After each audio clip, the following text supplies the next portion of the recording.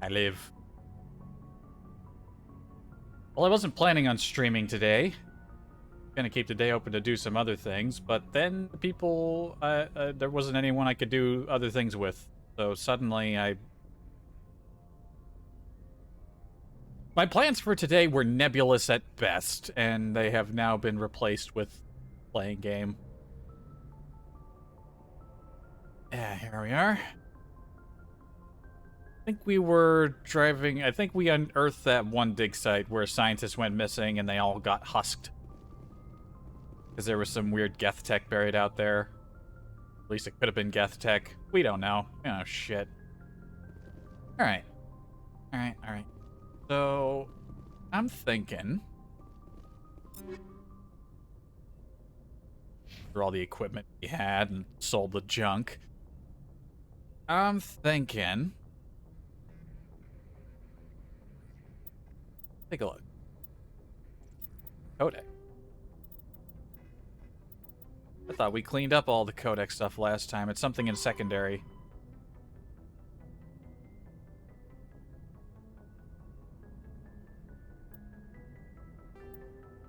Did I not read the League of One War?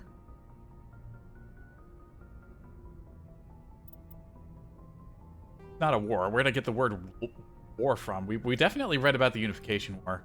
Okay, for some reason this wasn't... we didn't read this? It's at the top of the list. It would have been the first one selected.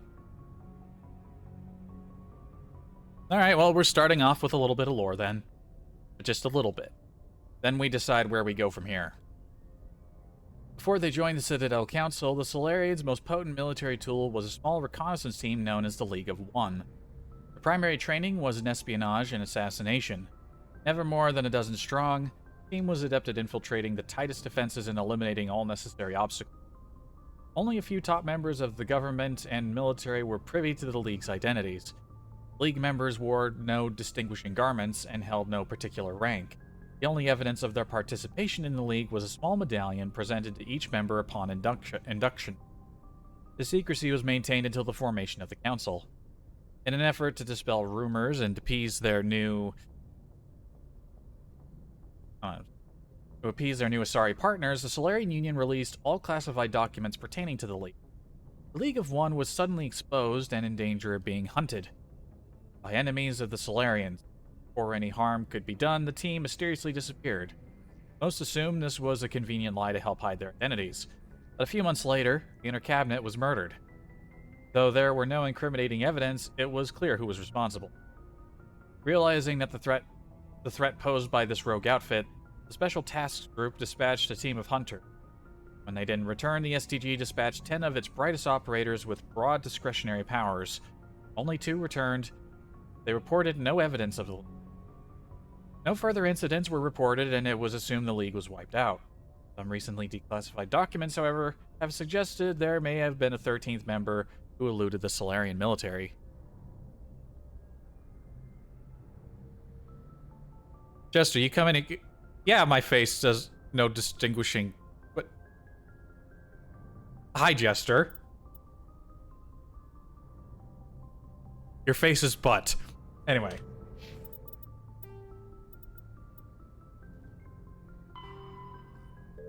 Why are these not selected out? I thought I looked at all these before. We have these findy, collecty missions. Just to tell you how many there are. Found a writing from a matriarch. Got a League medallion. There's some ID tags, emblems. Valuable minerals. Found a couple.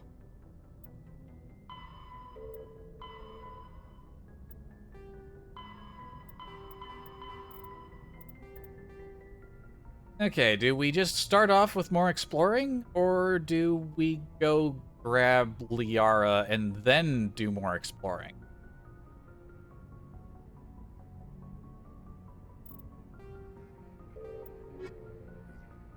I think we go pick her up just to fill out the roster completely. You vote for that one, go get Liara?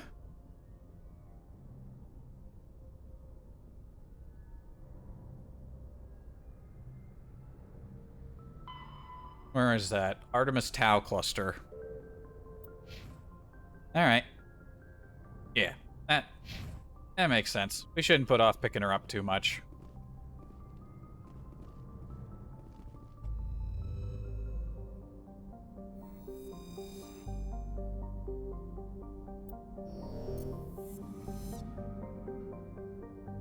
Yes. We completely cleaned up Hades Gamma. Where is Artemis Tau?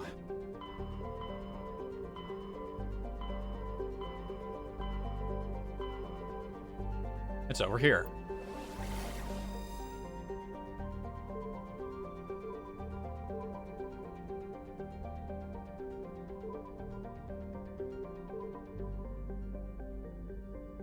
Did it say which system?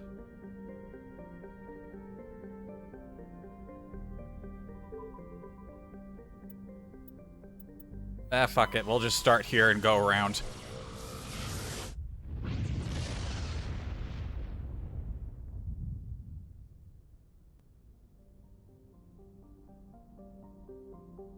Let's go look for the missing Marines, and then we'll just poke around the system.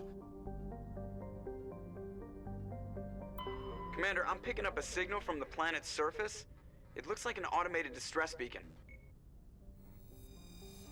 Okay. Adolis is a terrestrial planet with an atmosphere of carbon dioxide and nitrogen. What a fun mix. Adolis' surface is covered by wide deserts of silicate sand with only a few areas of igneous rock highlands to break the abrasive, dust-choked wind. Adolis' orbit is congested with debris thrown inward by the gravity of the gas giant Hold on a minute. Antamalka. There we go. Due to a high rate of meteor impacts, exploration is highly dangerous. Why the fuck are Marines hanging around on the planet then? Hazardous environment training? Surface temperature isn't bad. Atmosphere's a great. If it wasn't for the contents of the atmosphere, a place that doesn't seem too unpleasant. It's livable. Bit chilly.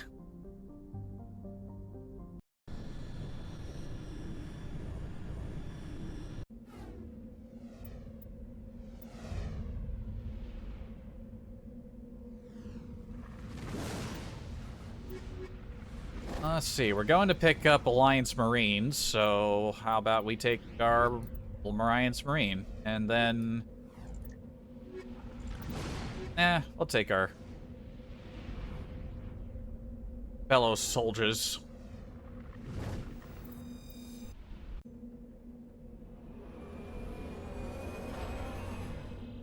Yeah, Joker, don't get hit by any of the rocks.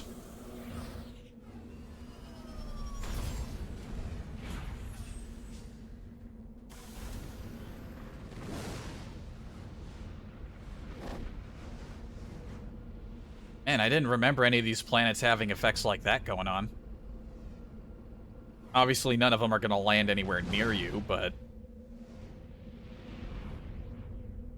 Oh, they're right next to the distress signal.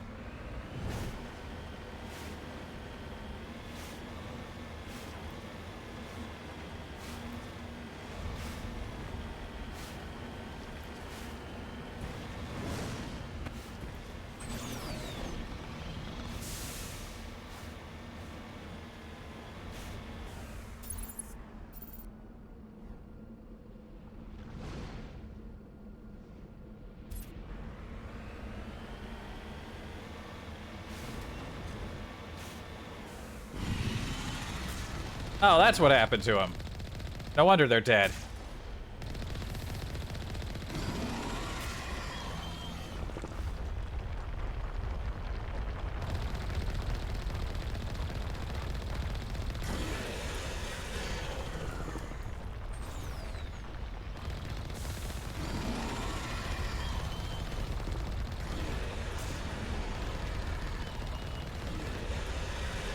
There, I shot all 7 of your dicks. Was that 7? Kind of did some quick math there, and probably failed.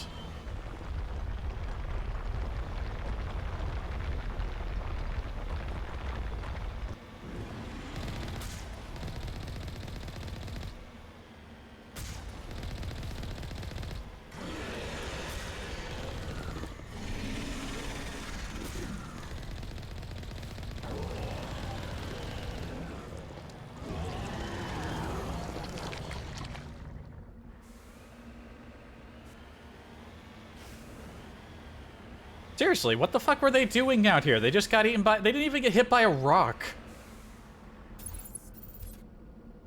En route.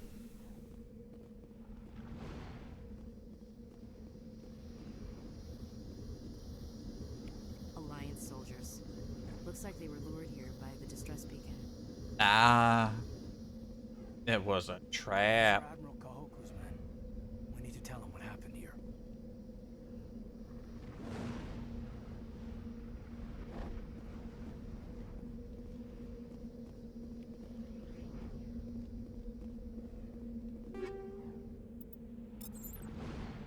Alright, these were the guys... They were sent here to look for a guy. And they found a distress beacon. I do not understand this vehicle. Where do they even go in it? Do they just ride on the outside? Can I shut this off? Nope.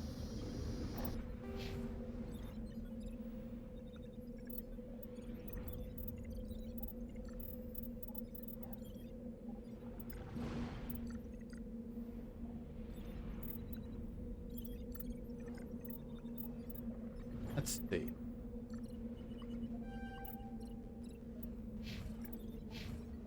Okay, we didn't all level up. That was just some points he had.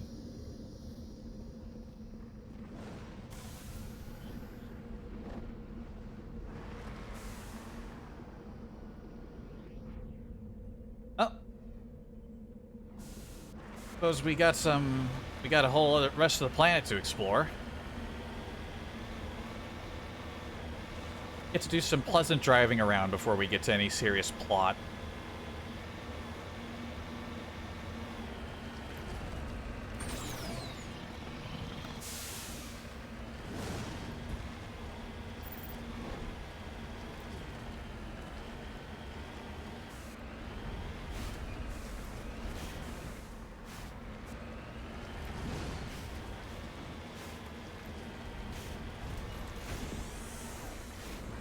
Oh, that was the repair button. Yeah, pleasant. I like the driving in this game. This place is nice. I'd take a vacation here. And not get eaten by a worm. Because I'm smart like that. And see, this is why you drive all the way around. There's something over here.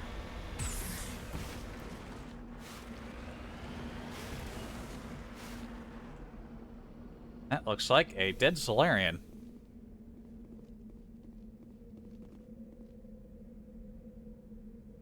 Is he mummified?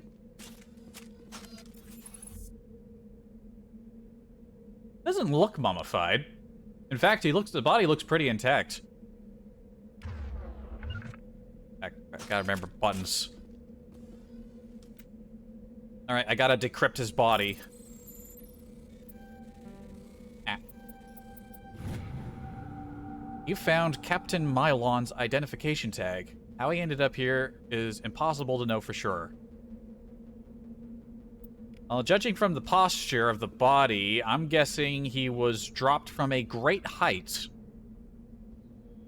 Or maybe he jumped off the rock there, or maybe somebody pushed him, I don't know.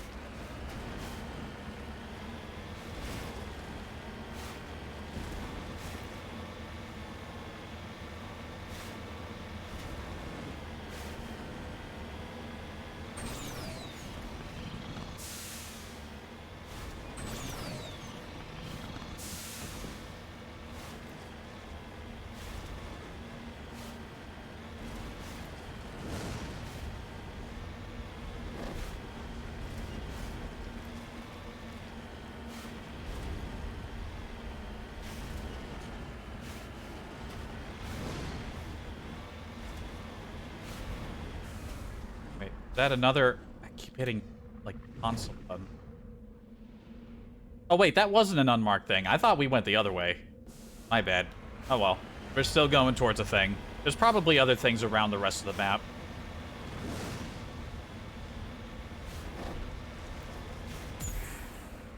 Whoops, wrong button. Ah.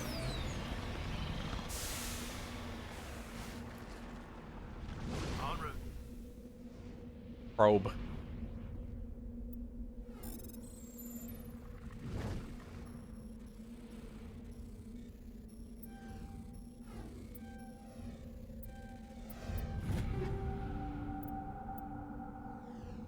Stimulant pack, some upgrades.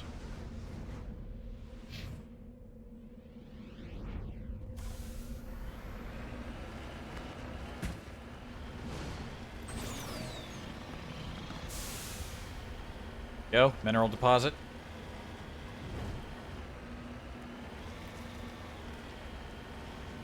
Yeah, aside from this, I reinstalled Star Sector.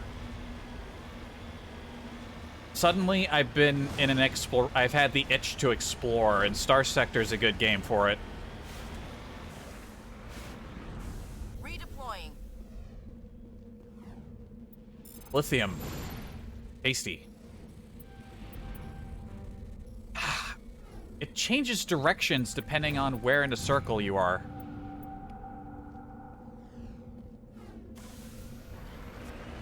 Your face has a good game. Can't. My face is terrible for exploration. Like, you see the beard, and then the rest of my face, and that's it. You've already discovered everything. You're being a goof.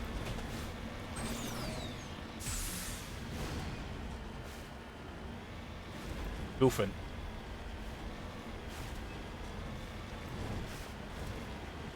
I always gotta see the corner.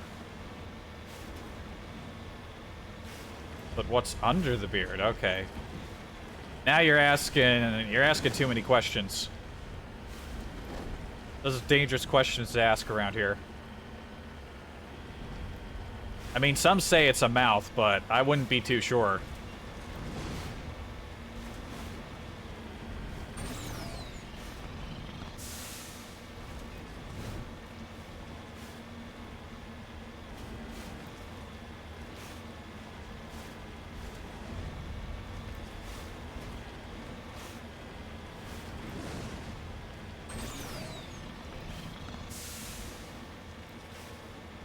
There we go. More rocks.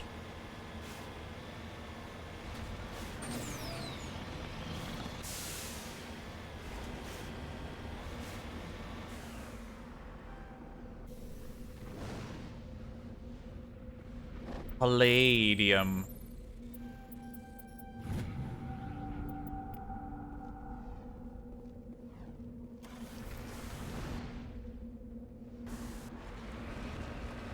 I feel like this map is slightly smaller than some of the other planets we've been to. It's probably not. Probably just fooling myself.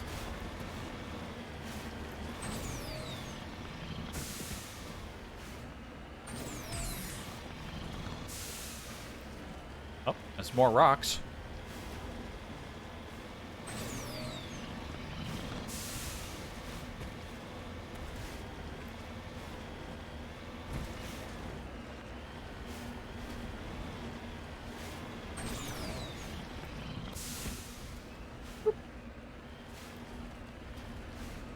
Might be a little too steep. For other people. Ah! Gotta go sideways. There you go.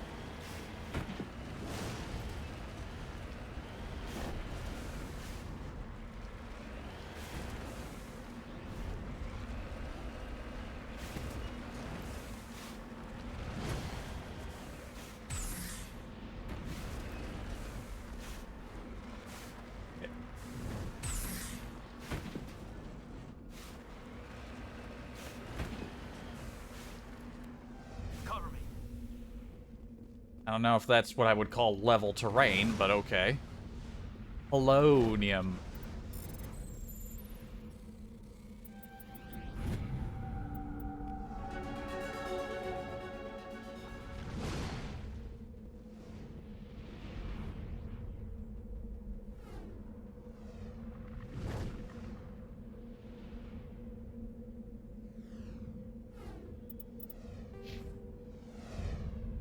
Let's see.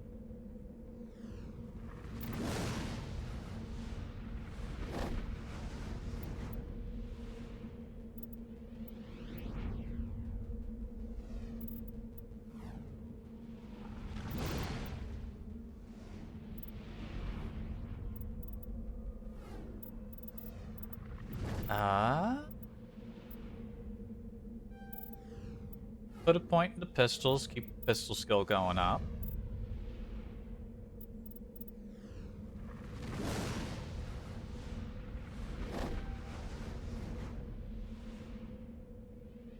And their engineering skill, sure.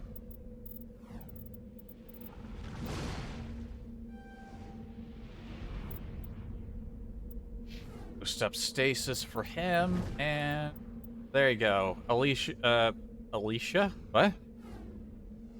Ashley. Why I call her Alicia? I have brain damage. She's good with rifles now. You know what? She's good at assault rifles. We'll focus on boosting her other training from here on.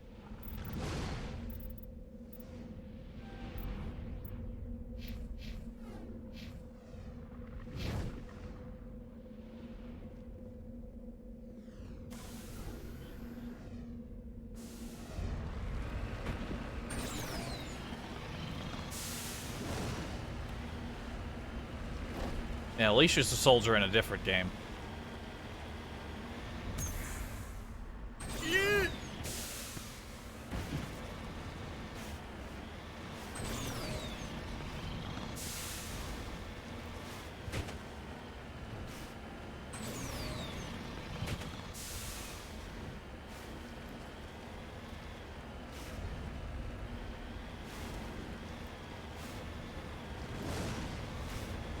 Just stare directly into the sun. It's good for you. It toughens up your eyes.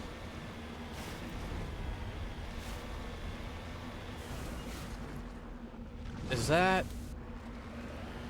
Oh yeah, that's the Marine landing site. So we check the corner over here and we're basically done with this place. Now, do we have to go all the way back to Kahoku, or do we, like, get on the comms with him and he's just like, yo, what up?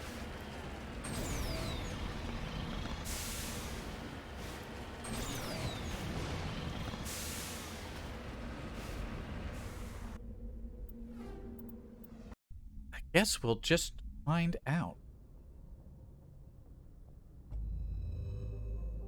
No, I guess we have to go all the way back.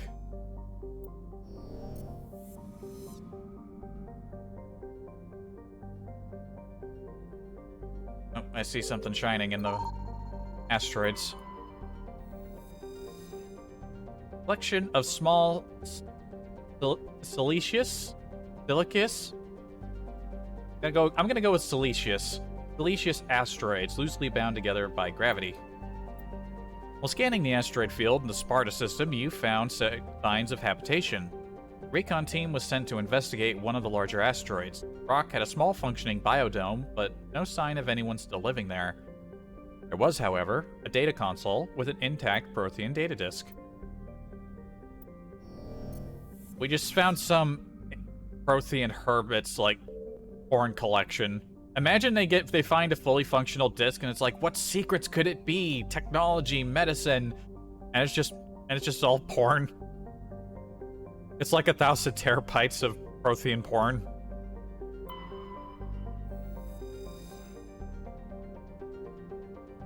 Oh boy.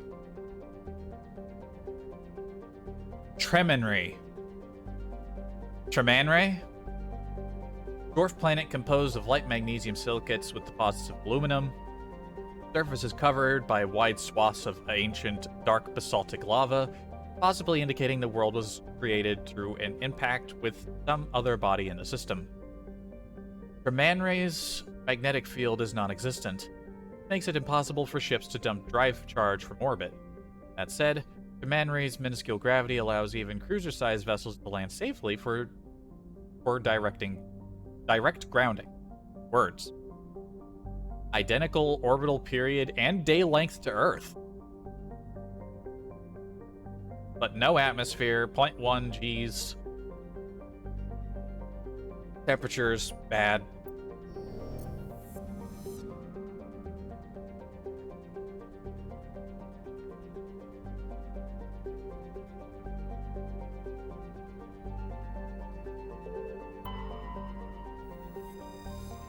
Altea. Altea is an unusually large terrestrial world with a trace atmosphere of methane and ammonia. The surface is frozen, and mainly composed of sandstone and other sedimentary rocks with deposits of iron and chlorides. Judging by the sedimentary composition of the crust, it appears that Altea once possessed an atmosphere thick enough to support some form of liquid. What cataclysm stripped the atmosphere and left the planet to freeze is not currently known. Long orbital period. Not great. Not a great planet. Pretty shit.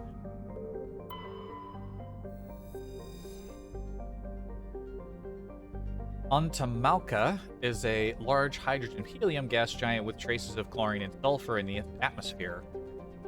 Its massive gravity well tugs many asteroids from the outer belt inwards, past the orbit of Altea and Adolis, and eventually settle into the inner belt.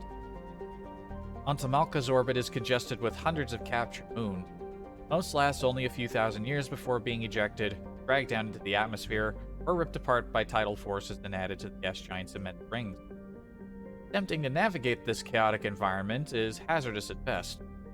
Ships without military-grade kinetic barriers are likely to suffer catastrophic impacts. We got a large deposit of hydrogen. Gotta keep an eye out. Those buttons are kind of squished down there. Was there anything I could get down here? I think gotta watch out for that. That one, that one, that one, that one.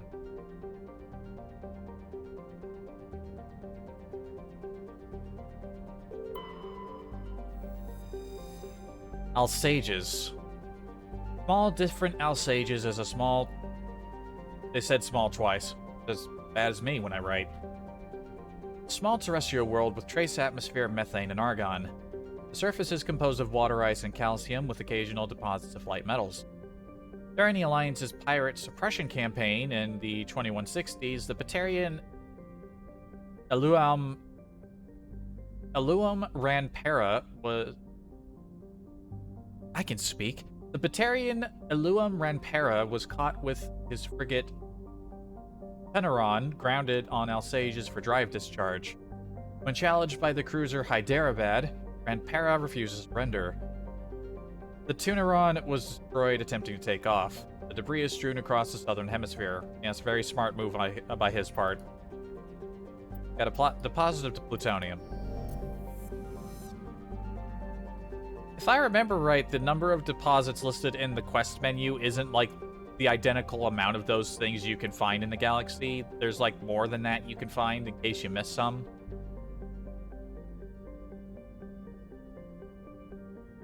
Also, I believe that in the second game, if you found all the resources, at least completed the side quest, you get like a bonus starting resources when you start 2.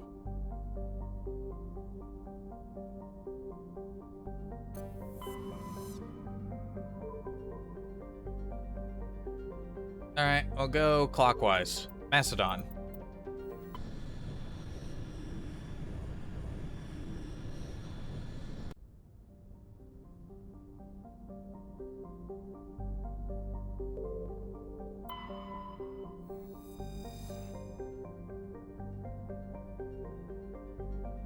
We can land here. Is this the planet we were supposed to go to? In that case, let's check out the other planets first. Argilus is a standard hydrogen-helium gas giant with an abundance of airborne hydrocarbons. No other interesting information. Large concentration of xenon, though.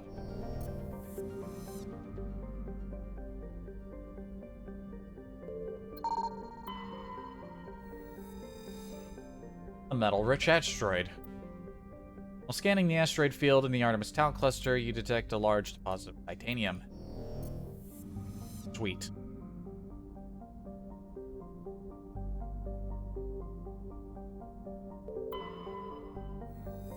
Hadavig. Hadavig is the second of the Macedon system's giant terrestrial planets, and by far the more interesting. Most of the surface is covered by a vast sea of liquid ammonia, in which a unique aquatic ammonia-based biosphere has developed. While the frozen continents are largely bereft of life, a rich bounty of complex organisms, many larger than a human, flourish in the chilly, toxic seas. While dreadfully inhospitable to humans, Hadavig is suitable for colonization by the Volus. Negotiations between the system's alliance and the patrons, the Turian hierarchy, have made good progress. Yeah. Wonder how common ammonia worlds would be. High atmosphere, naturally.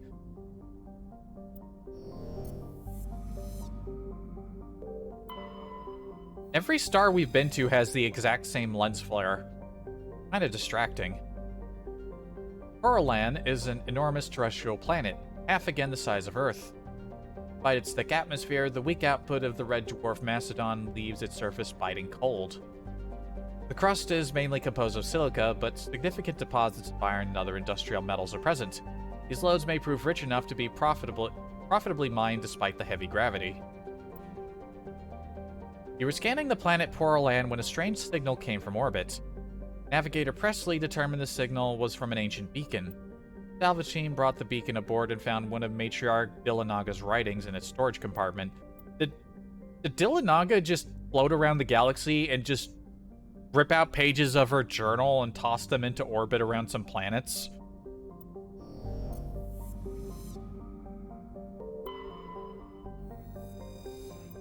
Double checking for the survey button.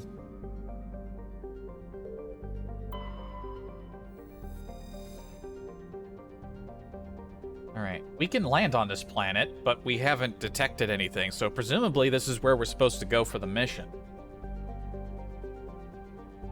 Level 1 pressure hazard. Shargila is has a very dense atmosphere of ammonia and oxygen. Its temperate surface is mainly composed of alumina and deposits of sulfur. Combuis in the system have recently logged a number of unregistered vessels operating nearby. Shargila has an extensive silicon-based, oxygen-breathing ecology. Heavily populated areas are covered with fine silica, silicon dioxide dust, a respiratory byproduct of the world's higher animal forms. High-speed surface winds, often laden with abrasive silica dust, present a hazard. In areas where when the wind deposits a great deal of silica, footing can be treacherous. EVAs are discouraged.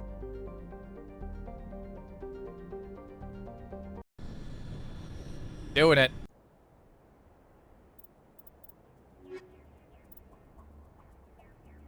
Alright. Let's take Tally, and let's take... Rex is good for hazardous environments. We'll take him along.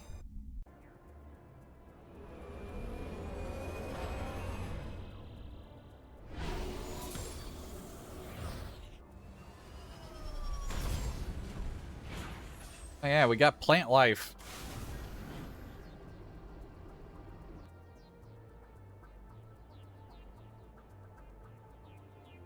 Stronghold. Oh, like the pirate strongholds? This is where one of those guys we were supposed to fight is?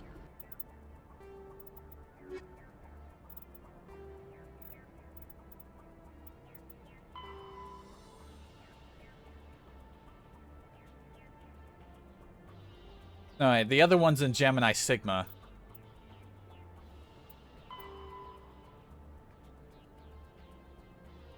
Horsehead Nebula. Okay, yeah, we don't have a mission for this planet. Alright.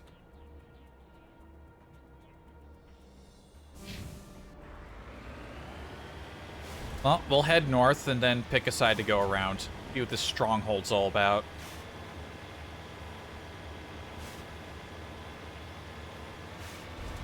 Probably nothing good.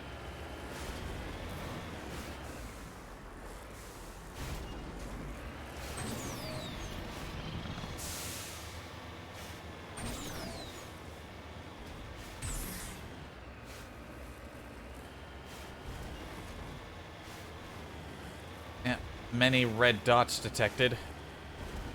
Any red dots.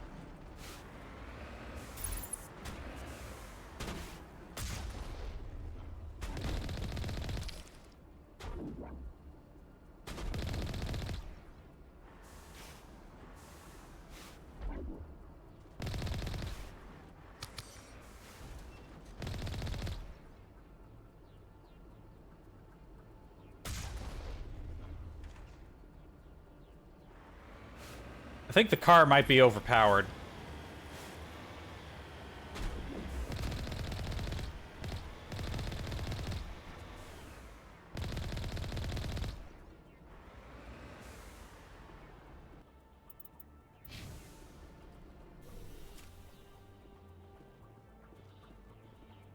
So hang on, this world is a level 1 hazard to anyone who steps onto the surface, but these people are just standing around out here wearing the same armor that I am, mind you.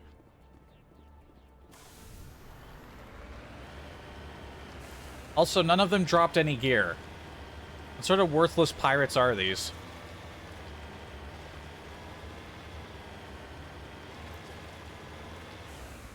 I love the useless random arrangement of like anti-vehicle traps.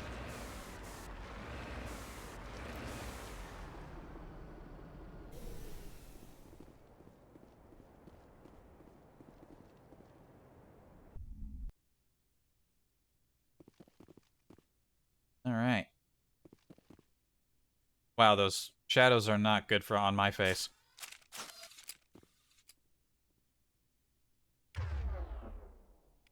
All right. All right, we got our 2 shotgunners.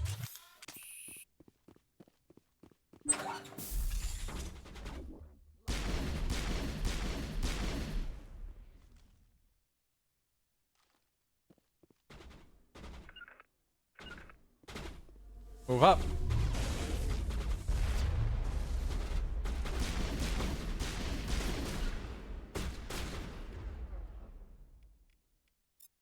Yeah.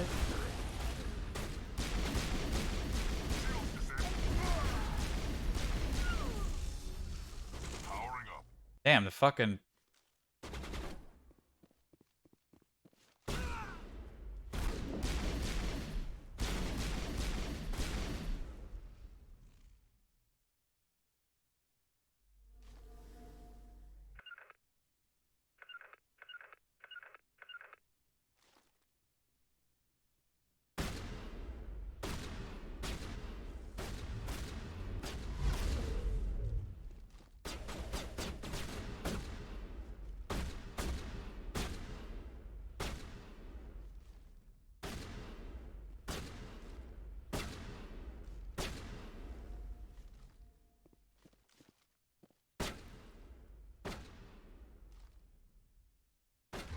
He's just hanging out back there.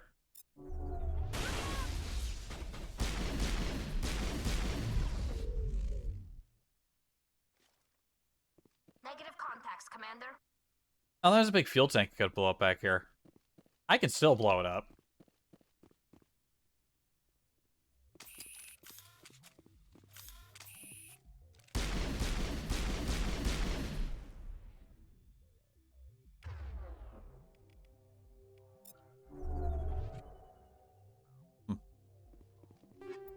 Upgrade kit. Did anyone drop anything that time? Yes, thank you very much. Oh, some new armor for Garrus.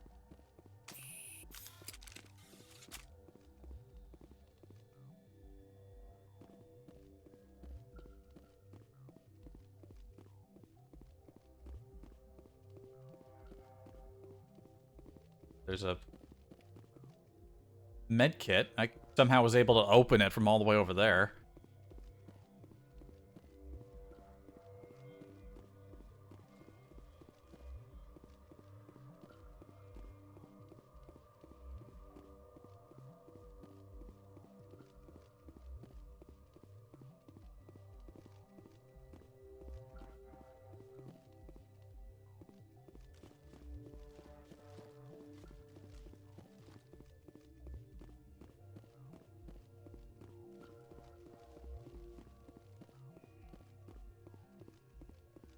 Not a whole lot going on back here.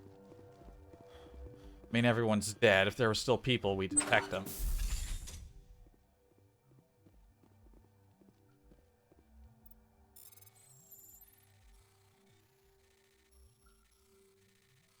We can't get in from there. God damn it.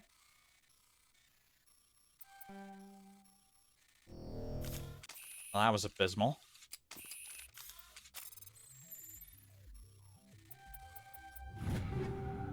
Much easier. Hardened wall safe.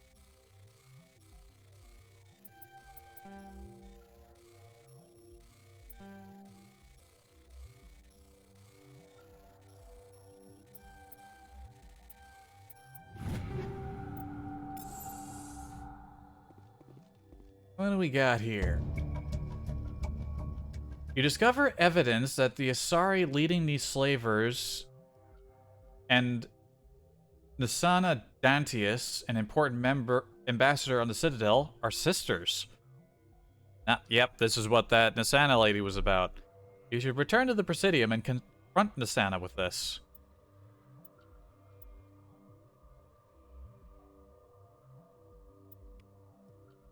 Well, I think we killed that. I think we killed her sister. I'm sure she'll be thrilled by that news. Let's get moving. Alright, check the back closet and then explore the rest of the planet.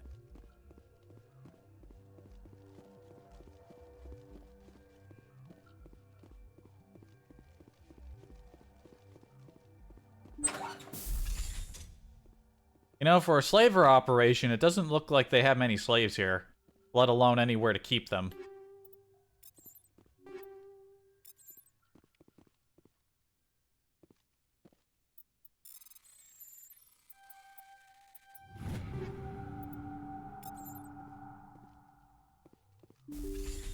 Oops, closed door.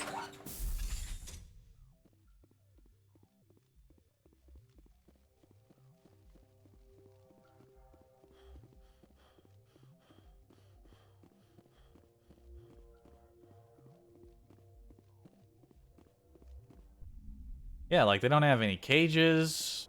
Just a bunch of boxes. I'll probably just throw them in the box, I guess. Alright, there's an anomaly over there, and there's debris over there. We're already facing this way, so we'll go this way.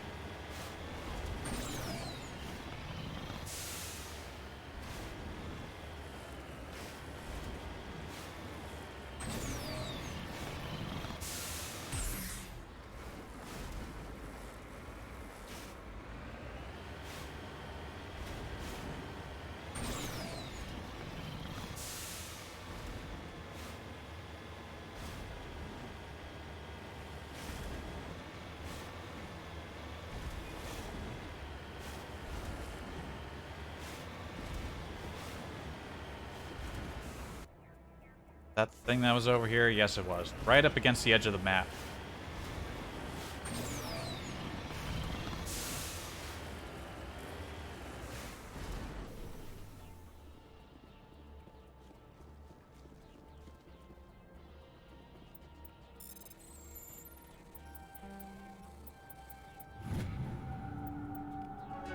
Big deposit of thorium.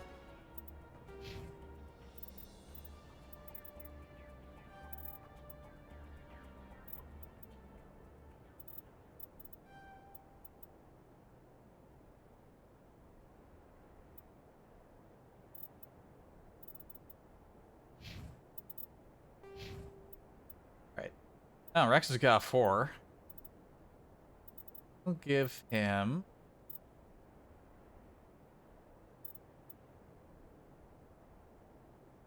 Can unlock throw.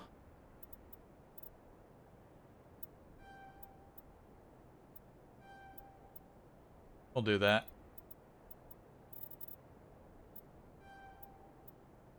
Get him immunity.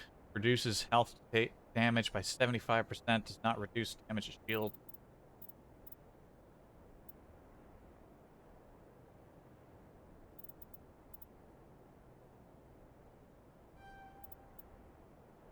And push him up on armor, I suppose. Allie's got 6 points. Boom. Master of shotguns.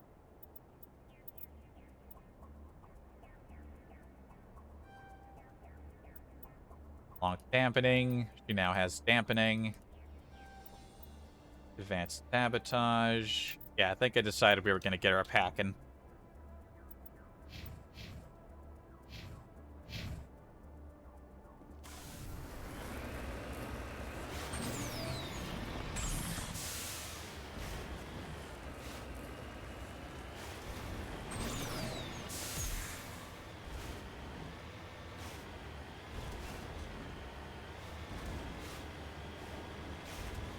Kind of incredible how just a thin layer of grass can make this place look like it has a bit of life to it. Because it is life. That's probably one of the dumbest things I've ever said. I have said many.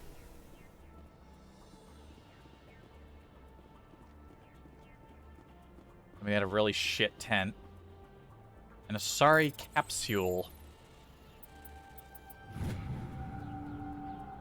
It's not clear who lived here, but it appears to have been abandoned for some time. The container in the tent held, among other things, one of Matriarch Dillanaga's writings. I see, I see. You living out here in this shitty tent with a couple of crates?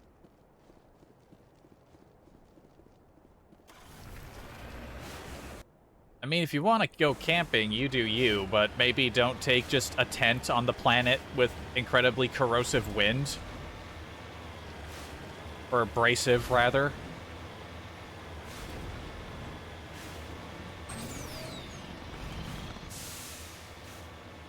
Maybe it was a Krogan. Maybe a Krogan lived out here.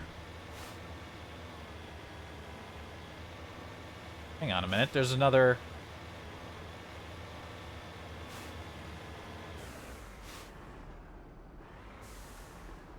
Got it.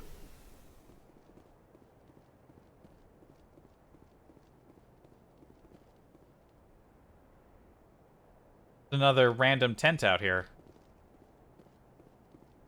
Not even marked.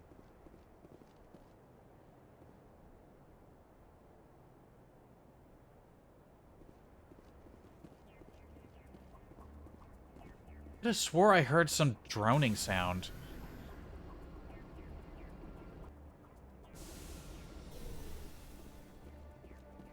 I can't hear it with the music creeping back in. Bit odd.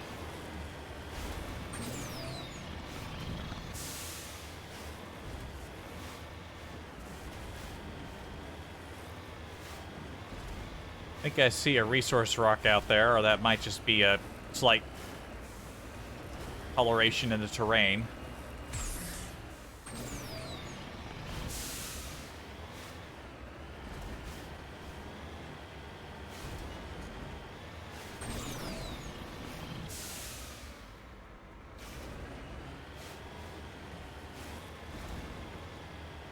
Oh, there's resources on top of that big rock.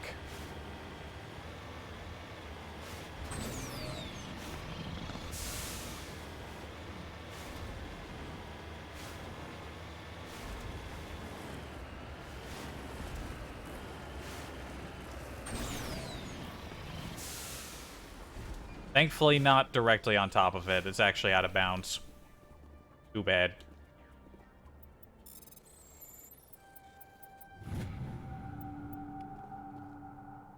Large deposit of uranium.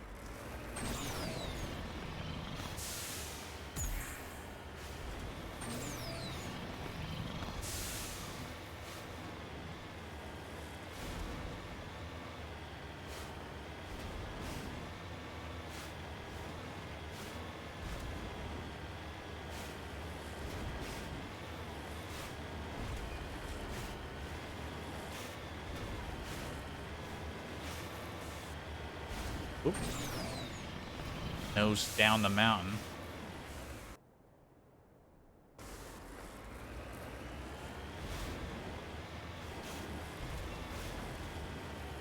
I don't really remember what reviews were like for this game. Like, I only remember the controversy nonsense and other things, but I wonder how many people complained about the driving segments out here. Personally, I don't mind it. This might have been one of the games that inspired my explorative desires.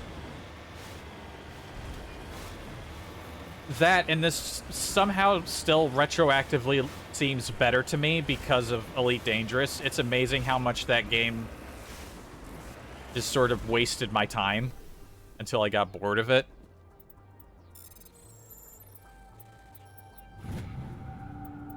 Magnesium. Magnesium's fun stuff.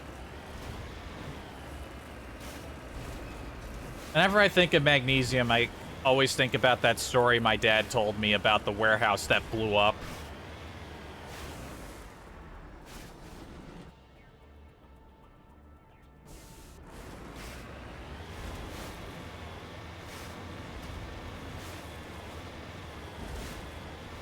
Like, my dad's from Pittsburgh, and when he was a kid, there was this big old, like, factory or warehouse or something along those lines that was getting torn down.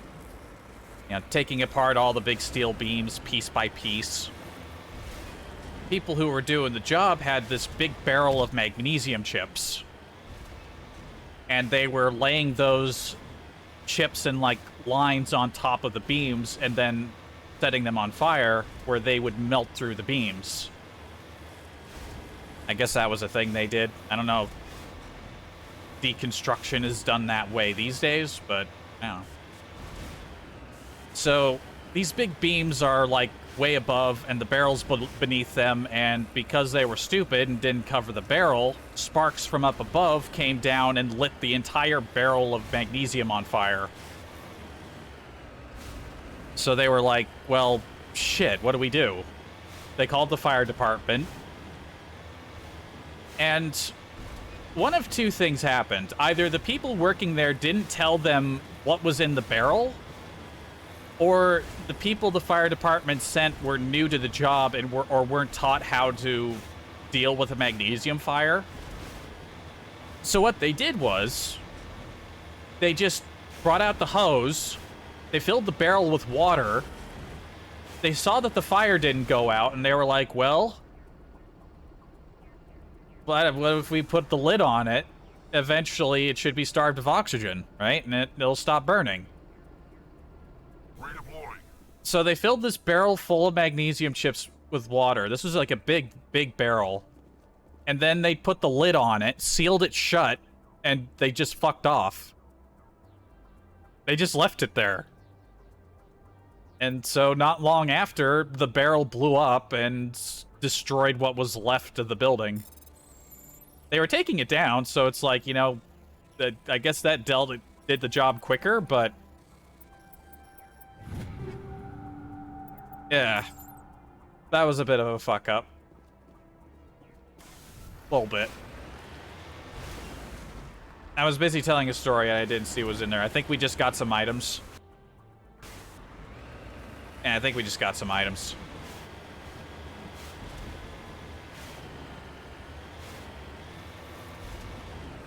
I believe we are done here.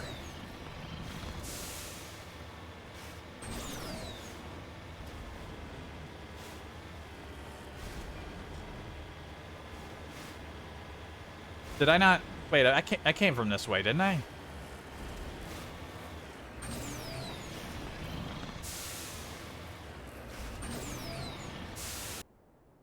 Oh yeah, I'm just going south again. And we landed in the middle. I think we're pretty much done here.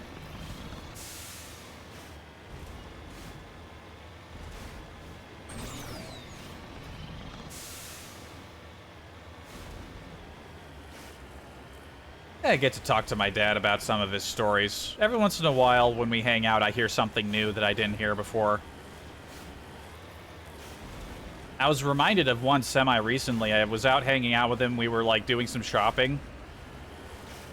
And he told me about how he spotted for Tom Petty while he was hang gliding. So, yeah, he got to meet a famous person. Because he was in the Navy for a while, and he lived in California, you know, because that's where a ship was. And somebody that he served with, that guy's sister was dating Tom Petty. And so that's how they met him, and he was like, hey, I wanted to go hang gliding. You guys watch out for me? And they're like, sure. So they just hung around while he was up there gliding around.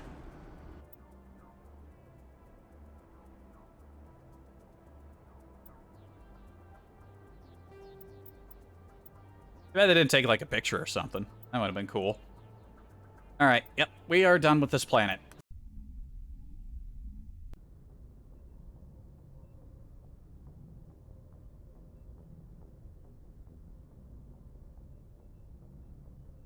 I think that means we are done with this system.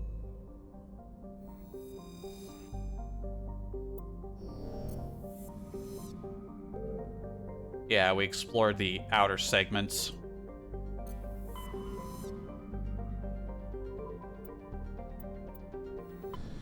I bet Athens was where we were supposed to go.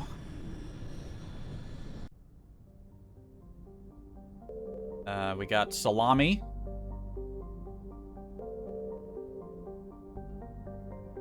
Start from the outside, work our way in.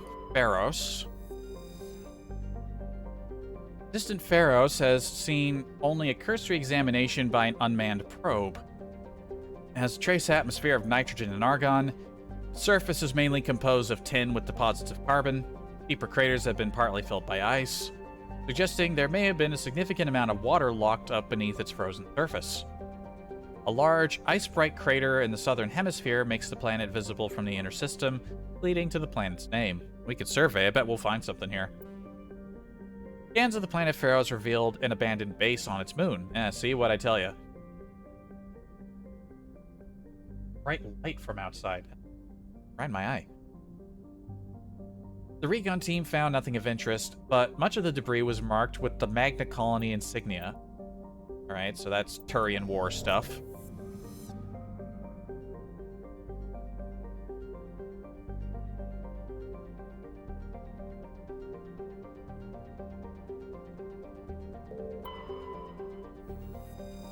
Circe.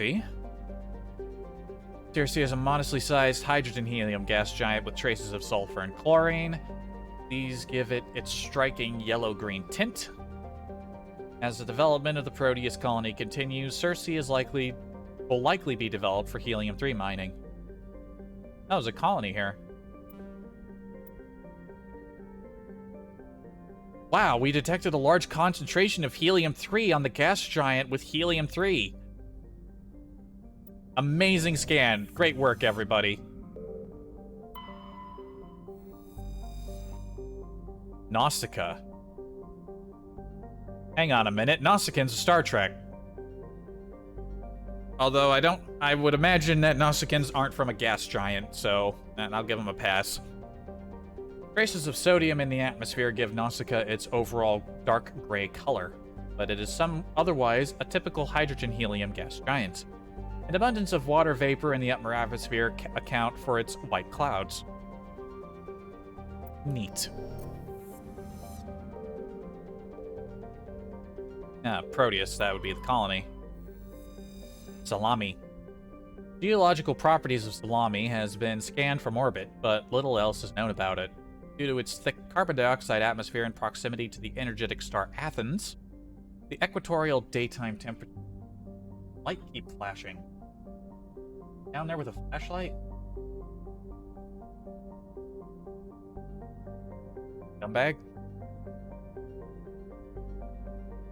The equatorial daytime temperatures have been known to turn the surface molten. Crust is composed of iron with deposits of platinum group metals. Orbital period is very short. Day length is fairly long. Atmosphere and gravity aren't that much heavier. Well, maybe a bit. 520 degrees Celsius sucks.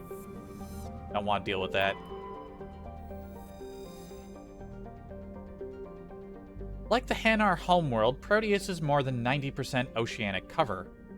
Incredible heat thrown off from Athens raises global humidity to 100%. Absolutely horrifying. It creates constant cloud cover and powers colossal typhoons that rage across the surface of the ground. Hot, humid, and storm-racked, Proteus's rare combination of oxygen, nitrogen atmosphere, and carbon-based biosphere nevertheless recommend it for colonization. The pilot program is studying the possibility of colonies below the ocean surface, safe from the worst effects of the weather. The capital's Ithaca. Population of about 12,000 and a half. Colony founded relatively recently. Hello, Benderman. Nice of you to come by and visit. Proteus has large amounts of free oxygen. Wow, the planet with a nitrogen and oxygen atmosphere has a lot of oxygen. Great deduction. Okay, we managed to go to all the wrong systems.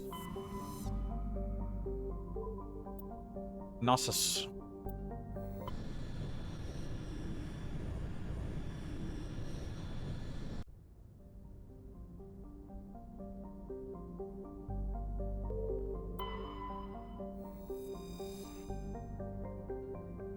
Arcanus. Small hydrogen-helium gas giant has been developed as a full-featured, if modest, stopover for ships hauling refined materials from Therum. In addition to a powerful magnetic field to dump drive charge, Arcanus has a largely automated infrastructure of helium-3 refining and deuterium mining on its many water-ice moons. Okay, that's a bit more surprising to find a bunch of nitrogen on the hydrogen-helium gas giant. Very good.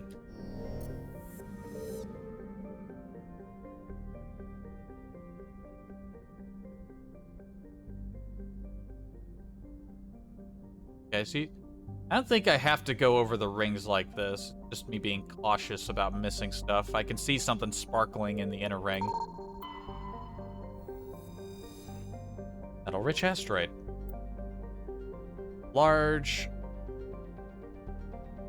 Several large deposits of platinum.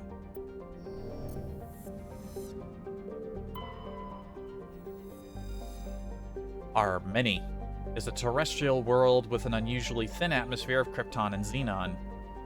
Its surface is composed of silica and deposits of carbonaceous materials. The initial flyby probe of Armeni detected multiple areas at the equator with oddly regular surface protrusions.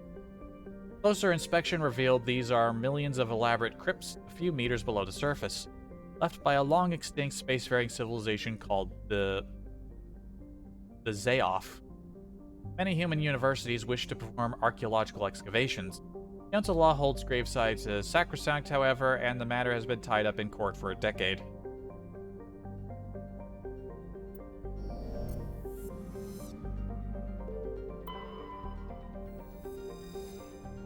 Zakros. Terrestrial world with nitrogen-methane atmosphere containing trace amounts of hydrocarbon. The frigid surface is mainly composed of water ice and hydrocarbon slush. Most of the surface is not solid enough to support the full weight of a landed ship. If approach is necessary, use shuttles or keep the ship's mass effect envelope up. It's a soup planet.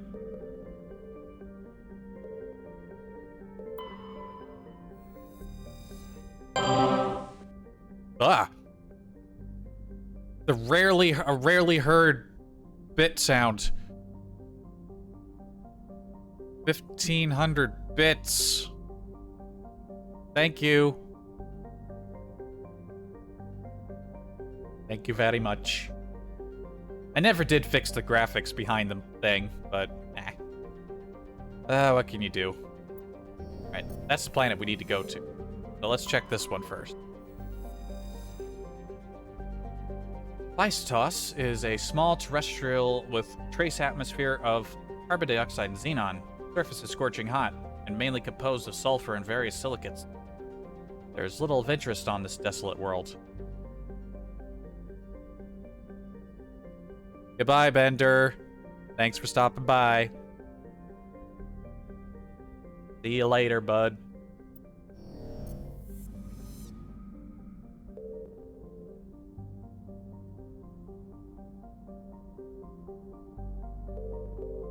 Oh, hold on. There's something out here. I almost missed this. A dark carbon-rich asteroid. Scans of the asteroid field and the Gnosis system revealed some strange readings. Upon closer inspection, Navigator Presley discovered the remains of an abandoned Solarian fighter. The only thing of interest on board was a League of One medallion.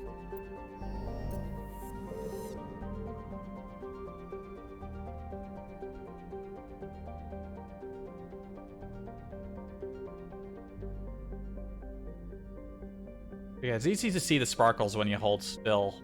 Do that more often. Anyway, Therum. Therum is a distant but rich industrial world claimed by the Human Systems Alliance. Its plentiful heavy metals have fueled the recent manufacturing boom on Earth. Core samples rich with fossils of simple silicon-based organisms indicate Therum was more habitable in the past than it is at present. Perhaps this explains the many Prothean ruins dotting the surface, most of which have been looted by mining corporations. The capital's Nova Ekaterinburg, 34,000 population. Founded a fair bit ago.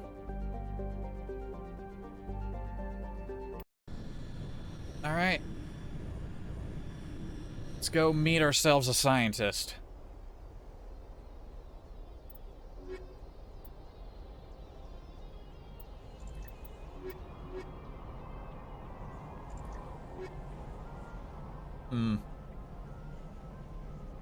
I don't think it's possible to fully raise the tech bar, even if you're full tech yourself.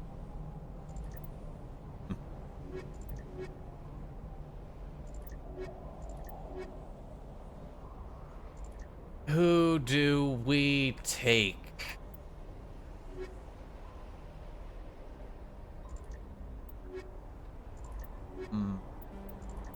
Ashley or Kaiden?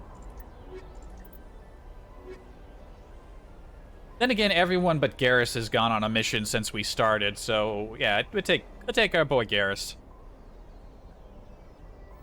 No biotic, but eh.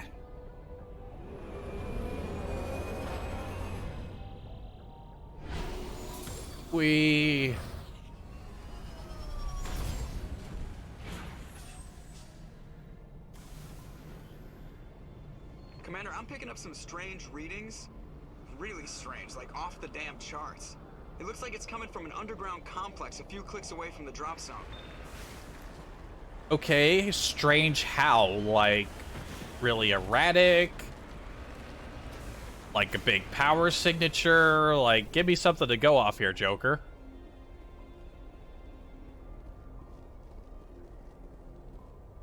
We don't need our helmets here. Somebody's got like a light on the front of their house that keeps flicking on, and it's almost like it's pointed directly at my window. It probably isn't, but it's still very distracting. I don't think there's anything back here. Okay, Garrus has got some levels to go through. Pop him up one for brightening up so much. I might just close the blinds. That's ridiculous.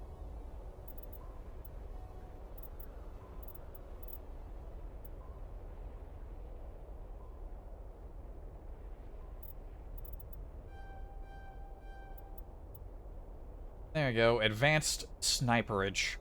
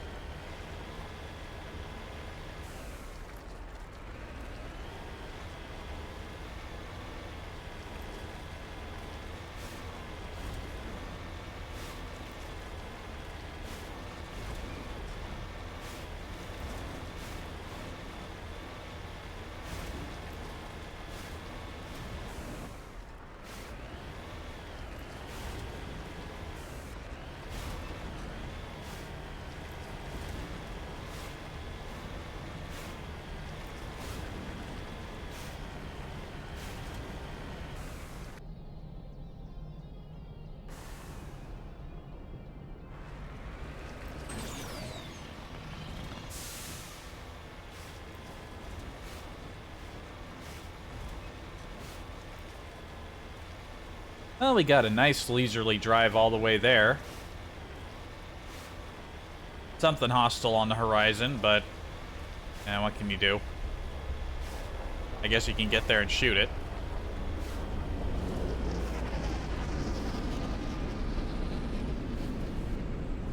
Oh.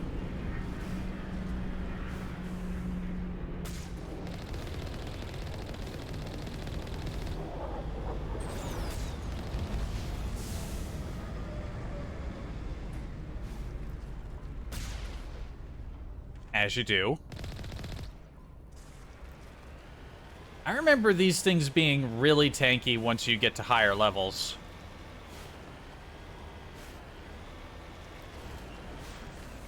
But this is a new game, so they're weak. Or again, they buffed the car. I don't know which is more likely.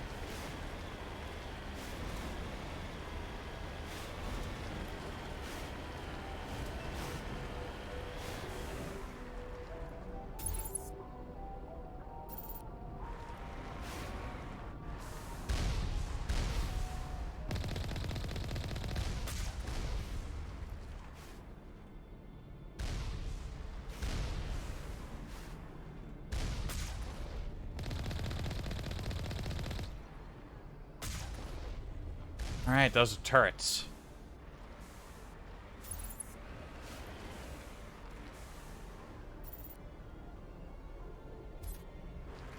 Trying to knock down the front door seems stupid. Maybe we could find the side window?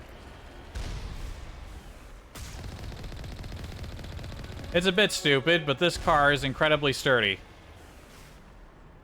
See, check it.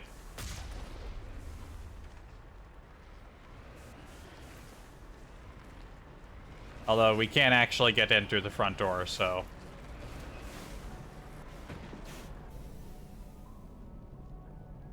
Can we go up here? Nope, there are some inconvenient ankle-high rocks in the way.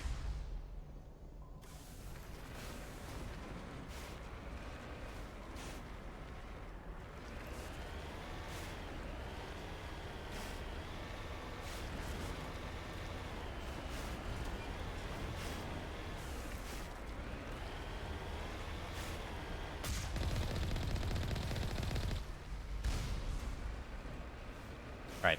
You know what? I've had enough of that light out there.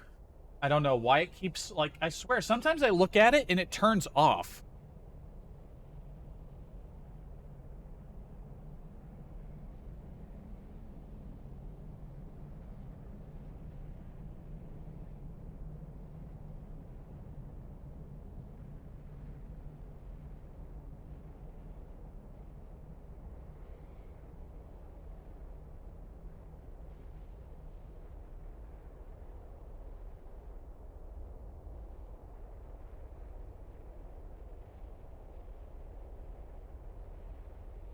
Like, I need to keep the blinds open. It's night.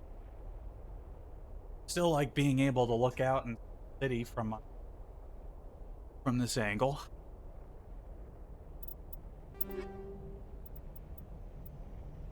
A bunch of upgrades.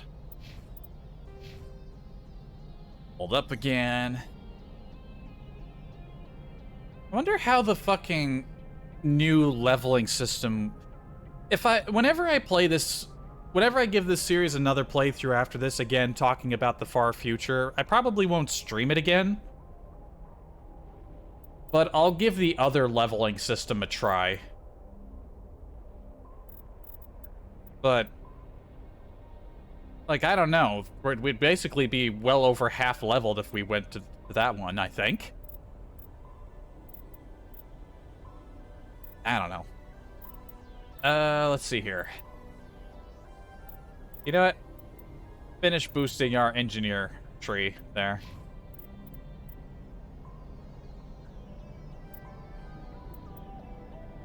Give Garrus better shield stuff. There we go. Get Tally into hacking. I'm not sure if I've actually seen them use their abilities. I think I set them to. Any options? Gameplay. Yeah, they're set to use all skills. I'm not sure if I've actually seen them use them.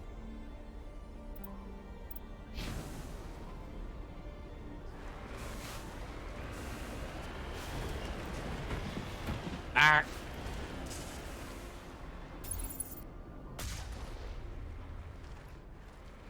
Wow, nice geth.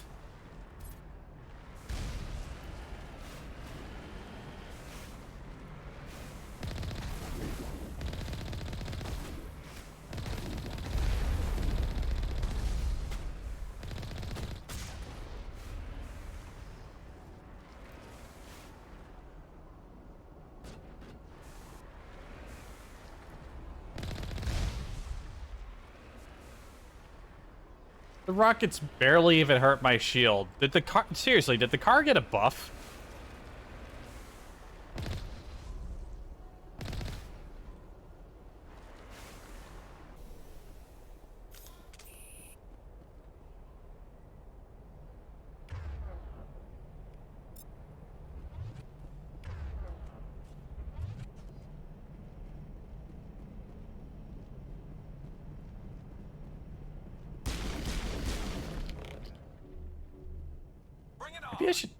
Maybe I should turn up the difficulty.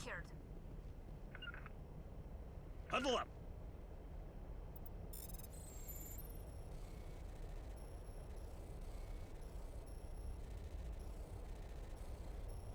Really poor cycling on this. Yep. Oh, would you look at that? We can open the gate.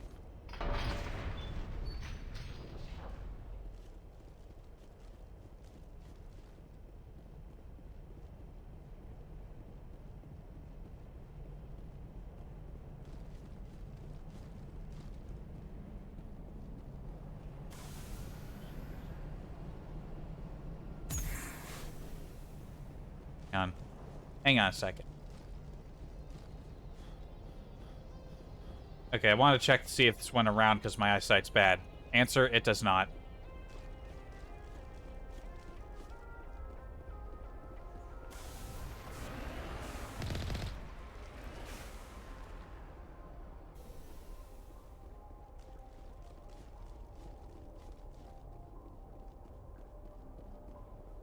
Probably something to loot in here, right? Yes, just a box on the ground. I will say one thing for certain. It's not like my memory of this game was poor, but I definitely remembered how kind of bare everything was.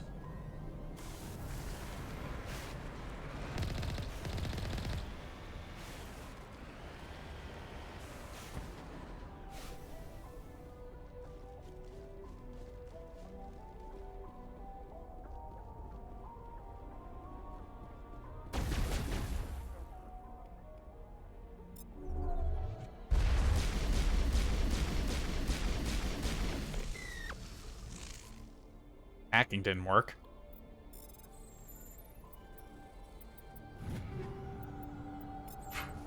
Area secured.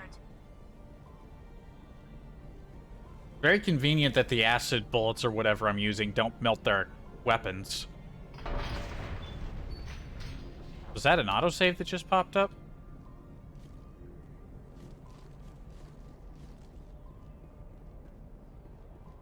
Alright, there's another doorway, so that means there's more loot in here.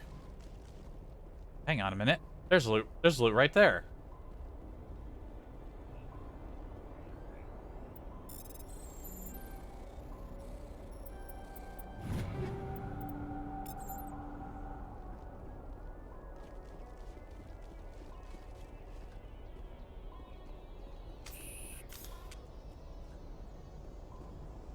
There's actually nothing in here. This one's empty. You know what? Did we get some new armor for Garrus? I do believe we did. Yeah, we got Turian medium armor.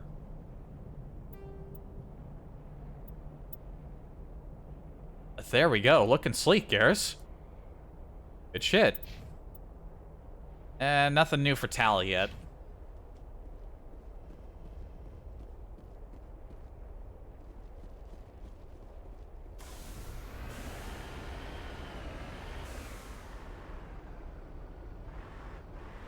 I kind of want to do just a quick peek around to make sure I didn't miss anything else that I might have missed. I want loot. I want treasure. See, look. See, if I didn't, I would have missed these 2 crates. They have armor in them. Loads of armor. Like, shit. I could have missed that if I didn't look. You gotta look around.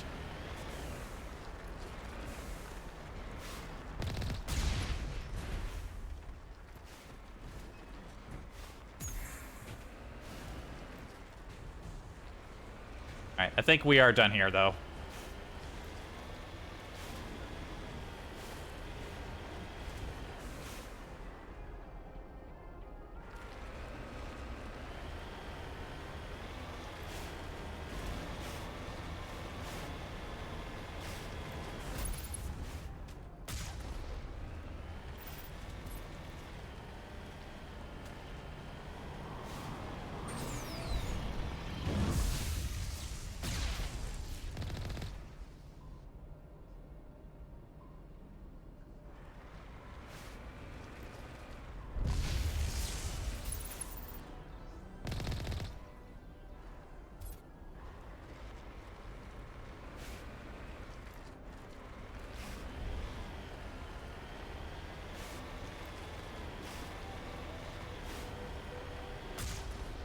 Oops. Try to do a drive-by. Not work. Pop.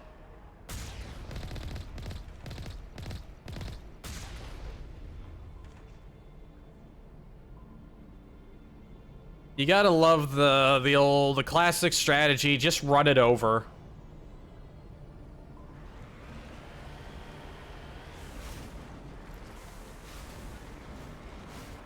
It's kind of funny that it doesn't damage them, but I suppose that's why it's so much fun to do it. You just sort of flatten them for a second.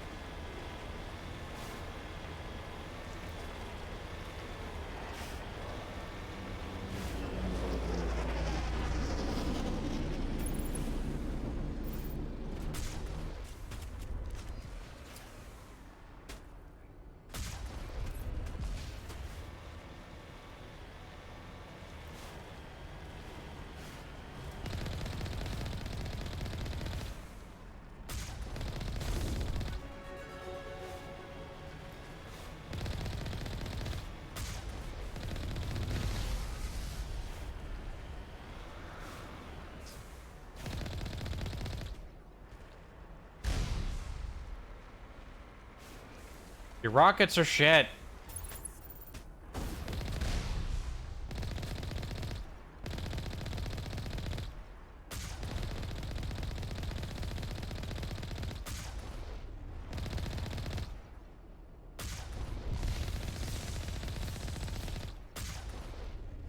That one took a few extra shots. Was that one bigger? I think that one was bigger.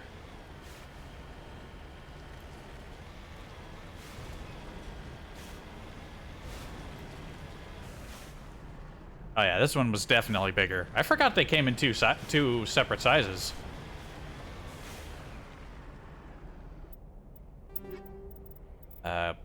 Whole bunch of upgrades. I'll deal with the points now, but when it comes to going through gear, I like to sort of do that in like a big batch. I'm not gonna do that piecemeal. We'd be stopping way too much and for too long.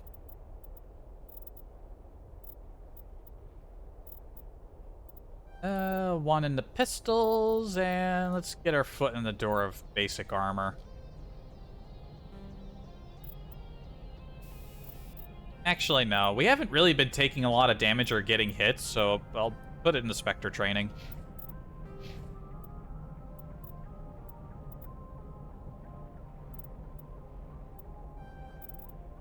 Keep him going on his sniper rifle training. Tally's already best with her weapon of choice, so hacking.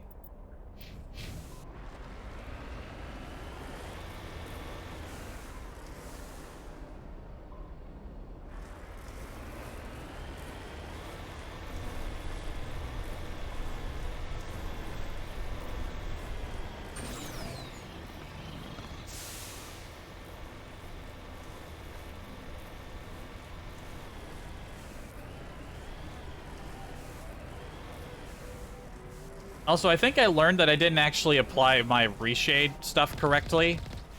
I didn't look at it again before the stream, but apparently you need to bring up the console for reshade in the game and apply the preset. And I'll show you what that looks like in a second. Because I think it's scuffed. Eh.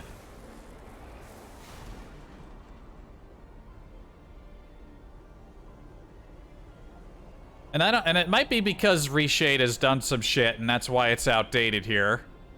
Or it has some failures, but basically, if I just go to Reshade preset, the one I got is called the Juicier Reshade, and it's supposed to make things a bit more vibrant and colorful, and the screenshots looked reasonable, right? If I apply this,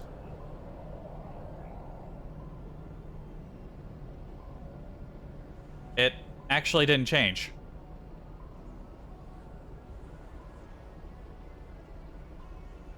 Huh.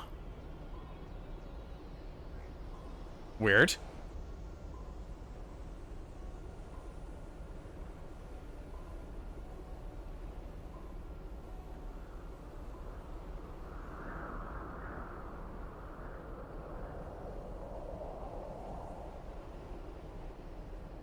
Alright, well that one just applies a little extra anti-aliasing, I think, which I don't think was active when I started the stream. Also, temporal AA.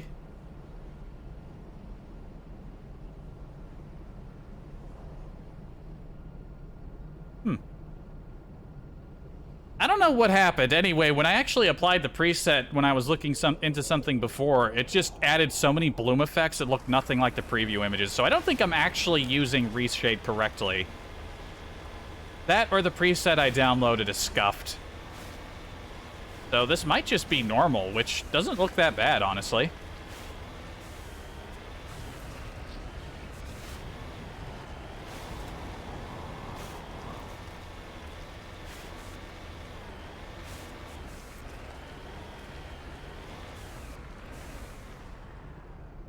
Little mining vehicles. Ah.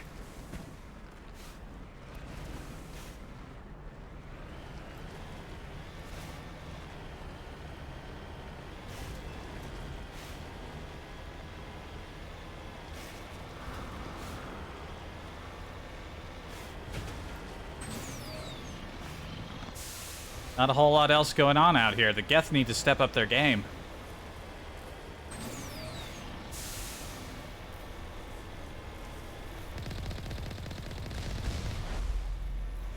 Holy shit, he got yeeted. Did the little ones always go flying like that? What the hell?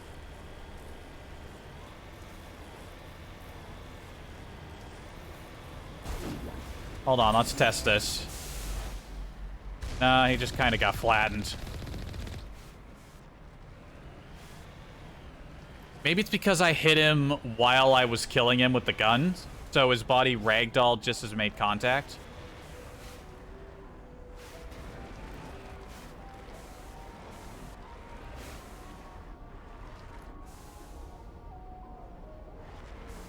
Alright. Park the car down here.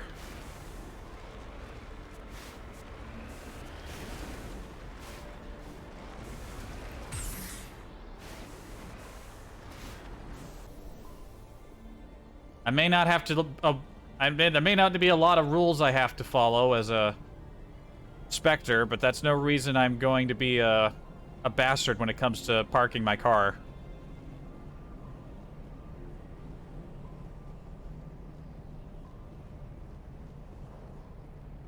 Did the ground just blink when I went through that archway?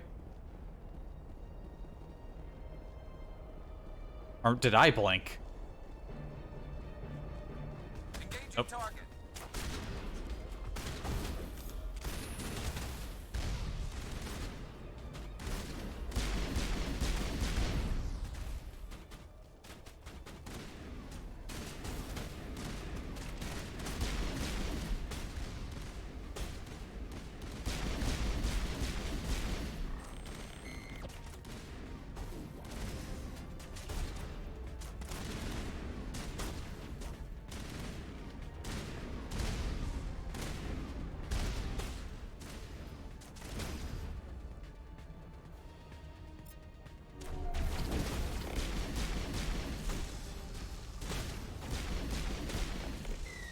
I think my hacking is good enough for the red ones yet. That's it. Bag 'em and tag. I mean, we don't need to bag them. They're robots. I know what he means. Heads up.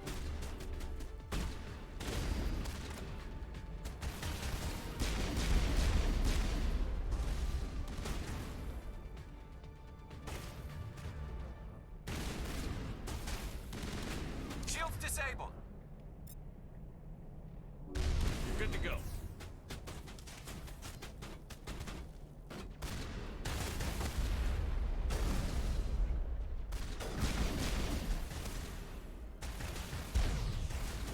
Ow.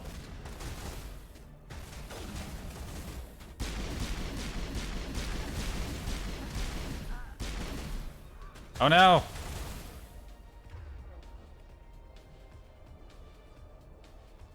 Shit, I don't think I can revive her in combat yet. Whoop.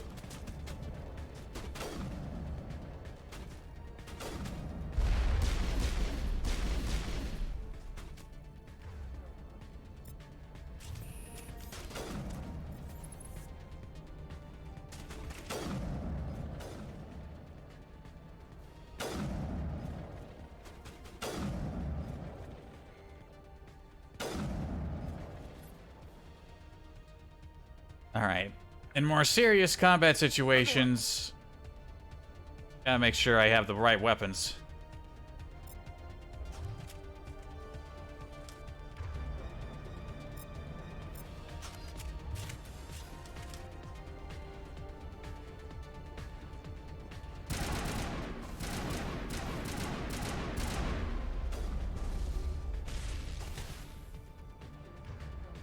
Also, I gotta remember to use my abilities.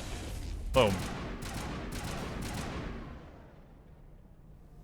Sally, get up. It is not your time.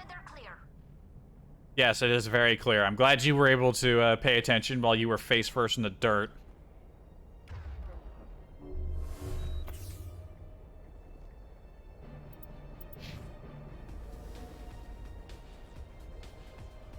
And that was a bit of a long-range engagement. I should have had her switch weapons. Alright, that was the first time we actually had somebody die.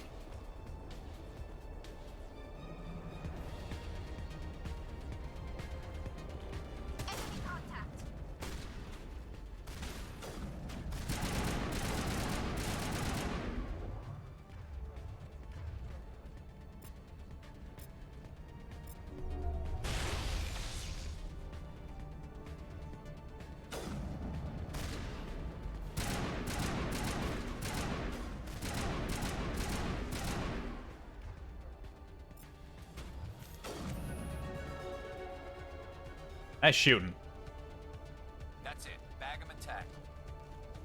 Are there no crates around here? Combat zone. I feel like there should be.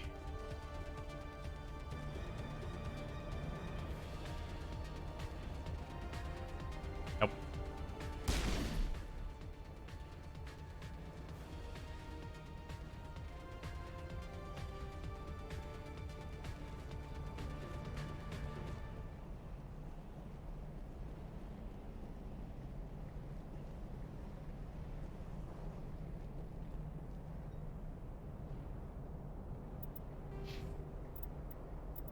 Bit of action, right?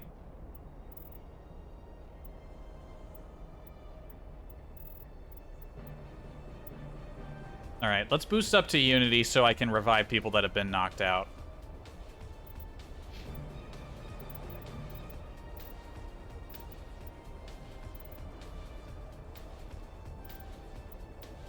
Alright, max snipering for Garrus.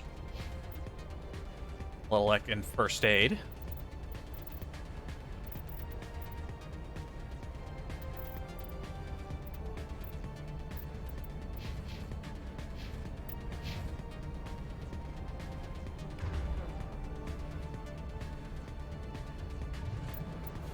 She's also got points for her pistols, doesn't she? Yeah, Tally, switch to pistols until we get inside.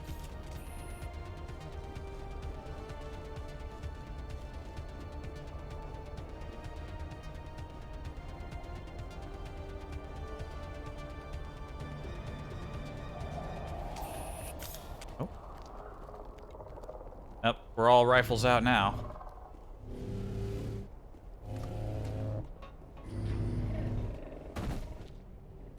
Oh boy. Crawly boys.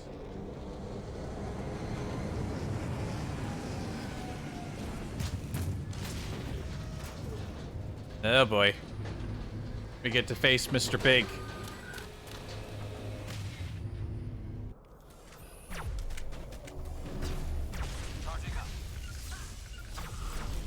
Tally!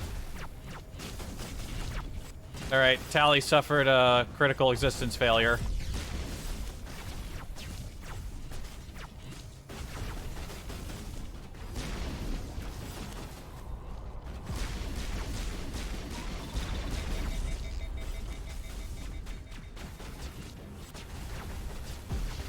Alright. Not looking good.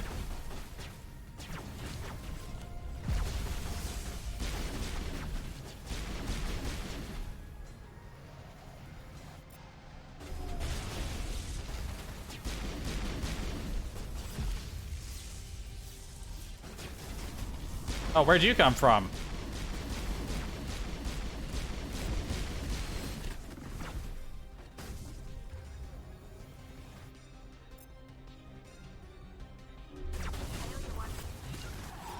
Alright, Tally, go to the rock. Go to the box.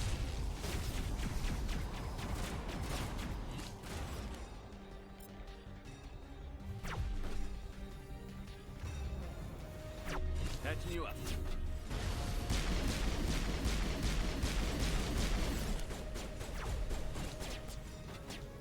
Whoop.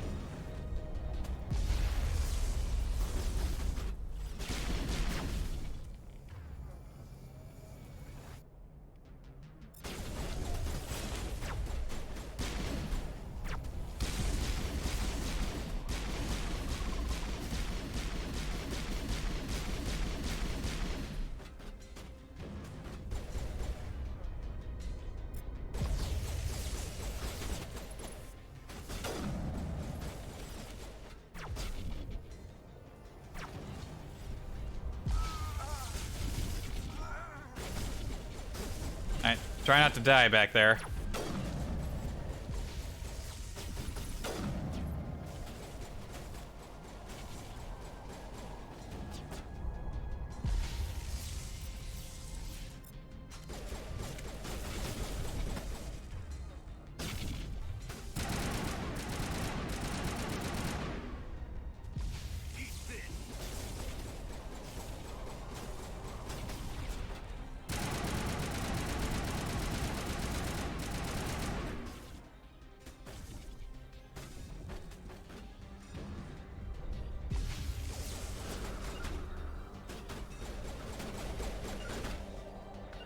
Garrus, you take cover on that side. Or move up. Yeah, just slide out there. There we go, now he's shooting.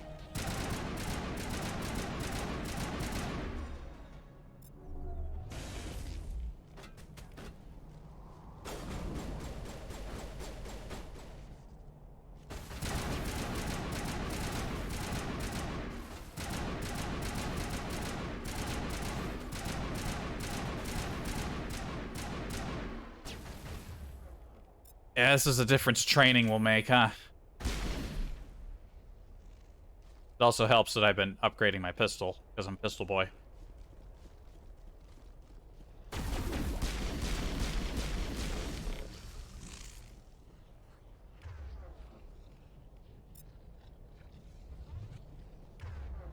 Oh look, a bunch of their abilities are killed, so they have been using their abilities. It's just kind of hard to tell. The battles are either over so fast or suddenly hectic like that one was. That was the first serious firefight we've actually been in. Nice. Loads of shit. Give it all to me.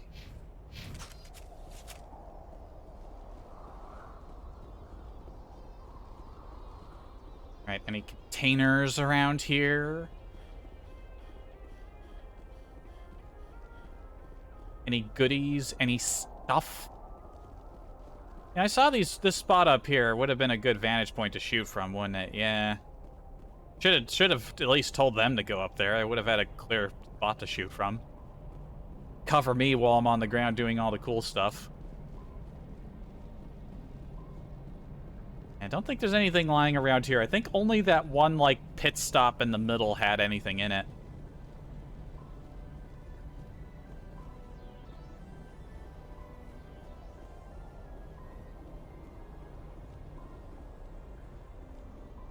Yep, pretty barren out here otherwise.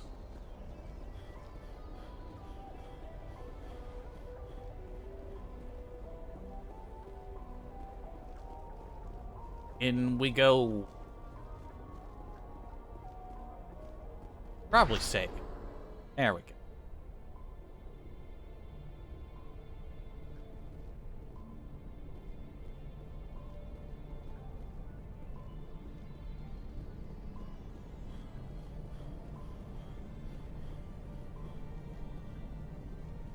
All right, anyone alive down here? I'm looking for a... Yep. Now it gets fun.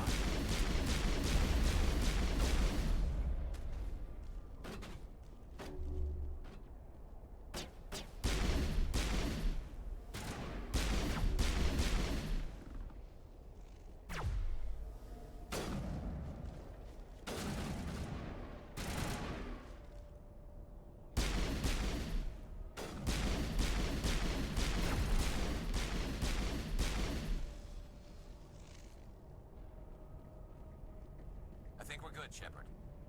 Okay, that would have been... That's a bit of an awkward spot to fight in.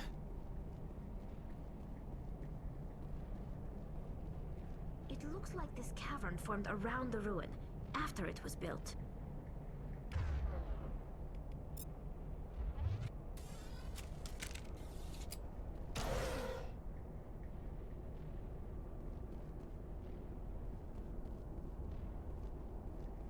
Got an elevator. Right, I remember how this goes. I remember.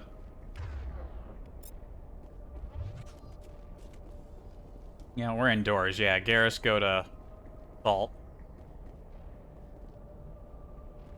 Keep looking around like I'm expecting, like, investigation points.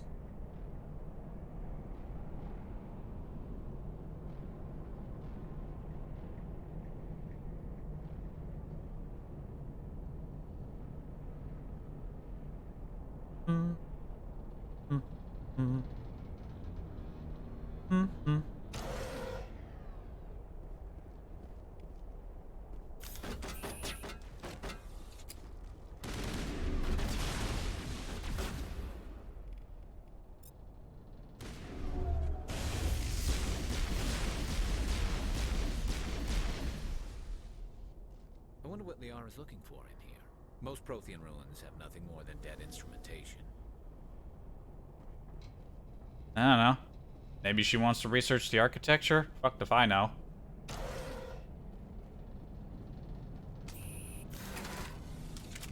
Wow, another elevator. So soon?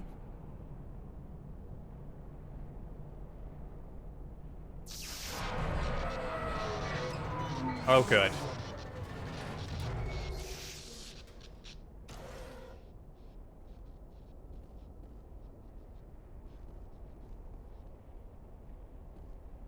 Oh, there she is. Yep, right down there. Hello? Could somebody help me? Please? Oop, just gonna zoop us over there. Can you hear me out there? I'm trapped. I need help. Liara to Sony, I presume. Thank the goddess. I did not think anyone would come looking for me. Listen, this thing I'm in is a Prothean security device. I cannot move, so I need you to get me out of it, all right? How'd you end up in there? I was exploring the ruins when the Geth showed up, so I hid in here. Can you believe that? Geth beyond the veil! I activated the tower's defenses. I knew the barrier curtains would keep them out.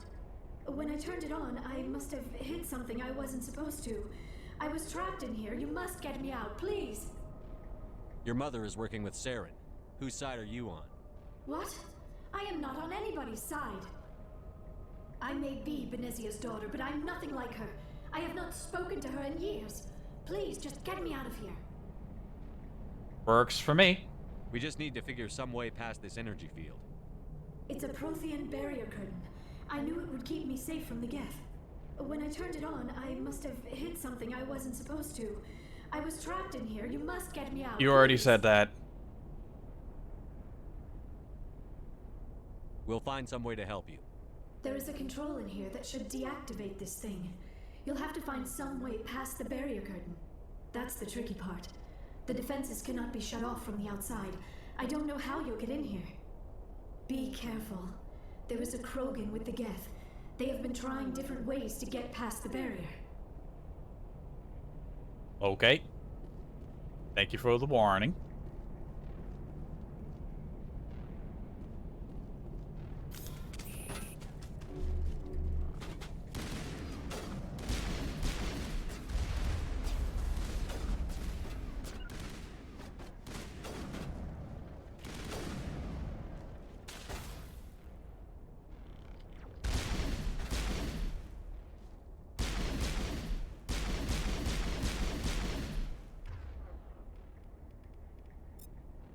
That one?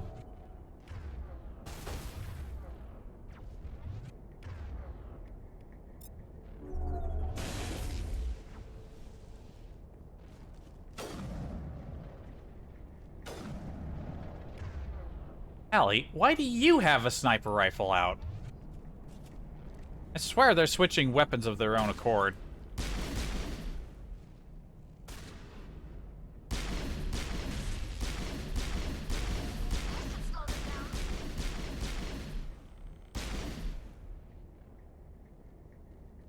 That's the last of them.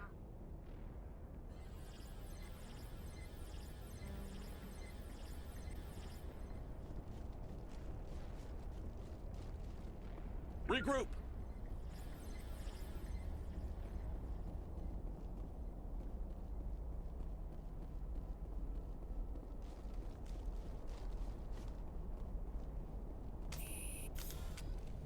Armor Geth around. Got some containers we can look into.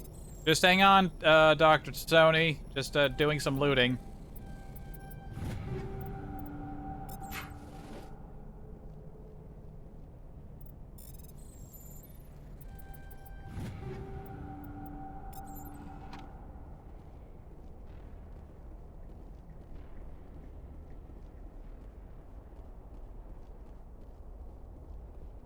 Nothing else going on back here.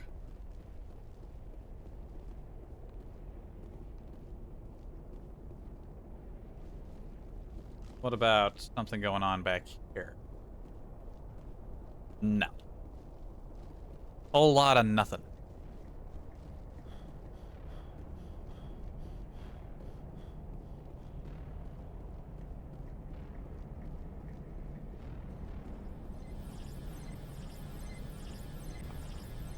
Ah, boy, Simon says.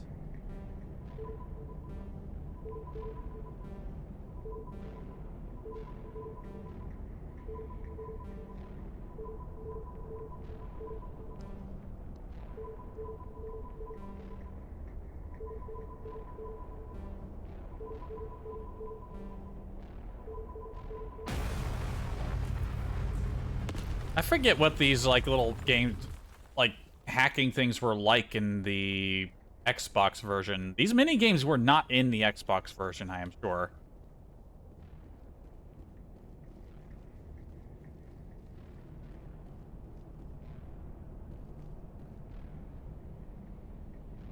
What the hell's going on down there? Is that atmosphere inside the planet, or is there just no texture?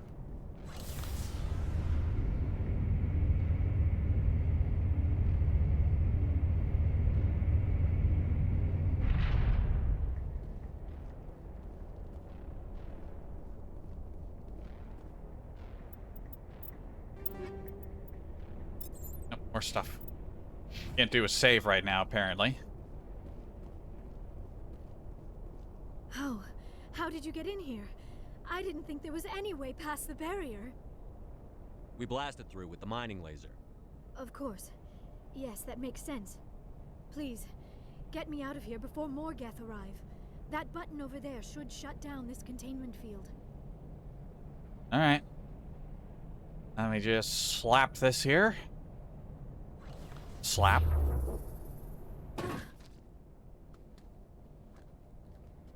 Garrus, why didn't you catch her? Any idea how we get out of this place? There is an elevator back in the center of the tower. At least I think it's an elevator. It should take us out of here. Come on! Alright. I still cannot believe all this. Why would the Geth come after me? Do you think Benezia's involved? Seren's looking for the conduit. You're a Prothean expert. He probably wants you to help him find it. The conduit, but I don't know. What the hell was that? Seismic activity? These ruins are not stable. That mining laser must have triggered a seismic event. Good guess for me. We have to hurry. The whole place is caving in. Joker, get the Normandy airborne and lock in on my signal. On the double, mister. Aye, aye, Commander. Secure and away. ETA 8 minutes. He needs to move faster. I agree. Joker, this is Commander. Move faster. That is a recommendation you have been given by our Quarian engineering expert. Very convenient elevator.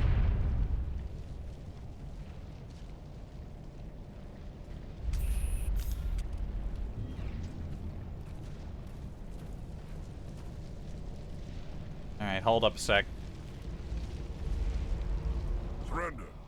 Or don't. That would be more fun. In case you didn't notice, this place is falling apart. Exhilarating, isn't it? Thanks for getting rid of those energy fields for us. Hand the doctor over. Whatever it is you want, you are not getting it from me. She'll stay with us, thanks. Not an option. Saren wants her, and he always gets what he wants. And not with me on the case. Spare the Asari if you can. If not, doesn't matter. I mean, it sounds like it matters.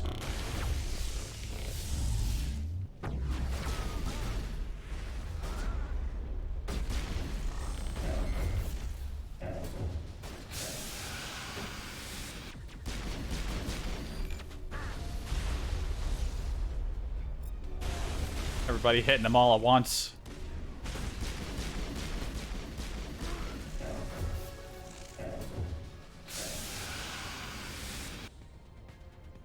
Get blasted. Is there still... There's still a problem back there?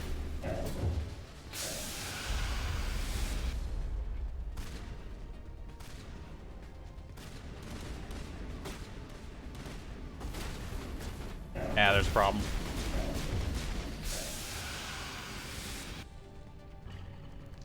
Alright. Alright. Time to run, everybody. Hope you're ready to do your cardio for the evening.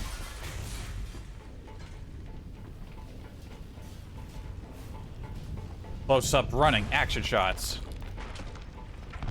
To the left.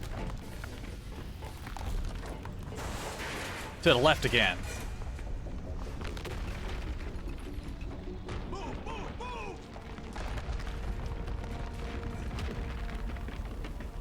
What was that light? Is there a drone following them?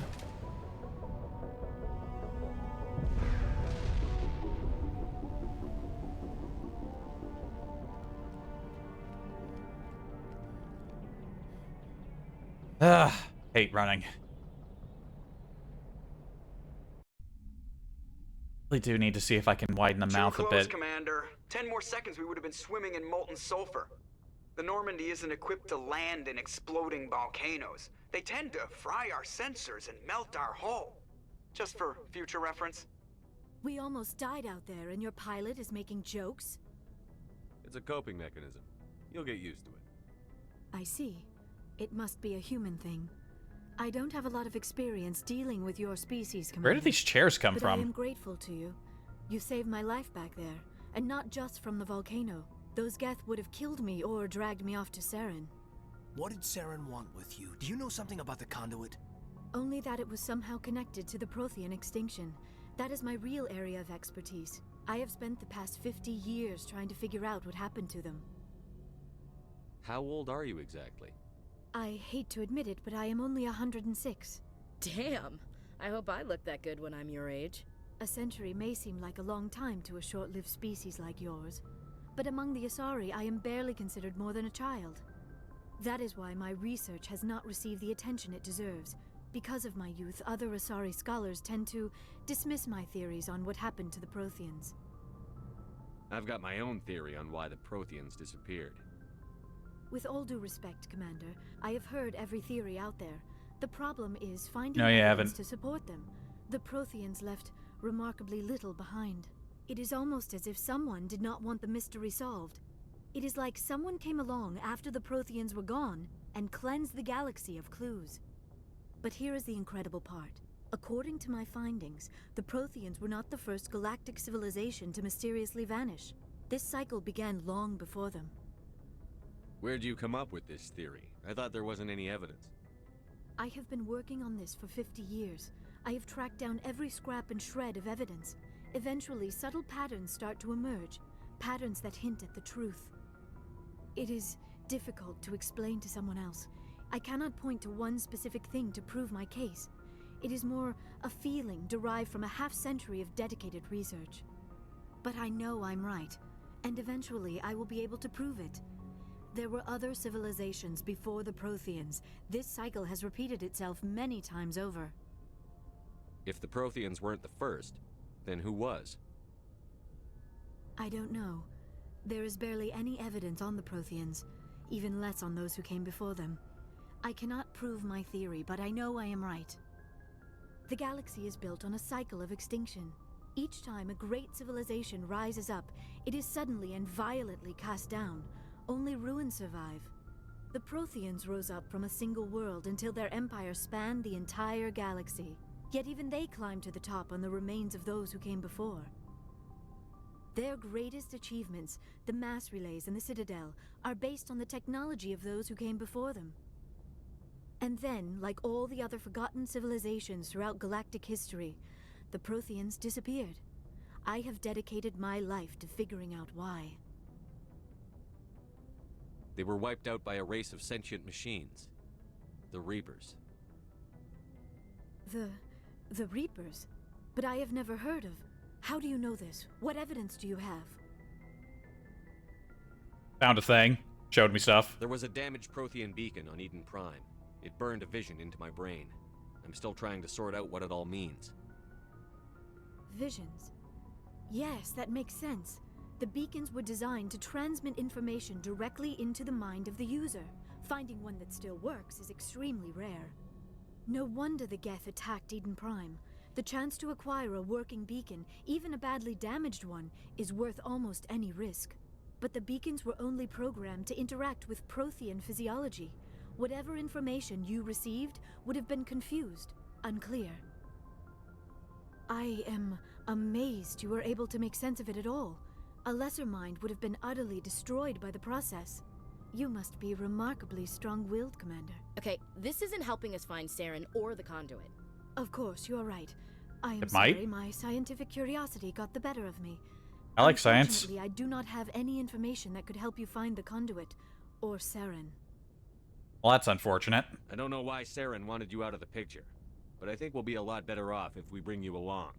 Thank you, Commander. Saren might come after me again. I cannot think of anywhere safer than here on your ship. And my knowledge of the Protheans might be useful later on. And her biotics will come in handy when the fighting starts. Good to have you on the team, Liara. Thank you, Commander. I am very grateful. Oh, I am afraid I am feeling a bit lightheaded. When was the last time you ate? Or slept? Dr. Chakwa should take a look at you. It is probably just mental exhaustion, coupled with the shock of discovering the Protheans' true fate. I need And some time physical to process exhaustion. all You did a this. lot of running. Still, it could not hurt to be examined by a medical professional. It will give me the chance to think things over. Are we finished here, Commander? Go see the doctor. The rest of you, dismissed. Mission reports are filed, Commander. You want me to patch you through to the Council? Sure. Patch him through, Joker. Setting up the link now, Commander. We've received your report, Commander. I understand Dr. Tassoni is on the Normandy. I assume you're taking the necessary security precautions. Liara's on our side. The Geth were trying to kill her. Benezia would never allow Saren to kill her daughter. Maybe she doesn't know. Or maybe we don't know her. We never expected she could become a traitor. At least the mission was a success. Apart from the utter destruction of a major Prothean ruin. Was that really necessary, Shepard? The Geth were crawling all over those ruins. We were lucky to make it out alive. Of course, Commander. The mission must always take priority. Good luck, Commander. Remember, we are all counting on you. By the way, destroying the ruin was kind of a unintentional side effect of the rather immediate needs of the situation. So, calm it. We level up twice? I think we level up twice.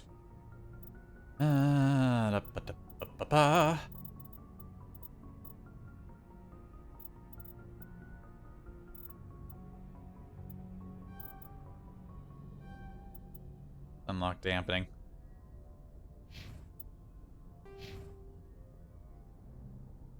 Okay, it's still glowing because we have oh wait, no, I do still have more points to spend. Let's unlock first aid and get to advanced first aid. Let's throw the rest of our points into that.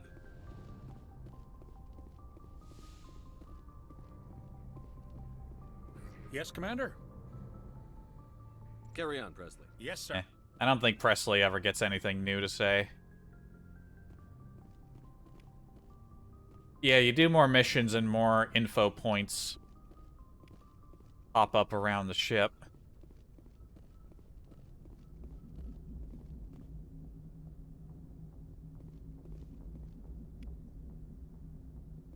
I prefer gold to silver, you know, for my medal.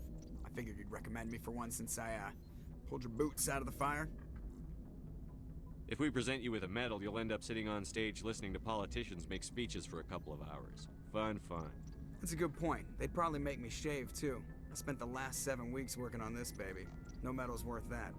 Hell yeah, brother. Commander, why don't you tell me why you're really here? Huh? How's the Normandy performing? Is she everything? She's the best ship in the fleet. Balance isn't what you... The Normandy's probably... Right, we already heard this. I have to go. Alright, see ya.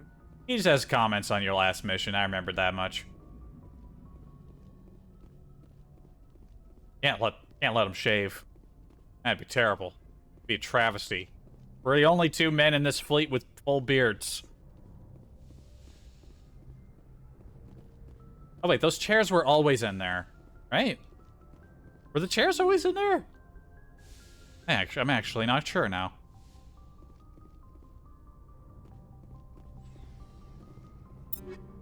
Now let's go through our new equipment. See what we got. Anything new for me? F3 Phoenix Serta armor. Nothing to speak of. Nothing new for me, looks like. New Krogan armor. 1 piece of new armor. Potential for... Got some light armor, but... For Arturian. Next level is Serta Chameleon Tool. Take it. Back grenade. Incendiary, overtime burning damage, toxic.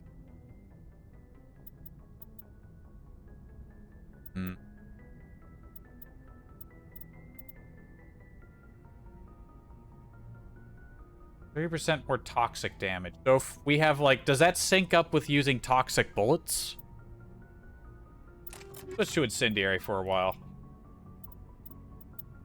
Not a lot on the way of sniper rifles. Oh, next level of the pistol I'm using. Sweet.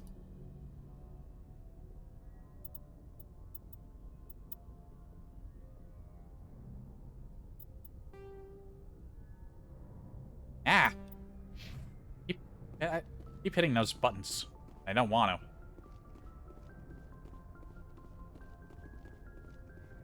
to. Why is that closed? Didn't I already open this? Oh, somebody put more shit in my locker.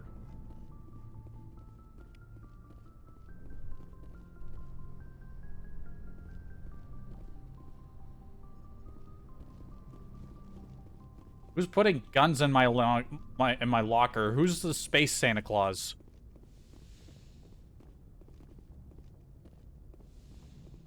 I don't think anything ever new happens in your office. So it's just kind of there.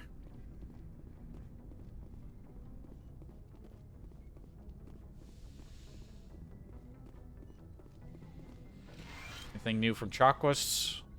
Yes, Commander? Is there something you need? I should go. Goodbye, Commander. Oh, it doesn't look like it.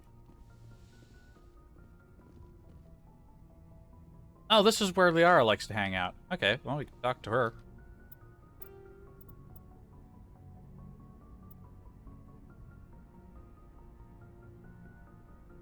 Alright, now that we got Liara, I think we do as much exploring as we can. Then we take a visit back to the Citadel.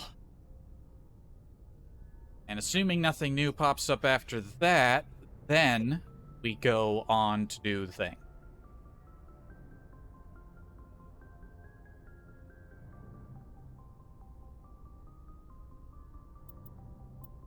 Or rather, a new thing, I should say. How long have I been going? For 2 hours? I don't think we're gonna go for another, like, 5 or 6 hour stream since I got started so much later. Maybe another 2 hours. Up. Commander, are you coming to check up on me? You look much better. How are you feeling? Dr. Chakwas assures me I am going to be fine. I was impressed with her knowledge of Asari physiology. You're in good hands. Dr. Chakwas knows what she's doing. I never properly thanked you for saving me from the Geth, Commander. If you Didn't hadn't you? shown up, I'm just glad we got there in time. So am I. I know you took a chance bringing me aboard this ship. I have seen the way your crew looks at me. They do not trust me. But I am not like Benezia. I will do whatever I can to help you stop Saren. I promise. Don't worry, Liara. I trust you. I know you won't let me down. It means a lot to hear you say that, Commander. Thank you. Do you know why Benezia joined up with Saren? I don't understand it. She was always outspoken about the need for the Asari to become more involved in shaping galactic events. Maybe she thought allying herself with Saren would somehow be for the greater good in the long run. At least I hope so. This hurts you, doesn't it? None of this makes any sense to me. I have not spoken to Benezia in many years, but I know her, and this was not like her. Something changed. I'd like to know more about the Asari. We were the first species to discover the Citadel. We were instrumental in forming the Council, and we always strive to be the voice of peaceful cooperation in galactic disputes. My people believe we are all part of a single galactic community. Each species contributes something to the greater whole. Although we seek to understand other species, it seems few of them seek to understand us. The galaxy is filled with rumors and misinformation about my people. Like what? Most of the inaccuracies are centered around our mating rituals. Of course. Our species is monogendered. Male and female have no real meaning for us. We still require a partner to reproduce. This second parent, however, may be of any species and any gender. I don't understand. Your species can mate with anyone? Mating is not quite the proper term, not as you understand it. Physical contact may or may not be involved, but it is not an essential element of the union. The true connection is mental. Our physiology allows us to meld with other beings. We can touch the very depths of their minds. We explore the genetic memory of their species. We share the most basic elements of their individual and racial identities. We then pass these traits on to our daughters. It is how we learn to grow as a species and how we develop a greater understanding of other races. You gotta have a very high IQ to engage in mental mind sex with these people, I get it. What happens to your partner after the union? Every relationship is different. Some unions are a single encounter with both parents parting ways afterwards. Others can be more long-term. Sometimes an Asari and her partner will stay together for many decades. Do you know who Matriarch Benezia chose as her partner? She rarely spoke of her partner. Though I know my father, if you want to use that term, was another Asari. Venezia never told you her partner's name? Union with our own kind is no longer common, not for the purposes of reproduction. Most Asari believe it weakens our species. Asari daughters inherit racial traits from the father species. If both parents are Asari, then nothing has been gained, or so conventional wisdom would hold. I am what is sometimes called a pureblood, though no Asari would ever be cruel enough to say the word to my face. It is a great insult among my people. It is possible Benezia's partner was embarrassed by their union. She may have been too ashamed to publicly acknowledge me as her offspring. Maybe she wanted to meet you but couldn't. Something could have happened to her. Maybe she passed away. You might be right. I hope you are. But I have no way to know for sure. Benezia never spoke of her partner. Whatever happened, it caused her too much pain to dwell on it. She raised me by herself, though that is not uncommon. Many Asari raise their children alone, particularly if the father species is short-lived. Often the partner will pass on long before the child reaches maturity. You Asari live for 1,000 years. What happens when your partner dies? Few sapient species live as long as my kind. We have learned to take a philosophical approach to our unions. And Krogan We do go not for a few focus on the centuries, right? inevitable loss of our partners. Instead, we enjoy the time we spend with them. And even after they're gone, a part of them lives on in us. The union is a connection that transcends both time and space. Didn't I already ask this, though? Is this just a repeat question? Do you know who Matriarch Benezia chose? She Yeah. spoke of her partner. It is possible Benezia's partner. Ah. Many Asari raise their children. I should go. Goodbye, Commander.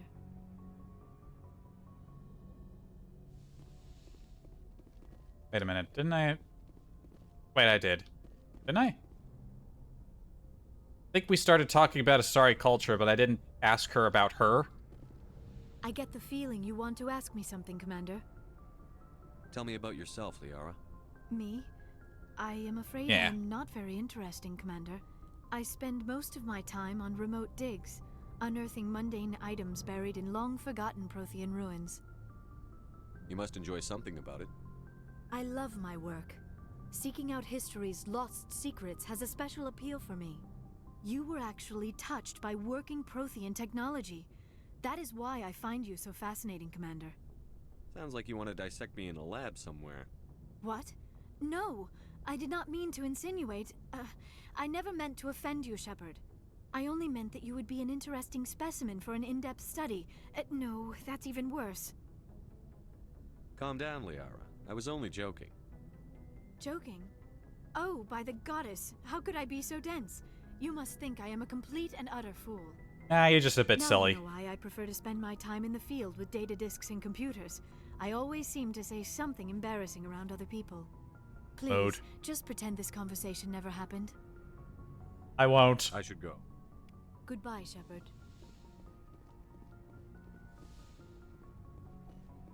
That's part of the reason why I don't talk so much. I always say stupid shit. Yo, can we chat up our boy Kaiden now? Now that we've been on a mission? Yo, Kaiden. What up? Anything you need, Commander? What's your opinion on the last mission? Dr. Tassoni. Seems like a sweet girl. Easy on the eyes. I mean, if you like the bookish sort.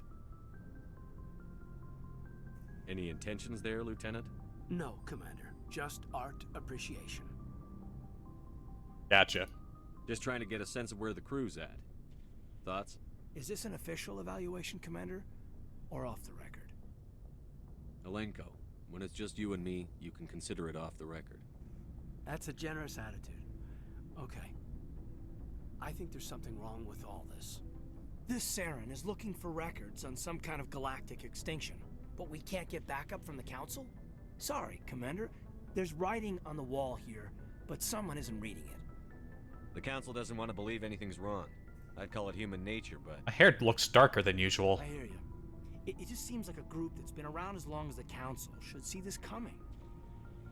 Sorry if I got too informal. Protocol wasn't a big focus back in Bot. Tell me about it.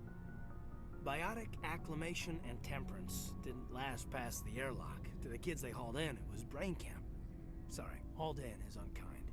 We were encouraged to commit to an evaluation of our abilities so an understanding of biotics could be compiled.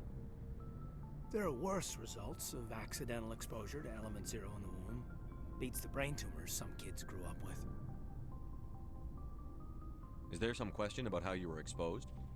My mother was downwind of a transport crash. It was before there were human biotics, a little after the discovery of the Martian ruins. It only gets iffy around 63 when Kinetics was running out of first-gen subjects. Until then, they'd relied on accidentals. A bunch of guys in suits show up at your door after school, and next thing you know, you're out on Jump Zero. Jump Zero is Gagarin Station, right? What's it like? Yeah, that's the official name. Biggest and farthest facility we had for decades. Right on the termination shock, the outer edge of the solar system. It's where they did all the Goose Chase FTL research before we caught on to using mass effect fields. It was a sterile research platform when I was there. You know of any intentional exposures for certain? No one knows. Doesn't mean they didn't happen. As big as the exposures were, it was hard to track down accidentals. It was different then. No one knew the potential, so there wasn't a lot of regulation. Anything Kinetics did was gold. I'm not saying they intentionally detonated drives over our outposts, but in retrospect, they were damn quick on the scene. Seriously, it must be from where I'm standing, but my hair looks black now. There were other kids in the same boat, right? At least you weren't alone out there. That's true. We did have a little circle that'd get together every night before lights out. We didn't have much to do, though. It was a research platform then, and Kinetics kept Jump Zero off the extranet to prevent leaks.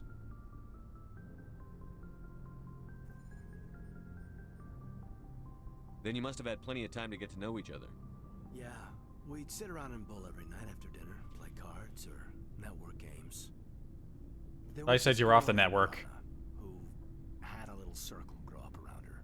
She was from Turkey. Her family was very rich.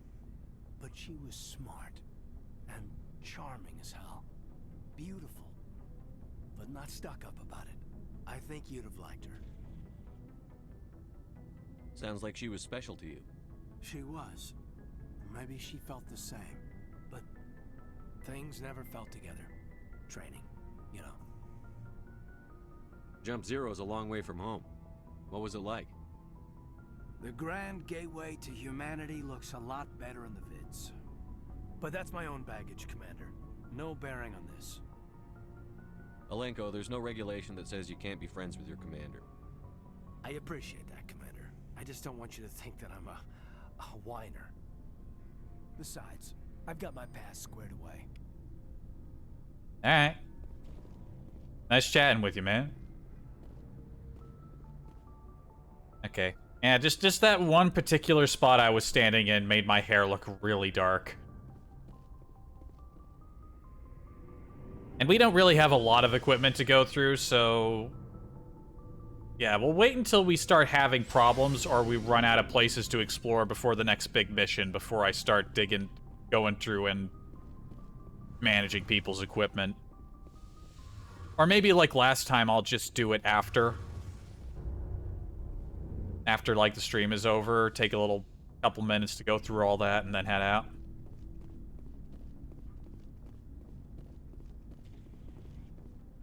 Commander, you have a minute to talk? I keep an open door policy. If you have any concerns, lay them on me. All right. I know things are different aboard the Normandy, but I'm concerned about the aliens, Vicarian and Rex. With all due respect, Commander, should they have full access to the ship? Don't mince words, Chief. What's your concern? This is the most advanced ship in the Alliance Navy.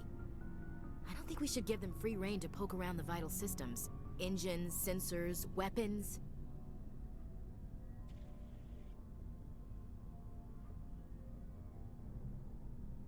Now, if I remember right, Like, in the past, I always wondered how you could avoid, like, getting any, like, the romance stuff with her. And apparently, if I remember right, I looked up a thing where if you don't immediately shut her down here, that basically sets you on that path no matter what. You have to tell her she's out of line, like, right now, otherwise you end up on that path, and the only way to get out of it is for her to die later. Yeah. Although I do have access to the save file, so I could just, like, untick that. I won't just start shouting with her. I have alternatives. You don't trust the Alliance's allies? I'm not sure I'd call the Council races allies. We, humanity, I mean, have to learn to rely on ourselves. How do you get from relying on ourselves to mistreating our allies? I don't mean we should mistreat them, Commander. I just think we should be prepared to go it without them. As noble as the Council members seem now, if their backs are against the wall, they'll abandon us. I don't see that as inevitable. Look, if you're fighting a bear and the only way for you to survive is to sick your dog on it and run, you'll do it. As much as you love your dog, it isn't human. It's not racism, not... Maybe I should have started shouting at her. Other species will always be more important to them than humans are. You sound like one of those Terra Firma party pamphlets, Chief. Terra Firma is a pack of jackals. The founders had ideals. These days they just play off xenophobia and bigotry. I hope my reasons are more rational. My father, grandfather, great-grandmother, they all picked up a rifle and swore the oath of service. I guess we just tend to think of Earth's interests as our own.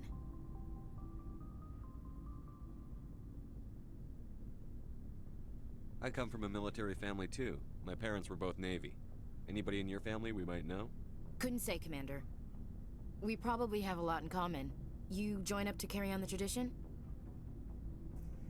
Yeah, I don't think I've heard this specific dialogue tree, or maybe that intro to this part of the conversation is different. Remember, I've never chosen the spacer background before. No. The future of humanity is out here. There's so much we haven't seen yet. Yeah. I still remember my first field exercise on Titan. When we hit mud, the reality hit me. I'm the first person who ever stood here.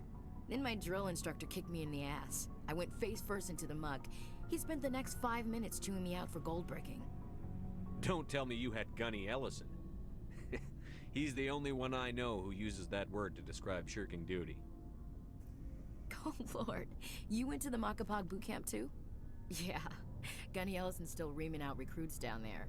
Kicking ass and using words like inveigle and pusillanimous. Are those even words? Hang on a minute, gotta do some spot research here. Oh, I got an email back.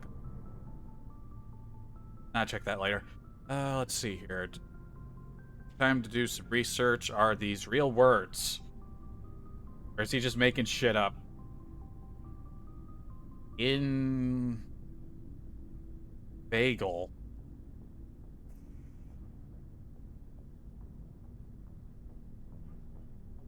Inveigle, transitive verb. To win over by coaxing, flattery, or artful talk.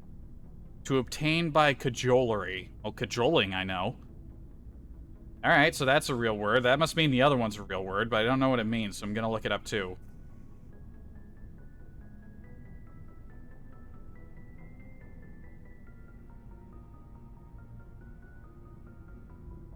Pusillanimous. Pusillanimous. Lacking courage or cowardly. Huh. That was just the basic definitions. I wonder where those words even came from. It doesn't sound like you've worked with aliens before. No, sir. Mainly I've been groundside, part of the surface garrison forces. I did get a rotation on a space station for training.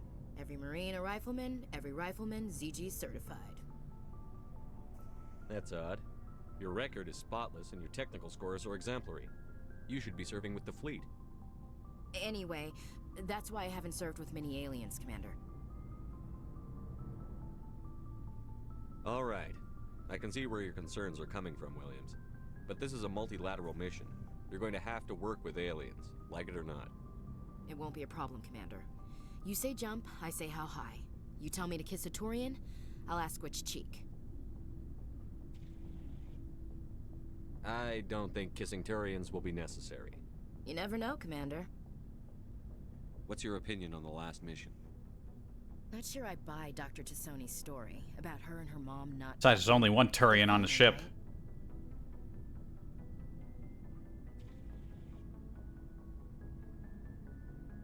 I think she's being straight with us. Or at least, I don't think she lies very often. Yeah, she's probably really bad at it. Hey, want me to ask her about her sex life? Might be illuminating. I don't think she's used to teasing. Good-natured or otherwise. No fun, Commander. Too bad those ruins got destroyed. I mean, they lasted thousands of years. That's impressive. We'll talk later, Williams. Looking forward to it, sir. Okay, maybe a little bit of teasing. It might be funny.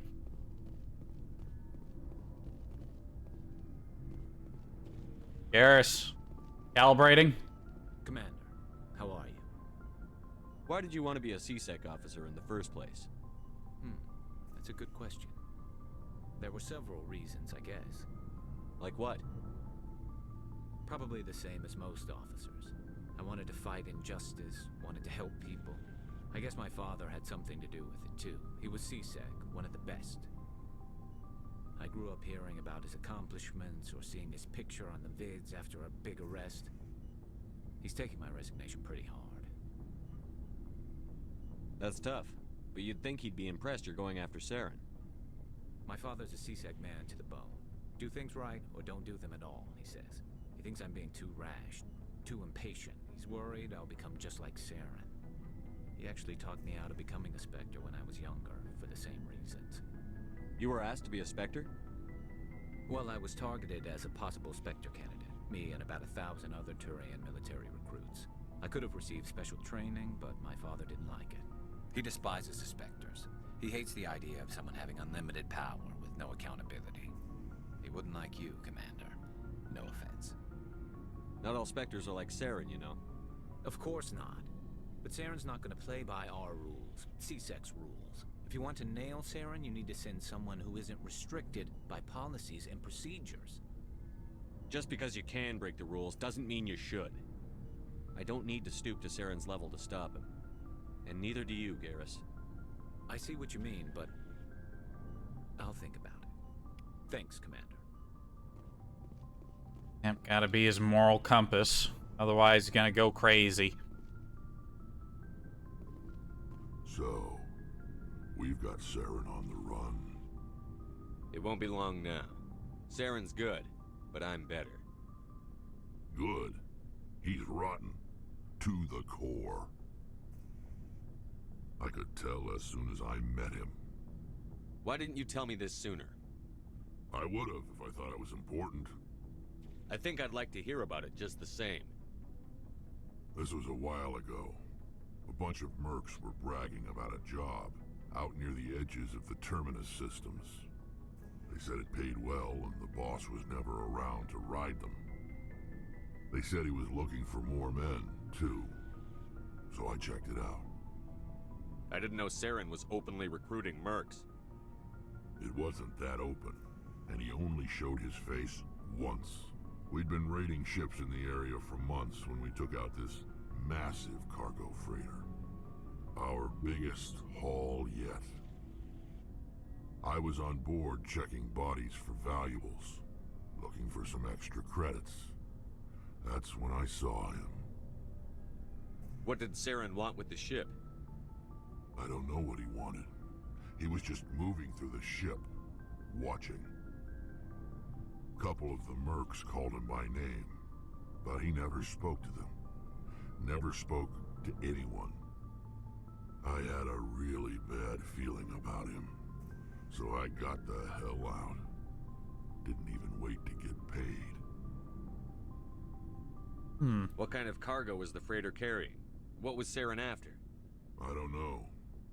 All I saw on that ship was food and medical supplies. There were some basic weapons, but nothing big. If there was anything of value on that ship, I didn't see it. That's why I didn't mention it sooner. Fair enough. Whose ship was it? It was a Volus trading vessel. Big one. Lots of guards. But they were no match for us. That's the only time you saw him? Yeah. Didn't even know who he was. Still wouldn't if I hadn't joined up with you. But my instincts were right. Every other merc on that mission turned up dead within a week. Every damn one.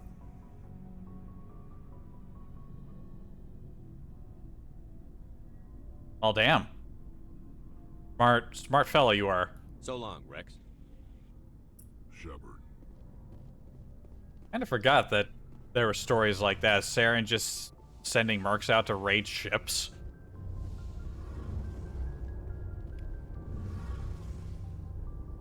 Something I can do for you, Commander. Carry Yeah. on. Aye, aye, Commander. Yeah, him and Presley never, I don't think, ever get anything new to say. Until maybe later. I don't know. Oh, hello, Shepard. Are you okay?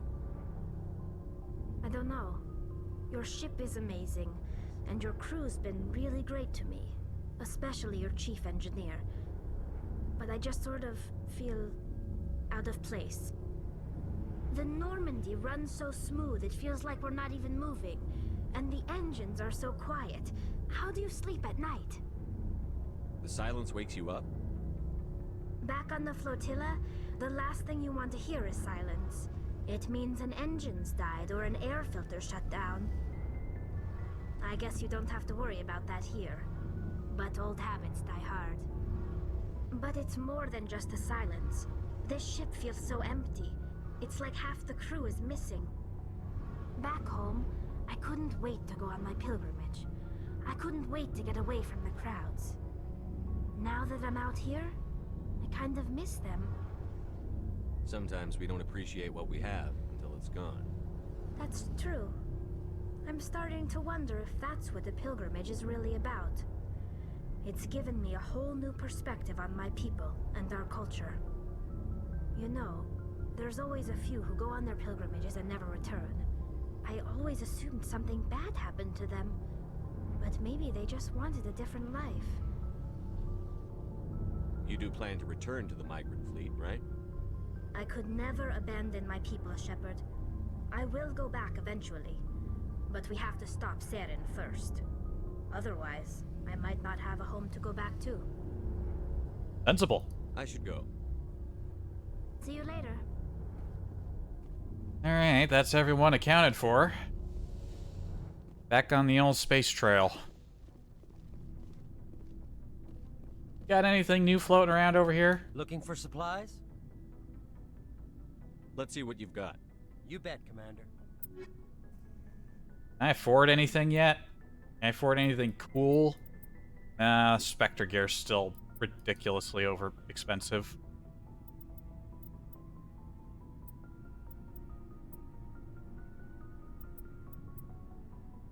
I could buy some stuff back here.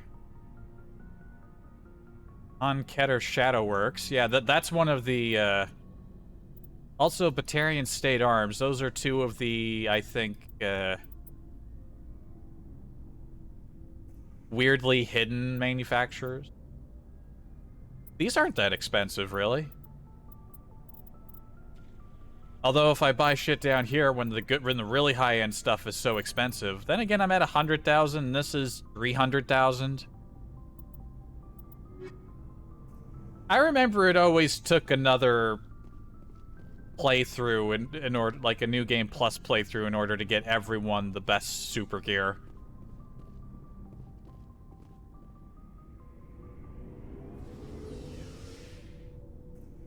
You don't want to yet. If you buy the top guns now, they never come back at max level. They don't. So you can only buy one of each. I did not know this. Also, hello there, Natrix. Welcome to my humble channel.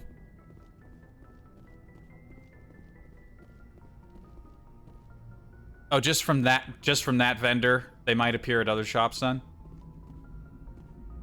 I already looked around here. Think we're ready to get underway.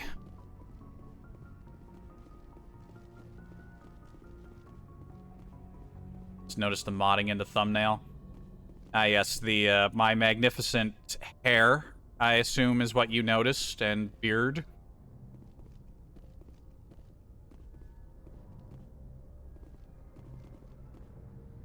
Yeah, I had to... If I had to look around, there was only one beard mod, and not a lot of long hair options in the few male hair packs, but this is working out pretty well, I think.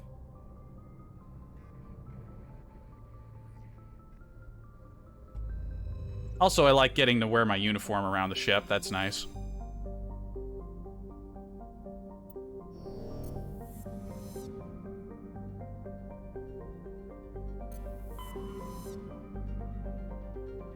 Right. That's this system sorted.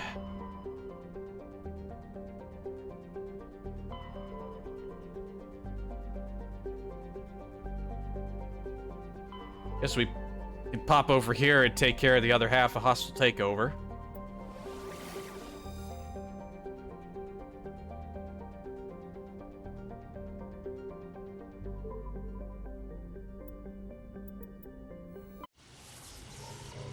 Time to do side quests and explore.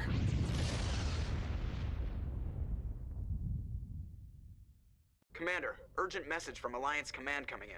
Oh, I was about to say something, but okay. Shepard, this is Admiral Hackett from Alliance Command. We've got a situation here, and you're the only one that can handle it. What do you need, Admiral? There's an Alliance training ground where we test weapons and technology in live fire simulations. One of the VIs we use to simulate enemy tactics in the drills is no longer responding to our override commands. It's gone rogue. Oh, isn't this the one that... This is a mission that opens up Sol, right? We get to go to the moon? Are you telling me this computer is thinking on its own? We're not stupid, Shepard. This is a virtual intelligence, not a true AI. It's not self-aware, and it can't access any external systems. We didn't do anything illegal here. Virtual intelligence support is critical to our military success. VIs process thousands of status reports and react in nanoseconds. No human can do that. We need you to fight your way through the training ground of the VI core and manually disable it. Can't you disable it remotely? Our failsafes aren't responding. The VI operates on a closed network. It can affect any external systems, but we don't have any direct access to its processes. We could bomb it from orbit, but the damage to the facility would be catastrophic. We'd prefer to have someone shut down the core. Someone like you. I know Spectres answer the Council, but you're still human. You're still part of the Alliance military, and right now we need you. The VI controls all the facility's weapons, drones, and automated defenses. You're the only one that can pull this off, Shepard. Good luck. Alright, we'll head over once we're done with our current business in the system.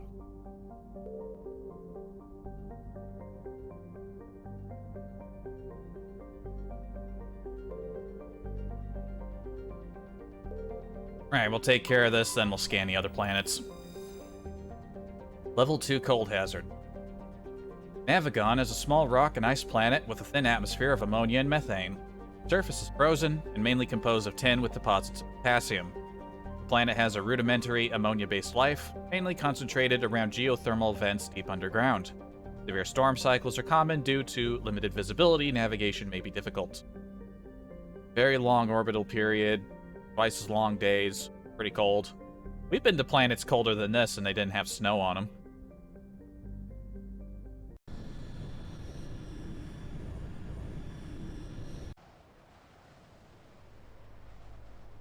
Yeah, since she just joined us, we'll take Liara along. Since we're technically going to kill people, we'll bring our best killing machine.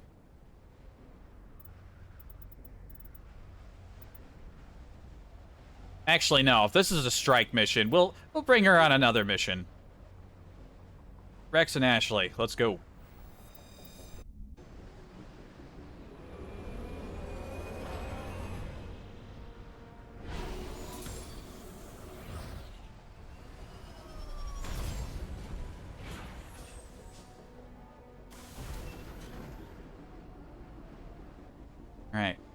Where'd we drop? Okay, hideout's down that way. Alright, we'll go up around the left around this way, check out the debris, hit the base, then we'll check the other corner.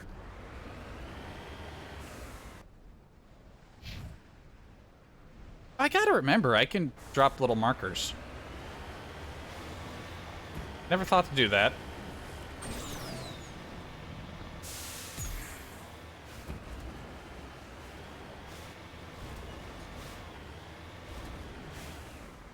Ah.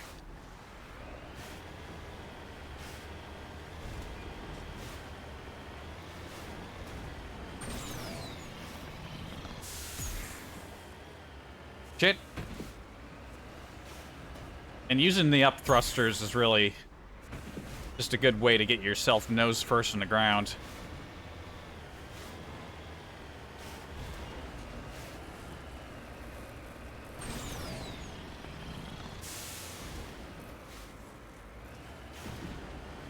Alright.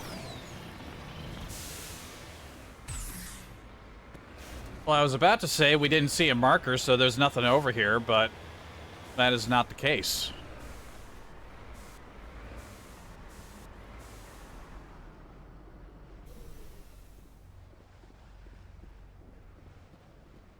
A little hidden base back here. Ah. Oh, this one's a clusterfuck. But there's an opening.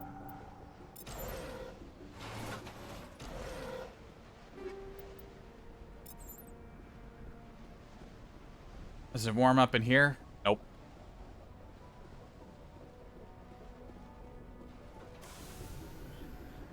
I wonder if these guys were part of the pirate base and they just decided to make their own little hangout club back here or something. And that was just empty. And a fuel tank.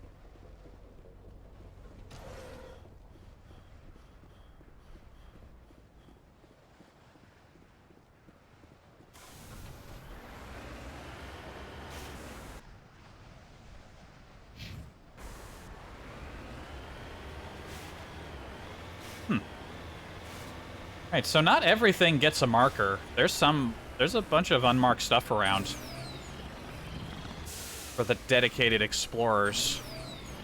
Shit, it's too steep. Ah, and gotta go around.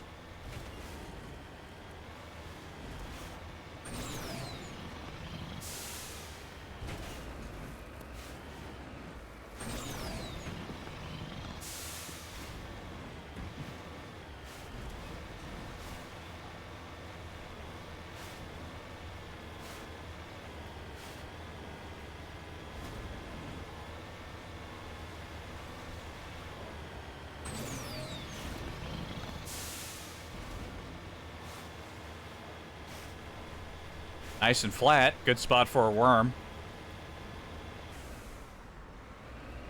Gonna say it looked like we had tire tracks.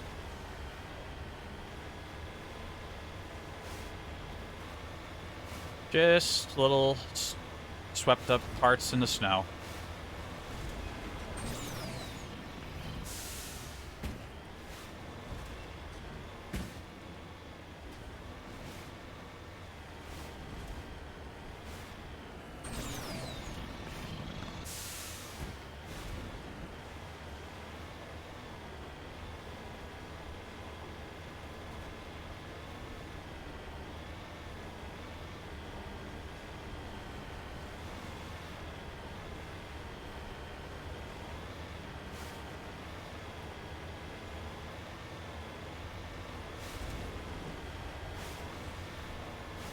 I wonder if we'll ever see planets with weather effects like this in Elite.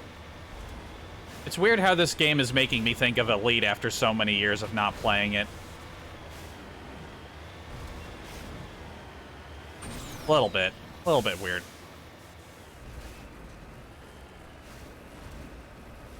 Anything hiding back here? Nope.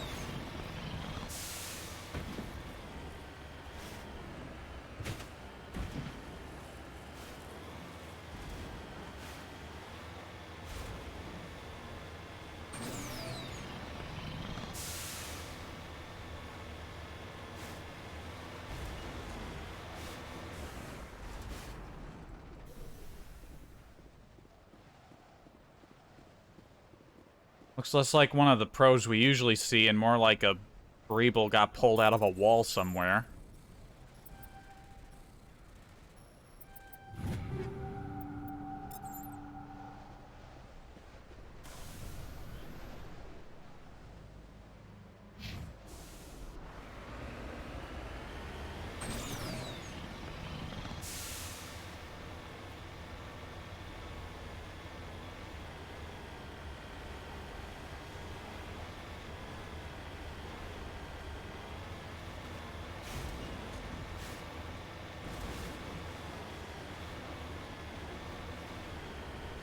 Every time I see a flat area, I just expect to see a worm.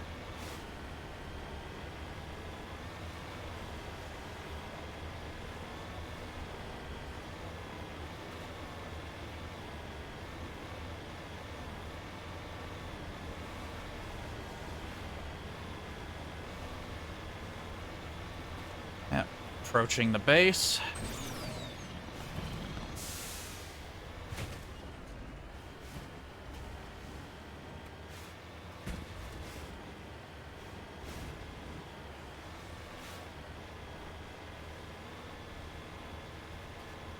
Haven't bumped into any resources yet. This is a barren planet. Oh, the base is all the way up on the fucking mountain.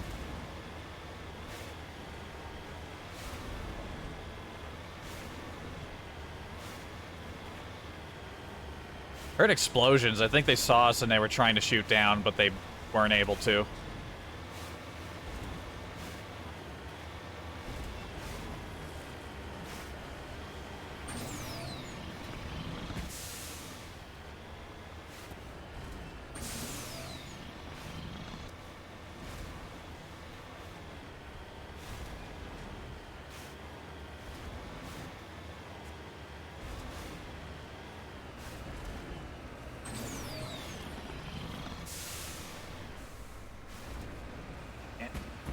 My car can defeat your mountain. Aha.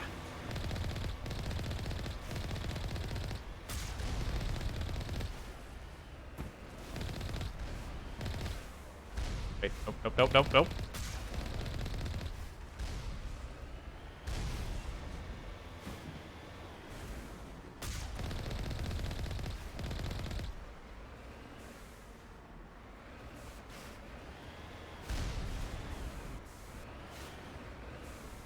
Pretty good spot for a base, gotta say.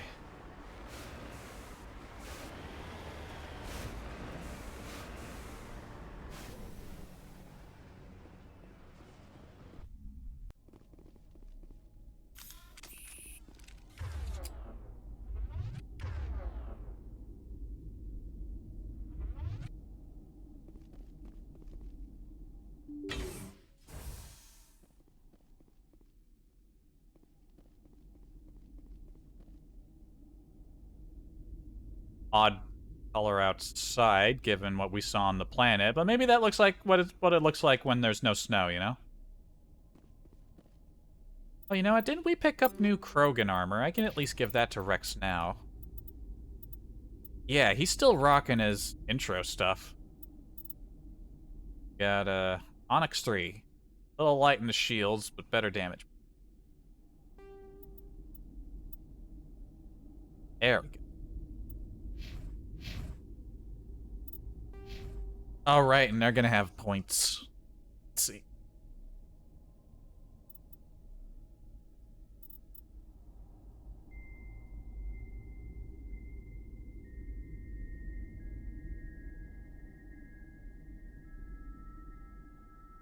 Spooky music. I don't remember any tracks like that. That's kind of cool.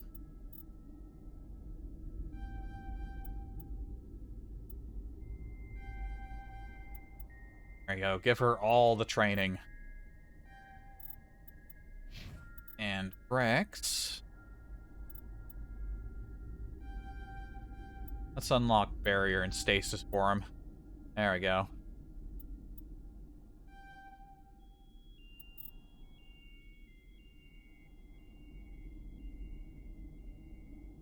Man, was this track always in the game? I don't remember this one. Very spooky sounding. I really like it.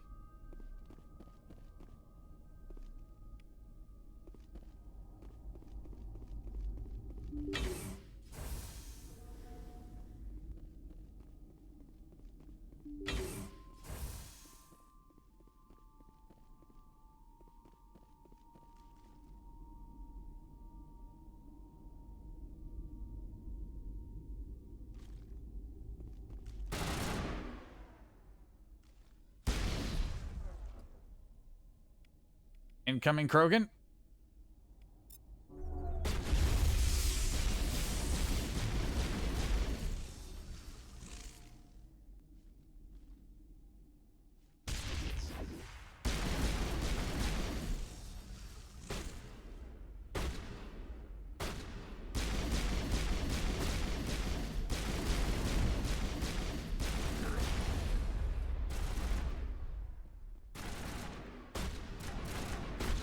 Oh, he's still alive.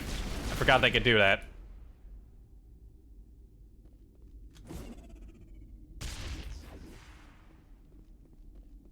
I get the guy that was back there.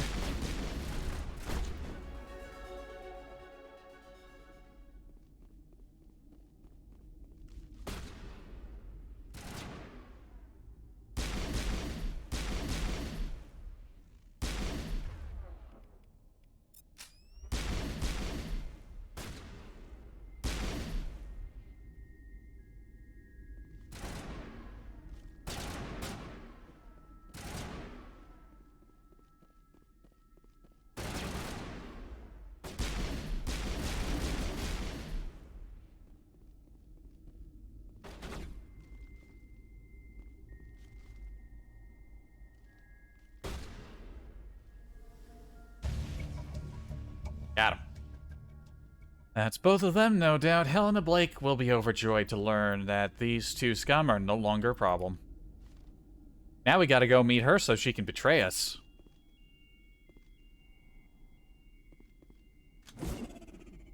Whoops. That's a waste of a grenade. I meant to... Holster button and the grenade button are right next to each other.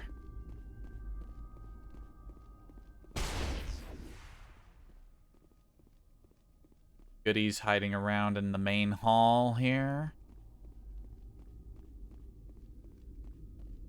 Got little plants in here. Cozy.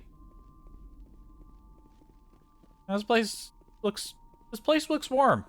It's oddly, this looks like an engine room or like an industrial sort of site.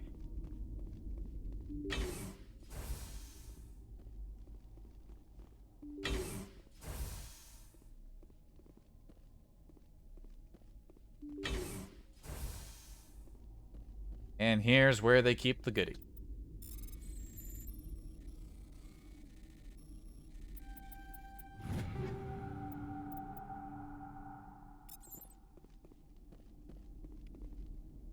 Remember there ever being an armor set called the Partisan before. Stuff.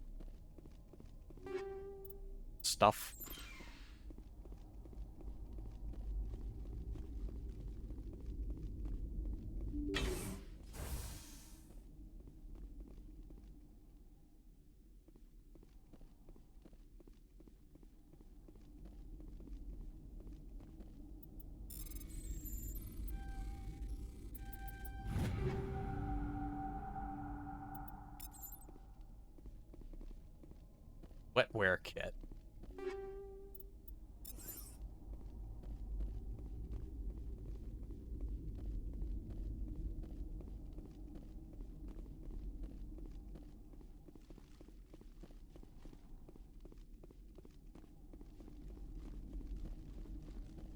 Guess we're done here. Explore the other corner of the planet, and then we're off to the next one.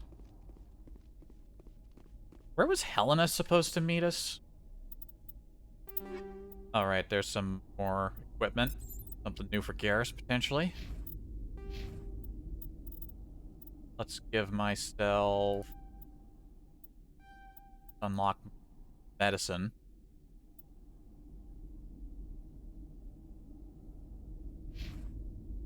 Ashley only has 1 point? Why does she only have 1 point? Did I accidentally spend a point?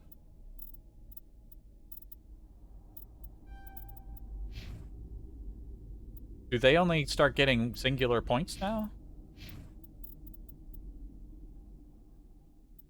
Maybe I should have been focusing their training a bit more.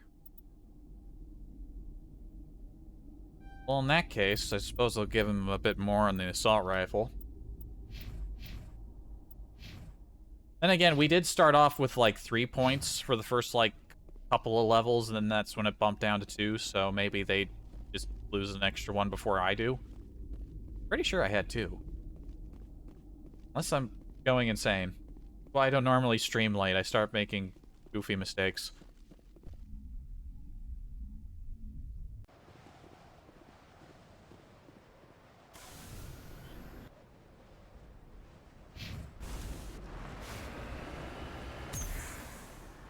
Whee! Ah.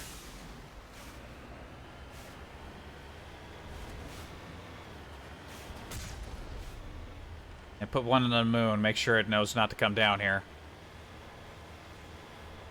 After level 20, they get less. Well, they're level 23 now, and this is the first time I've seen them with only 1 point, so yeah, I guess it's 23 where that happens.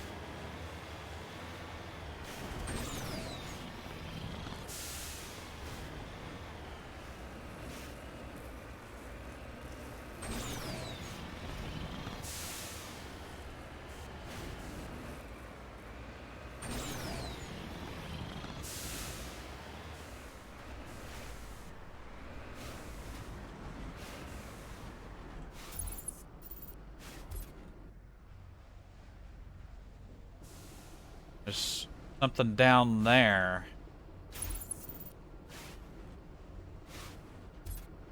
I can't see what's marked.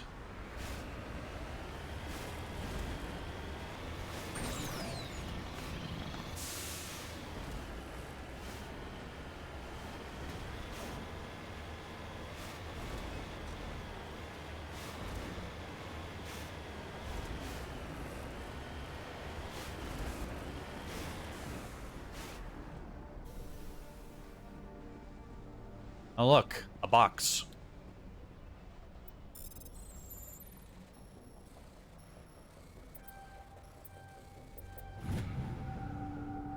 Discovered several small artifacts.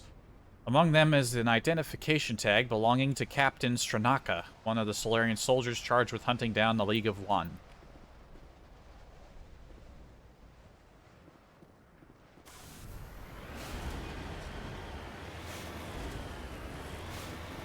Didn't I land close to the center of the map? How did I miss this? I guess I must have been a little closer to the edge than I thought I was.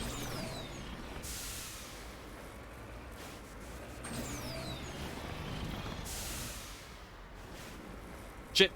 Come on, spider tank. Spider tank. You can do it. I believe.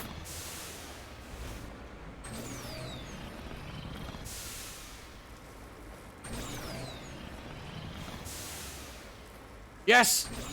No! Fuck.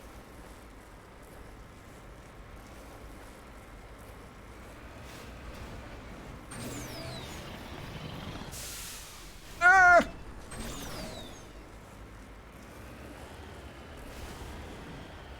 Shit. I hate when you see something on the other side of a mountain, you have to go all the way around to get it.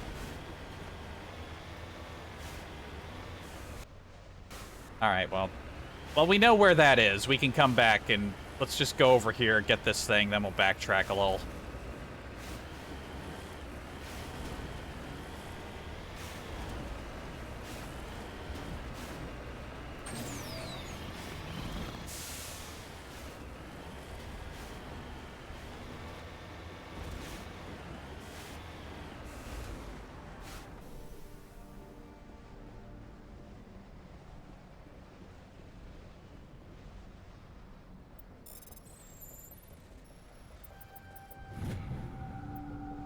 Cobalt. I would have assumed cobalt would have a blue coloration and not be a big lump of what looked like gold, but what do I know?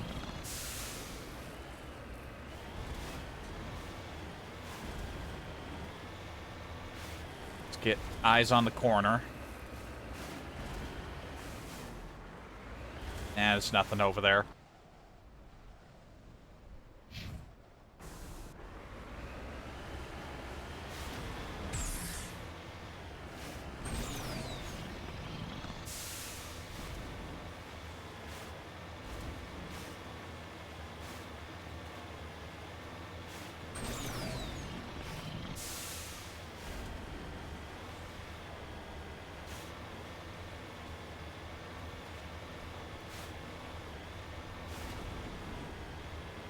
And we don't want to drive straight there. We'll just end up stuck in the mountain again.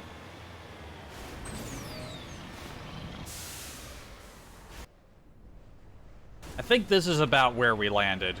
Almost.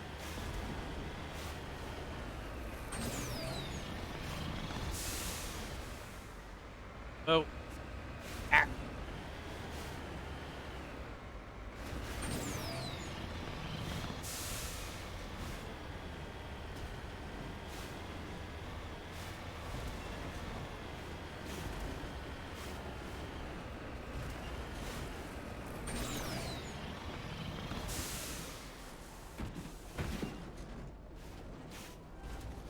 Brilliant.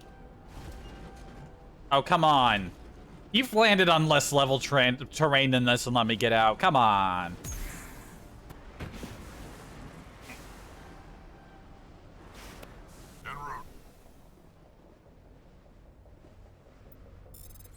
Oh, here's some gold.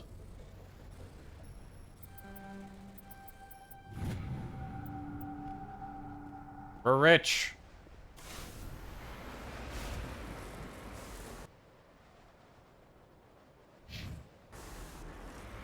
And drive a little bit over here and see if anything else turns up. Then we head out.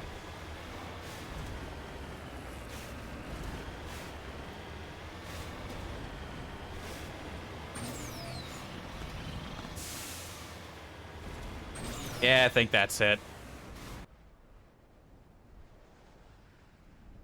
We were super close to the edge, so there might be, but I feel like we'd probably detect it from here.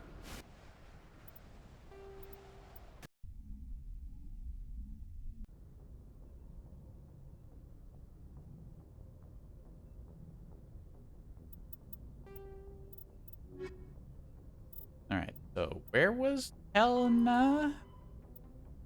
Horsehead Nebula.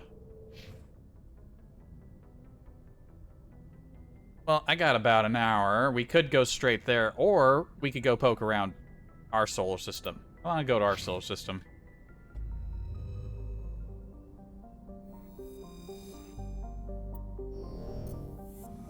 Oh, but then again, we still have another system in this area to explore, so let's not get hasty. And these planets. Paraven is a small, unremarkable rock world. The surface is scorching hot, and mainly composed of calcium with deposits of aluminium. Paraven's low mass has left it tidally locked to the star Han. If there were any resources of value, mining stations could be established on the relatively temperate Twilight Band. Half-a-year orbit, half-a-year day, half gravity, no atmosphere. Temperature, awful. Scans of Paraven revealed an unmanned station in geosynchronous orbit. Salvage team found no evidence on the origins of the station, but they did find one of Matriarch Dillanaga's writing. Naturally, in this really inhospitable location, we find some of her writings. You never find them anywhere nice. Huntingtoe. Huntingtoe is a Jovian-sized gas giant with a standard hydrogen-helium atmosphere. Traces of methane give the planet its distinct cobalt blue tint. See? Blue. That's what I was saying. That rock we found was gold. Spectral analysis indicates its extensive ring system is mostly composed of ice crystals. Huntingtoe... I keep saying Tau. Huntingtoe has an exceptionally powerful magnetic field. I can speak words good. Which creates strong radio interference throughout the inner system. And then explain why there's a pirate base here. Good place for it. Barkrothu. Hydrogen helium gas giant. Barkrothu is only distinguished by its moons. Several dozen of them have been sculpted into the likenesses of an arthropodal alien race not yet known to the Council Science. Radiometric dating suggests the moon were worked over 1 million years ago. Arthropod. Isn't that the spoiler, guys? Isn't that Reapers?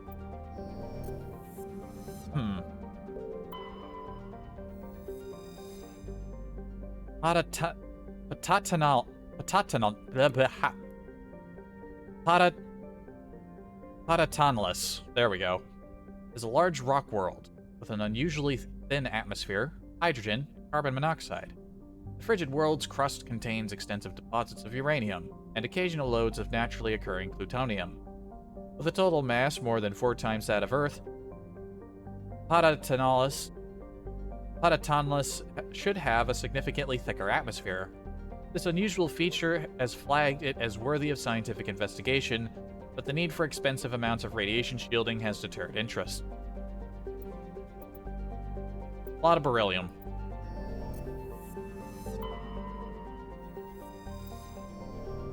Constantly rolling back to double check if there were scans that I missed, because I'm not looking at the buttons, I'm looking at the very impressive and important lore.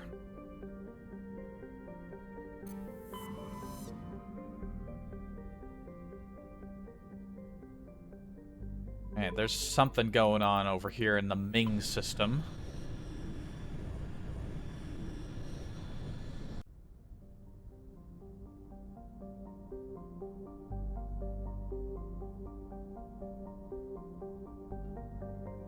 Oh, this is like one of the first stars we've come to that doesn't have that hideously massive lens flare. Ooh, it's a ship. The MSV Worthington. The Worthington is a Kowloon-class modular conveyor of human design, configured for mixed freight and passenger hauling. The ship appears to be in a shut-down state. Main thrusters are cold, and it is adrift off the orbit of Antiropris, owned by the Morrison Company on Shanxi. Alright, well, it's a ship. Gotta bring a technician. Oh, and I don't know why I didn't mention this early on in the stream, but apparently I had transparency set on for, like, capturing, like, the game. And I don't think I ever noticed that it was making the stream super dark before, but I looked at the last recording, so it must have been something I turned on, like, in between the last stream? I don't know what was going on there.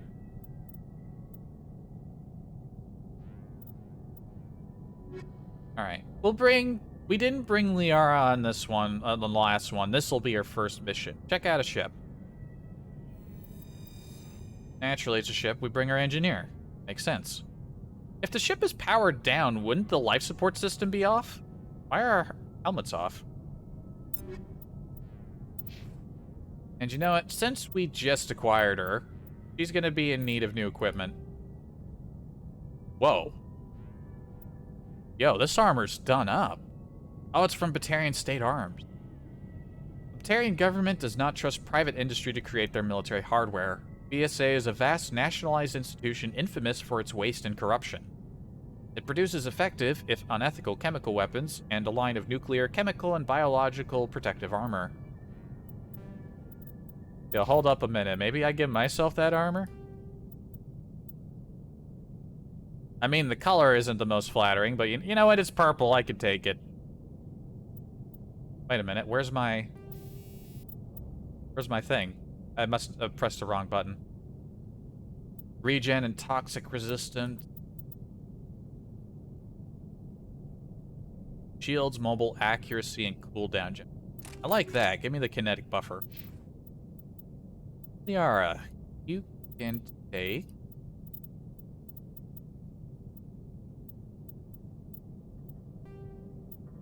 Okay, this was the one I had, which I didn't take the mod out of.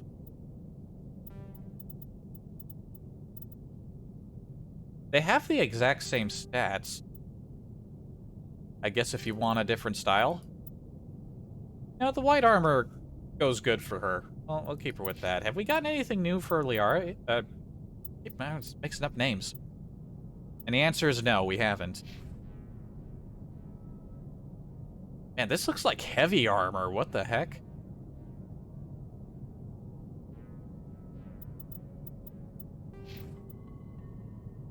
Okay, 43 points to go for, Liara. Okay, let's spend,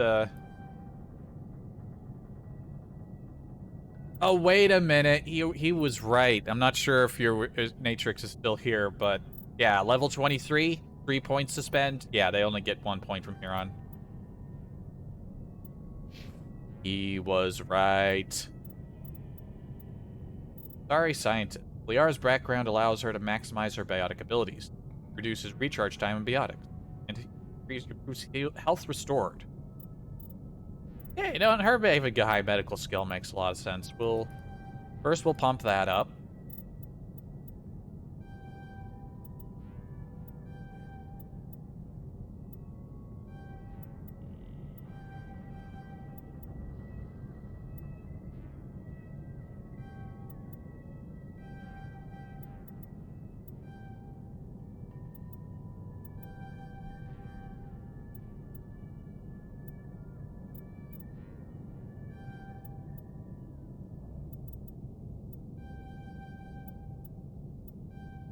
Make sure we at least unlock these. No?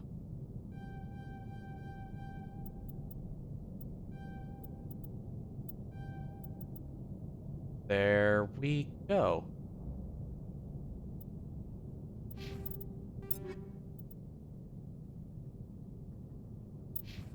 And she's mostly about biotics. We should probably give her a weapon, though. She doesn't, like me, she doesn't have...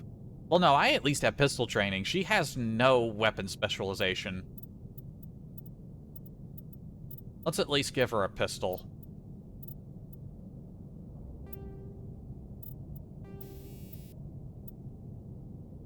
Toxic damage, polonium rounds.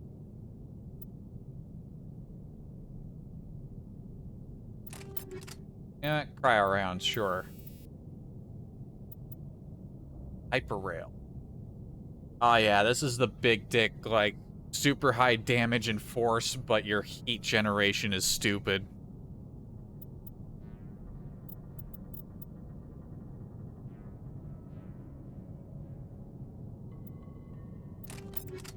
I don't know if the combat scanner works for everybody if only one person has it in their weapon. That might be useless for the AI.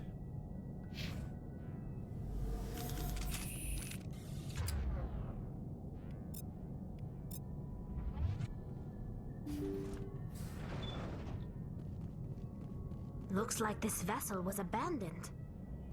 Most of the systems seem to be disabled. Only basic life support appears to be functioning.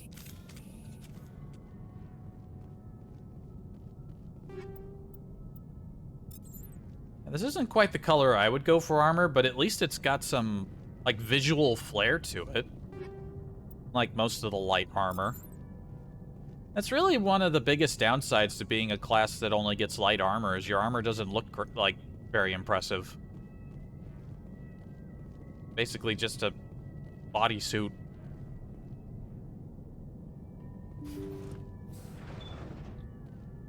Let's see. Well, it's either going to have a Geth ambush on it, or an insect ambush. You know, when I said that, I thought that strut underneath looked like one of those, like, wall climber Geth.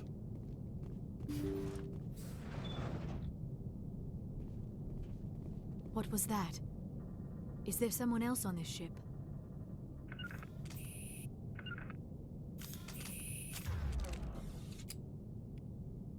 You know what? I'm breaking out the shotgun.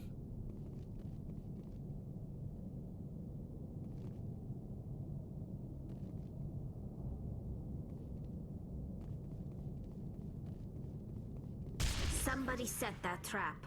The whole place could be wired.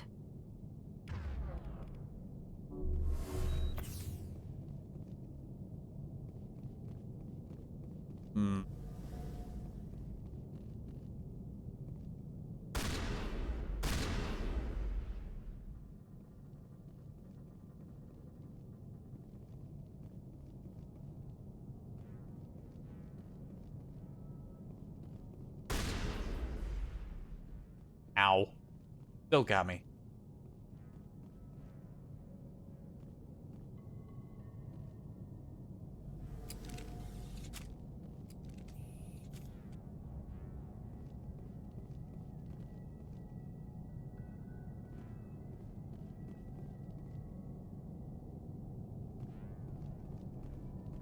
My new armor's nice, but my hair kind of clips through it. Ow. I mean, these explosions aren't that bad.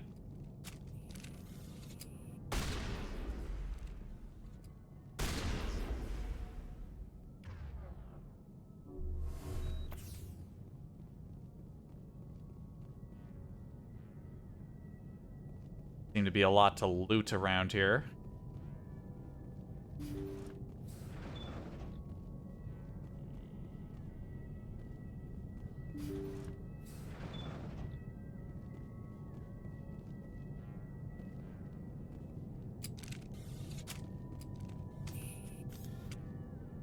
At least not in the cargo bay, anyway.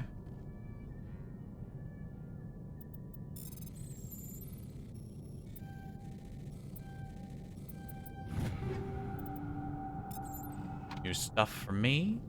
They say Jacob's gone. They say his brain isn't functioning anymore, and they want to shut off his machines. But Jacob's the only thing in the world that matters to me. I don't know how to help him, and it's tearing me up inside. I just feel so helpless, so damn angry. Dr. Smith gave me some meds to calm down, but I didn't take them. I can't. Not until I figure out a way to help Jacob. I won't give up on him. I won't. Oh dear, are we looking at a murder situation? Don't see any bodies.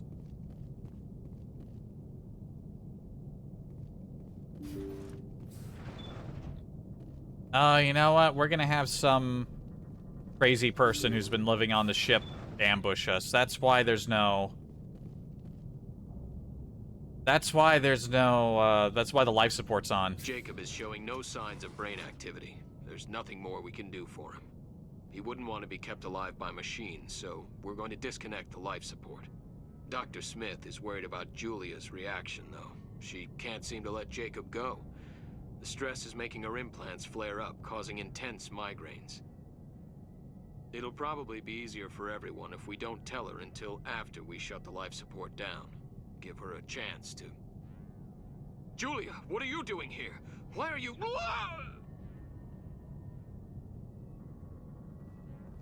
You know, for a ship where a bunch of people were murdered on it, the distinct lack of bloodstains and, you know, bodies is a bit odd. There's Jacob.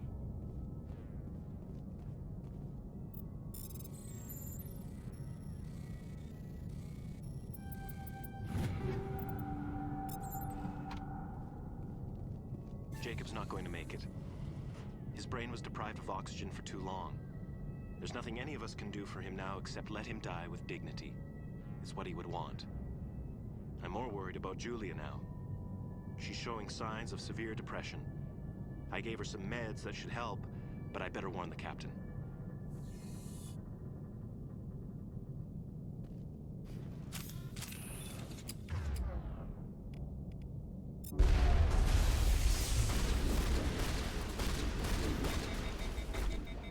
Holy shit.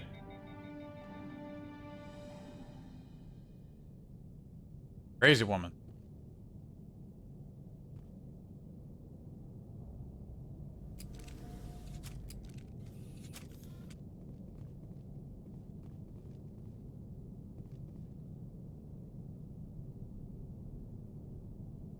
I think you can see his body still moving. Yeah. It's a horrifying situation. Looks like that machine is keeping him alive. I do not see any brain activity on the readouts. He is dead. This body is just an empty shell.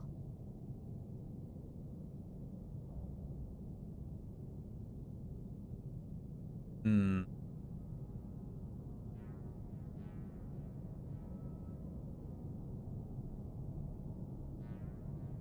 Yeah, we can't help him. Maybe we should shut the machine down.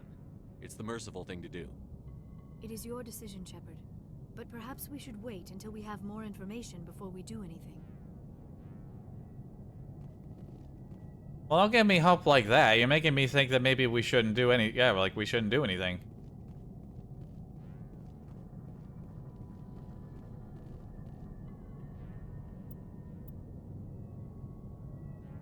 If I leave it on, does that do anything? Or does the quest... Or does this little mystery never close out and we just leave the ship drifting along with the life support system and nobody to operate it and nobody to take care of him? So he'd probably end up dying anyway because there's clearly not an automated system here in place for taking care of this guy.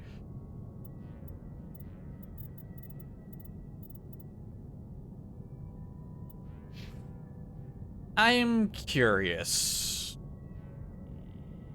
I'm a bit curious. Let me do a little bit of a curiosity here.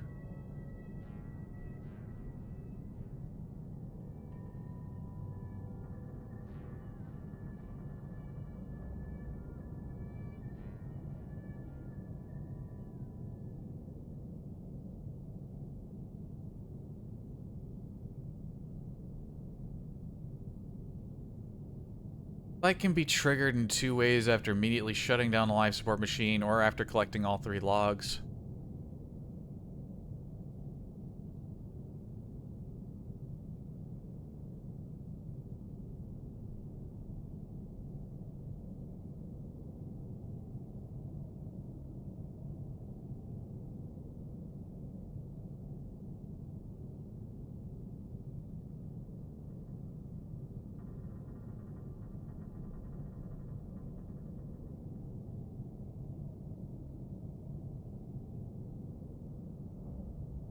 Okay, according to what I just looked up, it doesn't matter what you do. Either you turn it on or you leave it off, nothing changes. It's like listed as like a quest, but it's like almost an unmarked quest, or I guess once you deal with her, that's basically the end of it.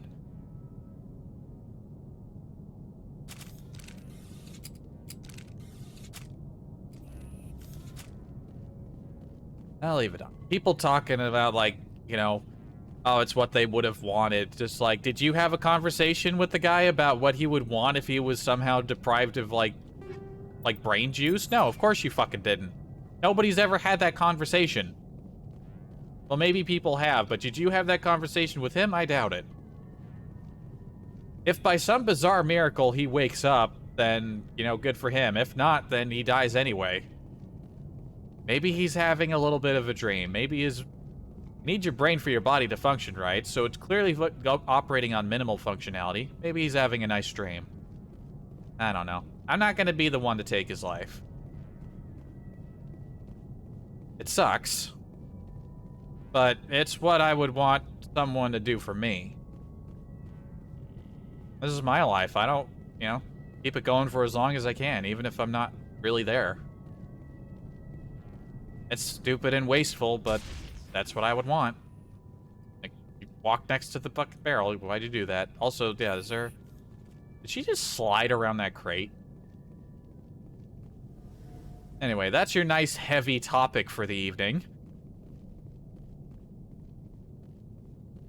Doesn't look like there's really anything else. We came all the way around this side, and we ran on the other side. There was only that one container in the entire cargo bay. Yeah, we're done here.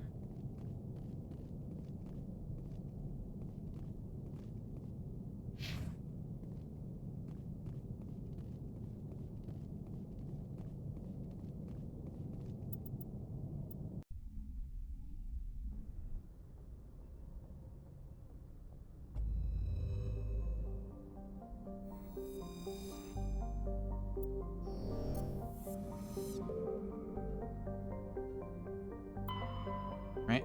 Explore the rest of the system, then we go back to Sol. Probably have enough time to do that mission on the moon and check out the rest of the system there before, you know, we call it for the night. Enteropus is a hydrogen-helium gas giant that formed in the outer regions of Ming's system and is in the process of migrating inwards. In a few million years, the planet's atmosphere will begin to boil away into space. There is a sizable temperature difference between the side of Enteropus facing the energetic blue star primary and the side facing the cold depth of space. This variant powers massive cyclonic wind system and intense heat. Words, and I'm missing an entire fucking punctuation. The intense heat it absorbs from the sun, in addition to its own internal heat engine, causes the planet's dark side to radiate faintly in the infrared. Neat. Harag. Harag is a large rock planet, with an atmosphere composed of nitrogen and argon. Despite lying over 600 AU from Ming, its surface is scorching hot, and mainly composed of alumina with deposits of silver. I like silver. Due to the radiation and heat, landing on Parag's sunward side with anything less than warship-grade shielding will likely be fatal. Parag rotates at a retrograde to the rest of the Ming system, indicating it is likely a captured body. Very long orbital period. Relatively similar Earth hours, though. Large deposit of titanium. Pretty cool. Altanorch. Altanorch is a small but typically hydrogen-helium gas giant with no outstanding features. Its combination of strong magnetic field and relatively shallow gravity well make it a popular stopover world for discharging FTL drive cores. Scanning Altanorch revealed something of interest in a debris field. Joker brought the Normandy in close, and a small team was able to retrieve some valuable detritus, including a League of One medallion. This is a popular stopover, and nobody found it. I guess nobody's bothering with slight, ruins or debris fields.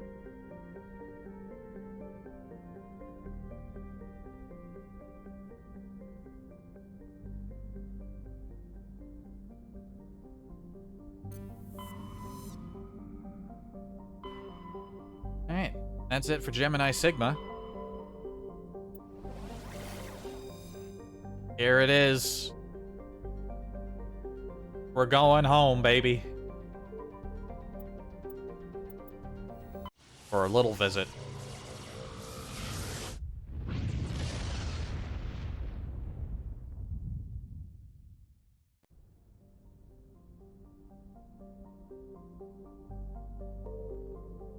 Do a little flyby of Earth.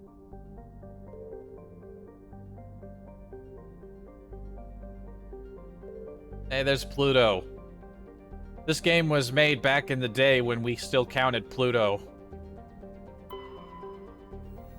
Ever since Pluto was declared not to be a planet, shit's gone downhill. This timeline all started with people not treating Pluto with any respect.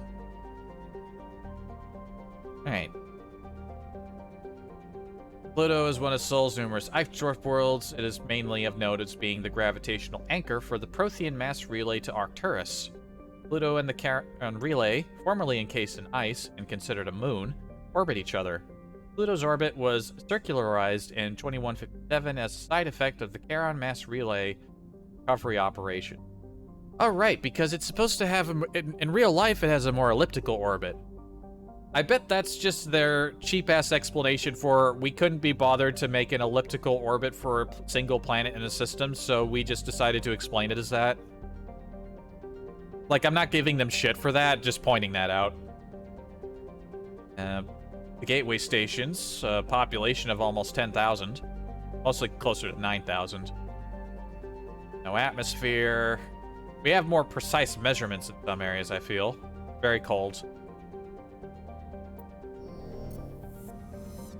Goodbye, Pluto. Also, isn't it much further out? It's surely not orbiting that... Its orbit isn't that close to Neptune's, is it? Is it? I'm not gonna look it up right now, but... beautiful Neptune.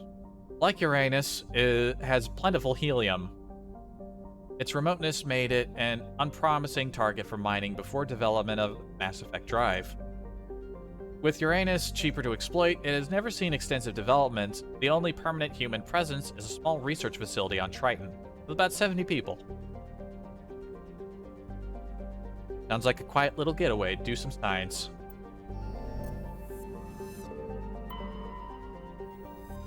And here we have found a Uranus.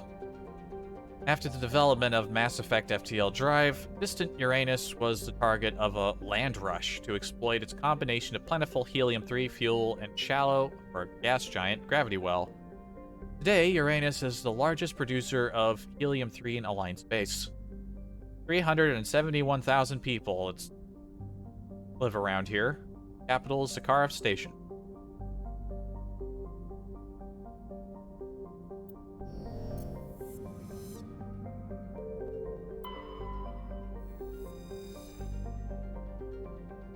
I haven't seen, like, any new stuff about the solar system in ages. I ought to look up, like, the most recent images we've taken of our planets. Saturn has been a major source of helium-3 fuel for fusion plants since the 2150s. The moon of Titan is mined for hydrocarbons and used as a hostile environment training facility for Alliance Marines. Population, orbitals, and Titan, 117,000. Capital is the Huygenstone.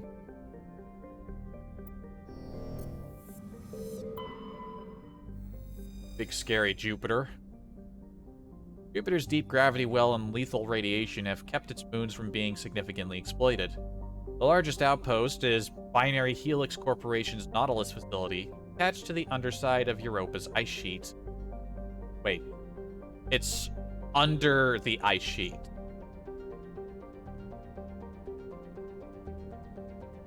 Okay, I am gonna look up something here real quick.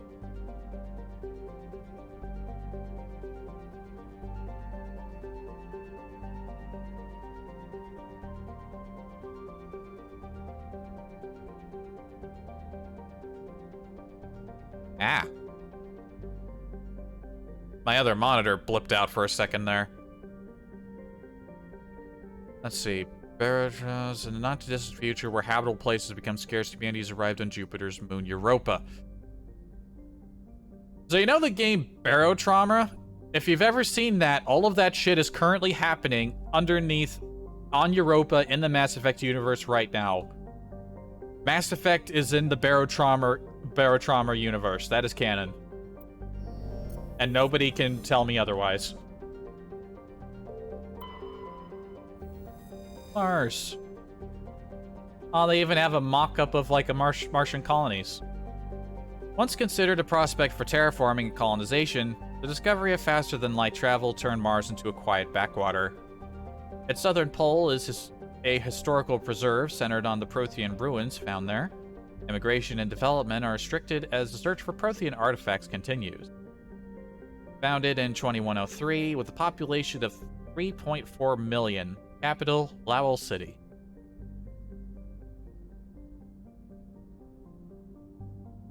I mean, I would say people would still want to terraform Mars anyway. I mean, at least if it's gonna take a while, get fucking started. Having another huge terrestrial habitable world in our star system, why would they still not want that? The center of humanity, it's right here. Like, come on, man.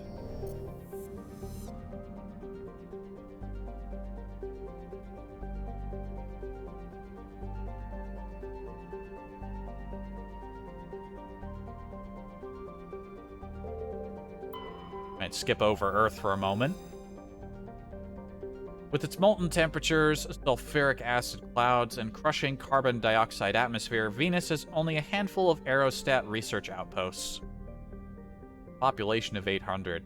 If you've never heard the recordings of the surface of Venus, they had that one Soviet probe that landed, and they were able to receive the recordings of... They had, like, microphones on, like, the outside, I guess. Interesting stuff. No, they had, like, a rover. It was, like, digging up samples. It was or something, wasn't it? All I remember was finding the howling of the winds quite haunting.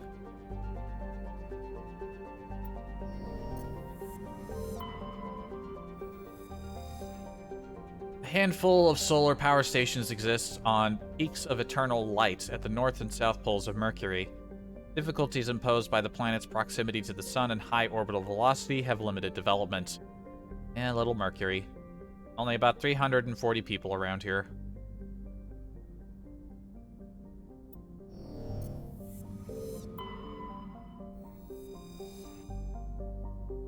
Man, Earth looking fine. For detailed information, please refer to the standard issue Alliance Galactic Codex. Earth orbit is riddled with debris generated by bootstrap space development. Use of kinetic barriers is recommended at altitudes over 85 kilometers.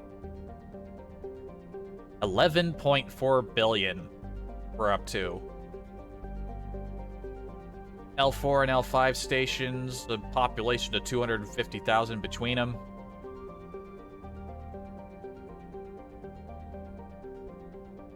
I like how it just says surface temperature 23 degrees Celsius. Yeah, I guess that's the average temperature around the center right now. That's some bullshit. Is that even, like, an actual Earth continent we're looking at? There's so much cloud cover, I can't even tell.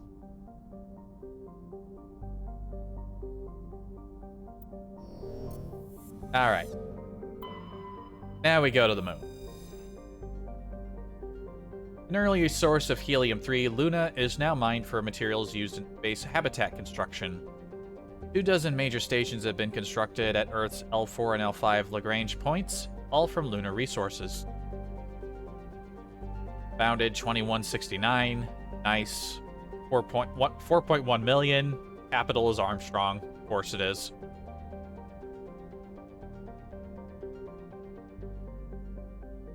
Capital Nort's Mr. Alien. Alright. Let's go drive around the moon.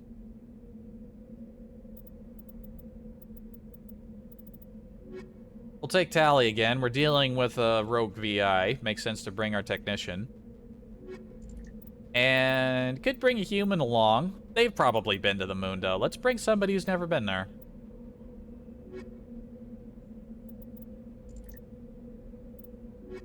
We brought Liara on the last mission. We'll take Garrus on this one.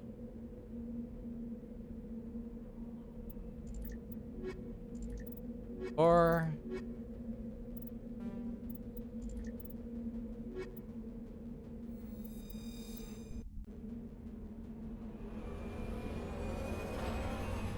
I took these two on the mission to pick up Liara. I could have brought somebody else. Ah, well. It don't matter. We're just dealing with a VI. It's not like we're going to be chatting people up.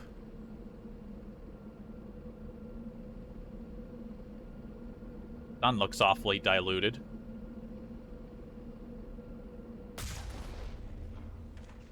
Whoops. My finger slipped. Anyway, where was that aimed? I think that was aimed at California. Okay, well, you know what? Another one for good measure. It's California. Let's see here. Is there much of note? I think the debris field over here is just... is like the lander.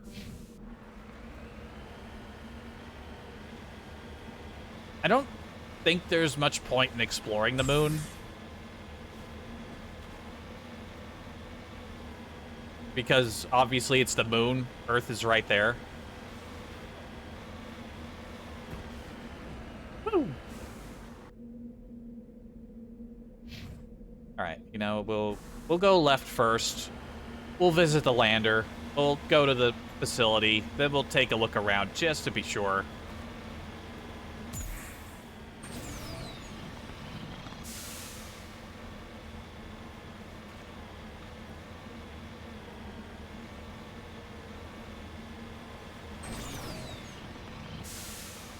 No, that's not the lander. That's a probe.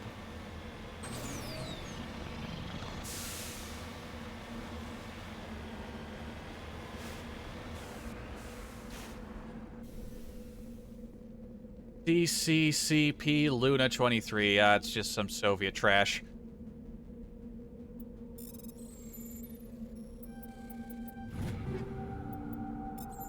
With cryo rounds and incendiary rounds inside of it? Uh-huh. Bit odd.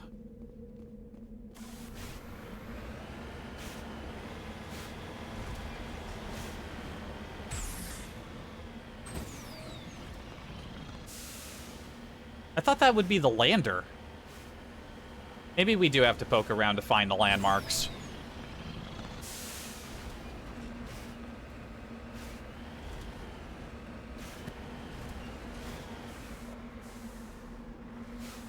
Correct me if I'm wrong, but this is one of the only places we've been to so far where we can actually... that doesn't have an atmosphere, so we can actually see up. That can't be right. I'm wrong, aren't I? No, we've had to have been to one that had clear skies. Think there's anything back here. But you know what? I thought that before and we found something. First, my explorative nature. Okay, yeah, no, there's nothing.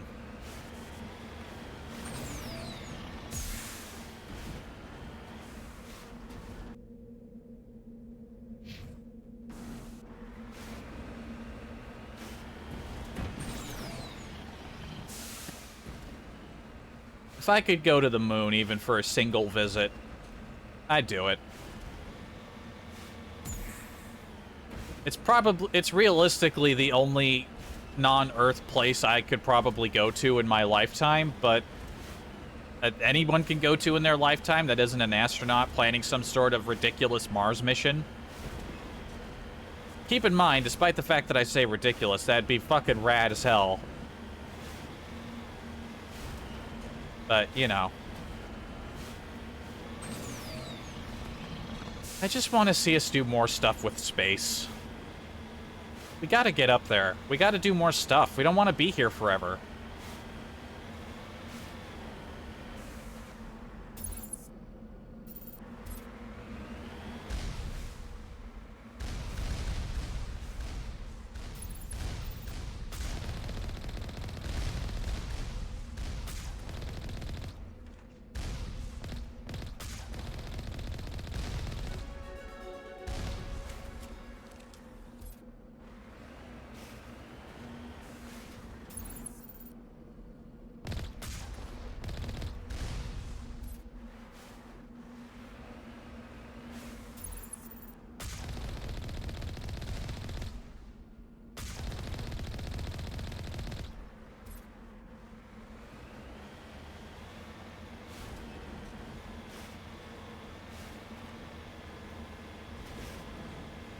Alright, we'll finish this off and do our driving.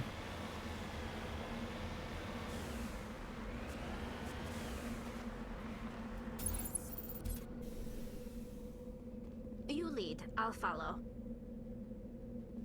Just lead the way. So yeah, everyone, this is, figured I'd take you on a little field trip. That up there is Earth. It's pretty cool.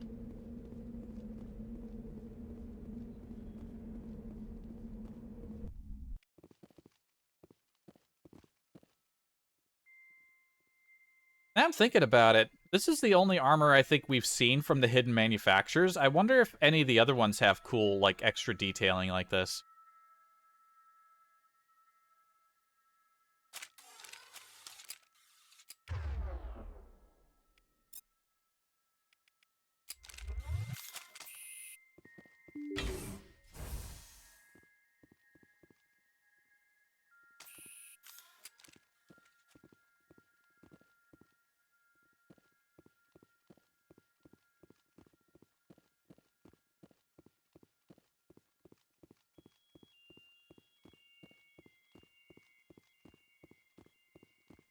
Power junction here. I forgot all about this one particular very haunting track. I really like it. Judgment. Okay, I gotta look at that one. Does that one have, like, a special design to it? Actually does. The Judgment is a heavy pistol manufactured by Batarian State Arms that fires 3 pellets per shot. Be devastating at close range. Like all Batarian weapons, it coats its projectiles with council-banned chemicals, which may induce toxic effects on target. Wait, it just does that by default?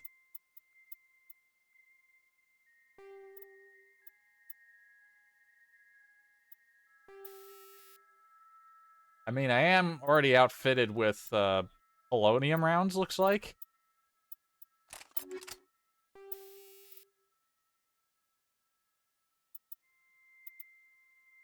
What happens if I put the hyperrail on this?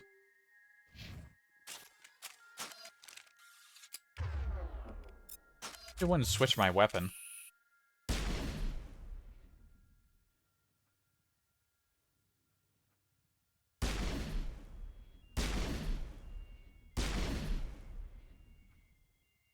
Oh, I thought when it said 3 pellets, it was like a burst fire.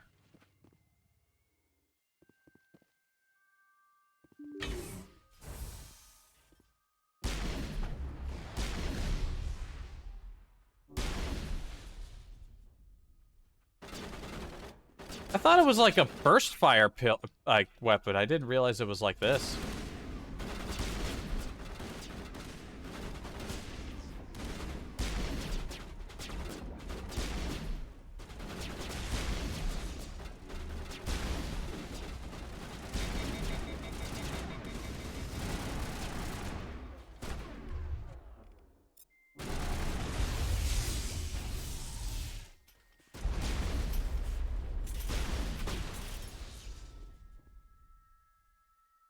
Garrus, this is not the time to take a nap.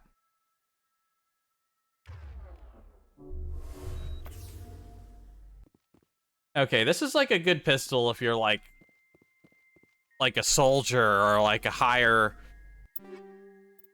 If you're not a fucking... If it's not like your only like trained weapons specialization, you know?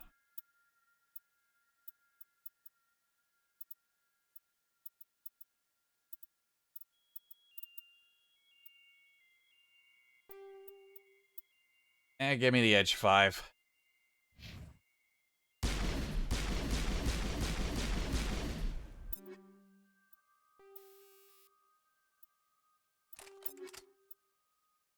Wait, no. No. Hold on. Wrong weapon.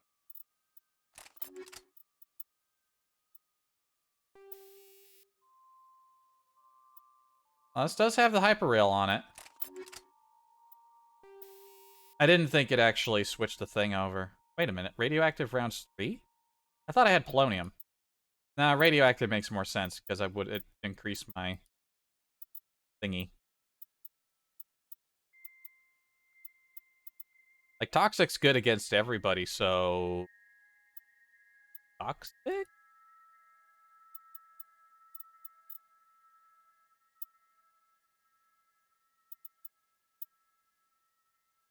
I kinda like the sound of cryo, actually. No, I'll go with that.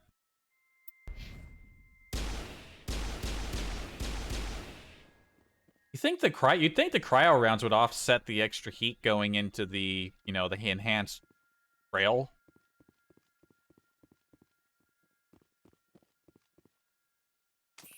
And so all that experimental shooting just woke up all the robots.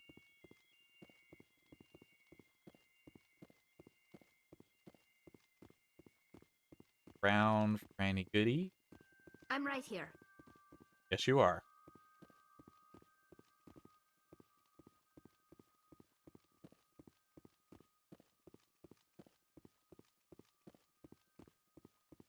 Doesn't look like there's a whole lot around here. I bet it must look odd to people, like, in-universe who recognize the armor shepherds. It's like, why is a human wearing Batarian armor?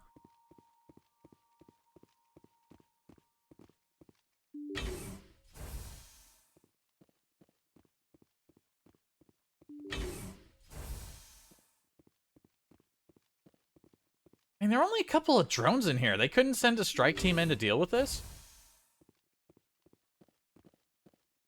Could they not? VI conduit. Are we just destroying these? I don't know why you brought that out.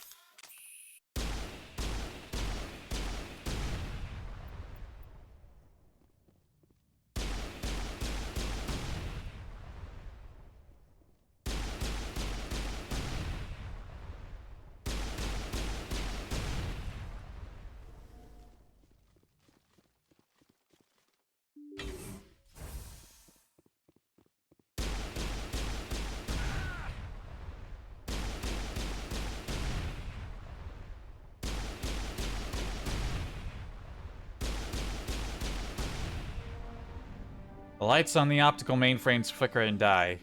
First of the 3 computing clusters containing the VI is offline. Oh, wait, there's more? There's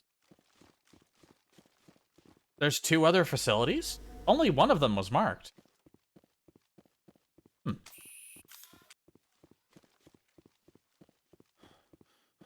Alright, guess we have more work to do.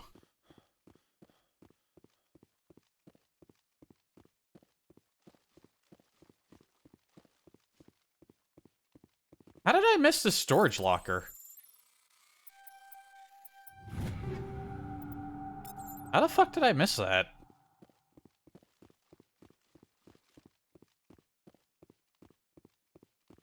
I don't think you ever figure out why the VI even goes rogue.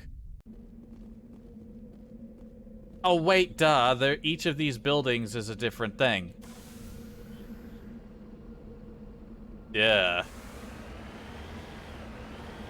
I'm a dummy.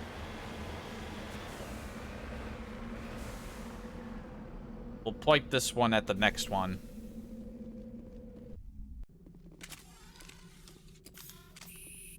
Why are you both still poisoned?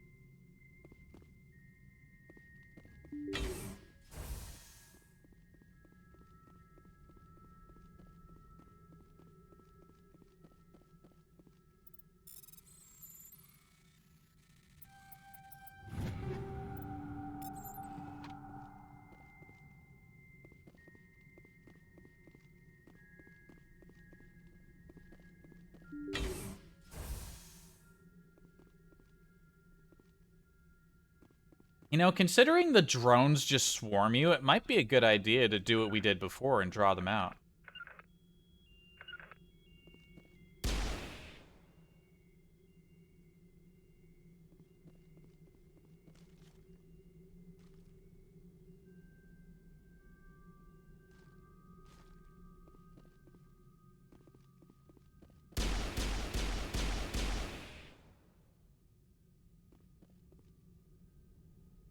They're not moving. I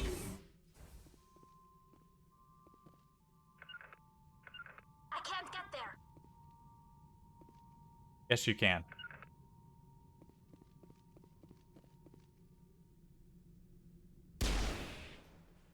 There we go.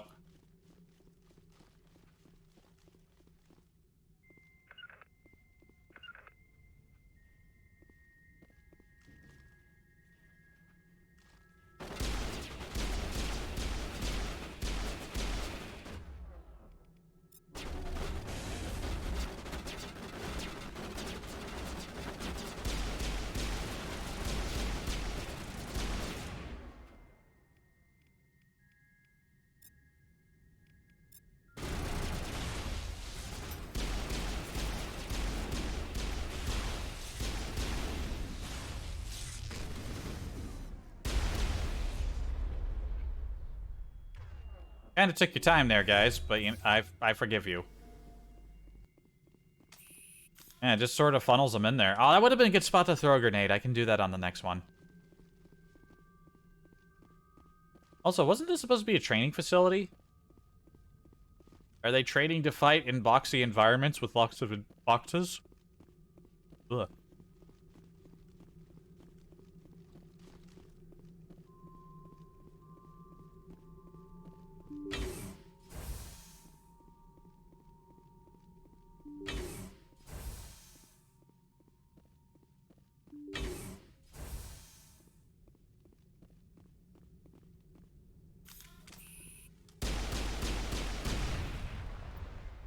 Kinetic barrier fields powering up through the entire bunker.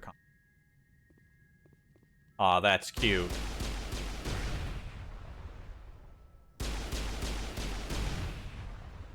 That's cute.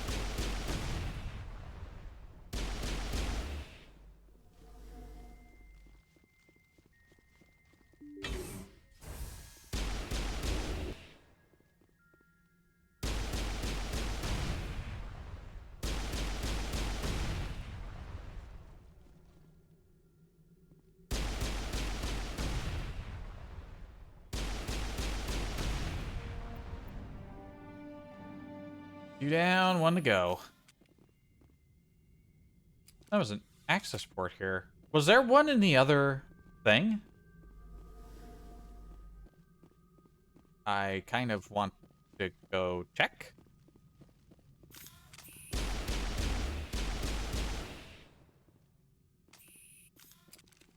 At least those ones entirely block the doorways. Ones they put up in front of the thing, it's just you saw it, I just shot around them. It's trying its best. Please don't laugh at the VI. Please.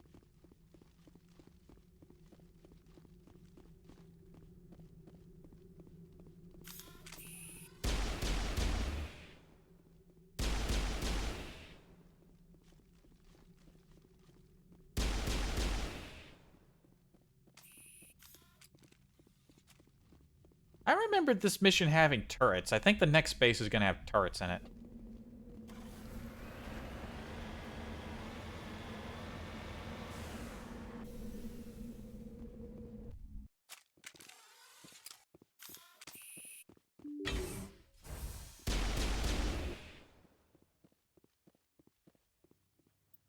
Yep, they heard it that time.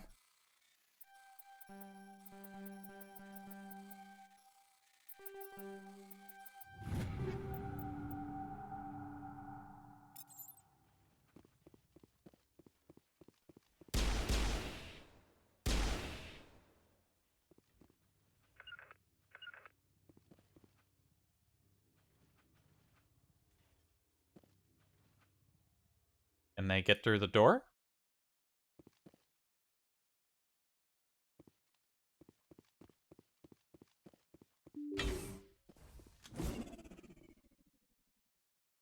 Oh, that's right. The berry is blocking them.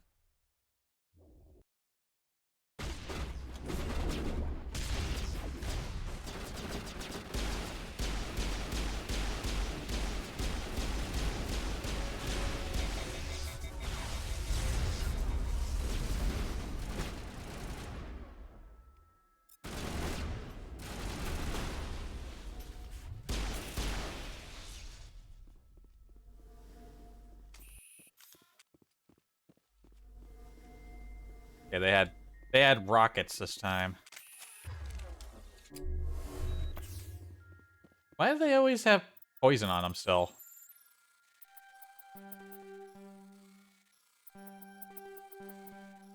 Eh.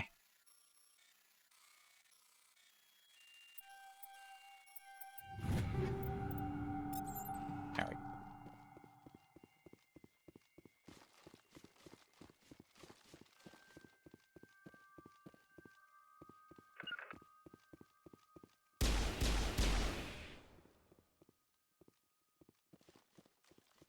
Wetting in its virtual boots now.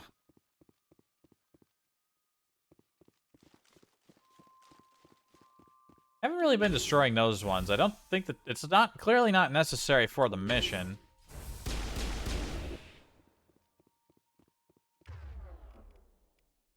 Honestly, why not use that I don't normally?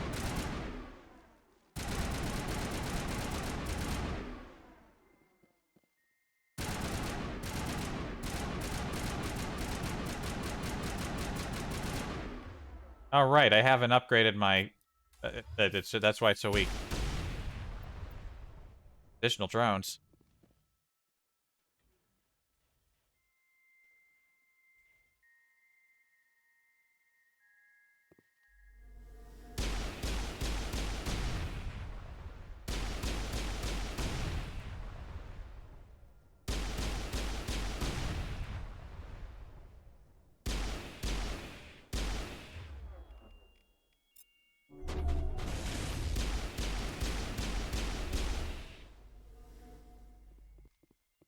Your drones are shit.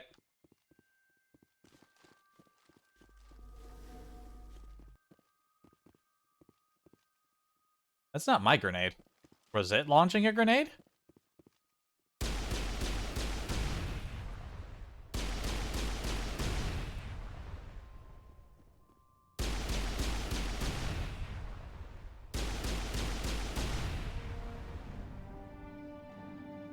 Burst of white noise over all frequencies nearly deafens you. Your hard suit Your hard suit's heads-up display interprets it into a series of zeros and ones. They repeat again and again, blanketing all frequencies until the lights on the final VI cluster flicker and die. Specialization class achieved. Is that what the binary says? Your specialization class will replace your base class and the talents on the squad screen. Talent ranks in your base class transfer over to your specialization class. Go to your squad screen and view the bonuses you gain. Each rank of your specialization class. Okay. So, operative and medic. Ah, shit, we've hit 4 hours. We're probably going to go over a bit. We might save the lore readings for next time after we finish driving around. Operatives are masters at manipulating their environment to maximum advantage. Reduces recharge time on all tech attacks, improves overload, improves sabotage. Or medic. Medics combine tech and healing abilities to boost the efficiency of the whole squad. If this was like a real-life promotion, I'd go medic, because I like the idea of keeping people alive, but honestly, we haven't had that much trouble. And I like, this is like super engineer Shepard, so... Operative. Well, for a moment, I thought the sound went away.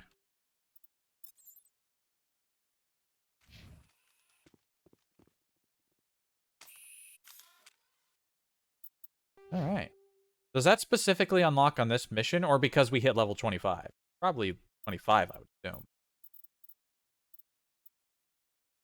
Okay, yeah, here's operative.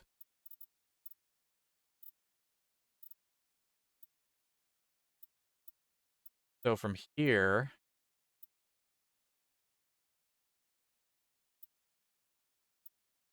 Further recharge time reduction on all of our tactical abilities. Increases overload radius by 2 meters. Explosion damage by 50. Shield damage by 200. And damage vulnerability by 5%. And then sabotage. Increases radius by 2 meters. Explosion damage by 50. Damage per second by 1. And duration by 5.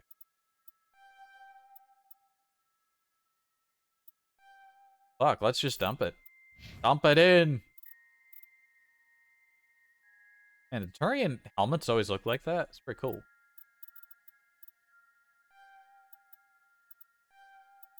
Unlock it.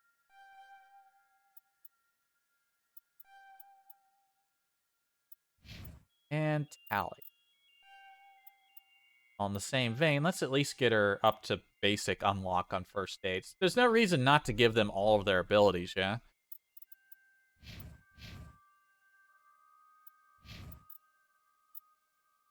Can they go further up on their agent stuff? I think only Shepard can.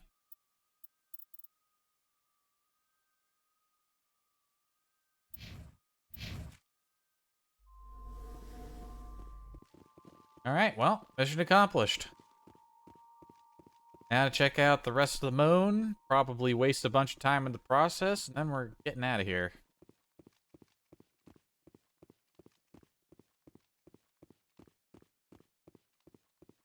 So what do we do next time? More exploration. There's still plenty of places to explore and see and do. And then... yeah, we revisit the Citadel. And then, which other mission do I want to do next? I think I normally went to Novaria? Novaria is the cold planet that's got the lobsters, right? Eh. And then Pharos is the Prothean ruin world that's got all the...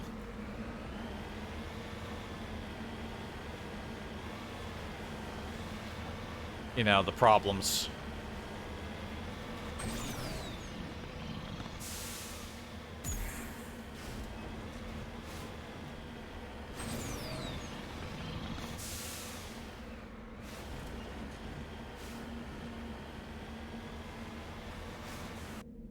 Oh, right, I wanted to check and see what that thing was. Rogue VI. I want to check a thing. I want to know what the thing said. Rogue VI. I want to know what the binary means. Oh, I already spotted something interesting in here. The indoor encounters have been made easier in the Legendary Edition in terms of number and initial placement of enemies.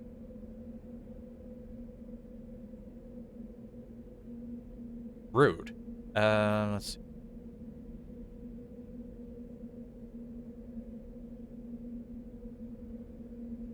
Once the mission is complete, you'll be presented with text dialogue depicting the VI's final moments and give you specialization class. Oh.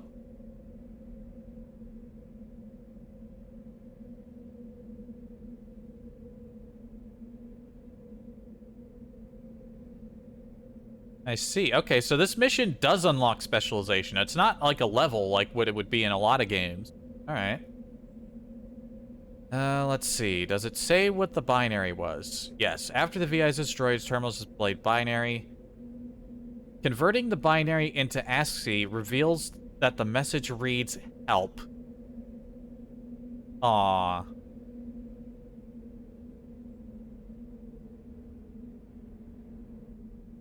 The journal entry after the assignment hints that the VI may have been deliberately sabotaged to make it achieve sentience.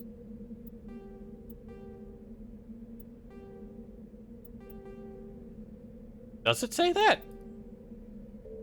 It doesn't look like it says that.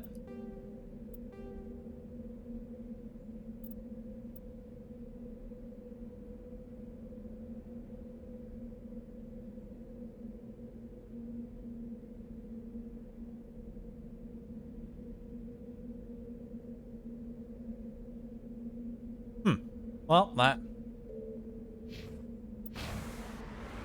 I also saw something a bit spoiler in there, but maybe we'll hear about it another time.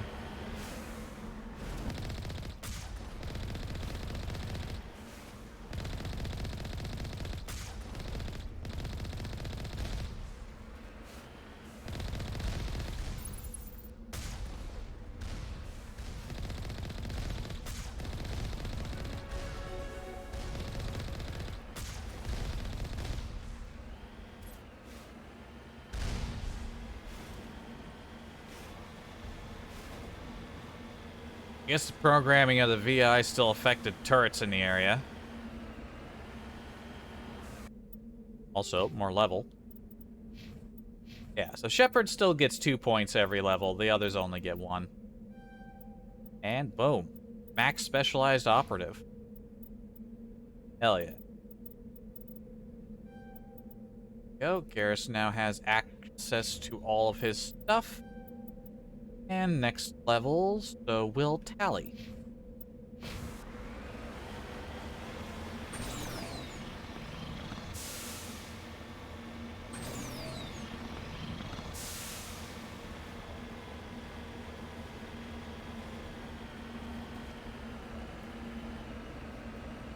Just random turrets at the base of the hill. Not sure what that's all about.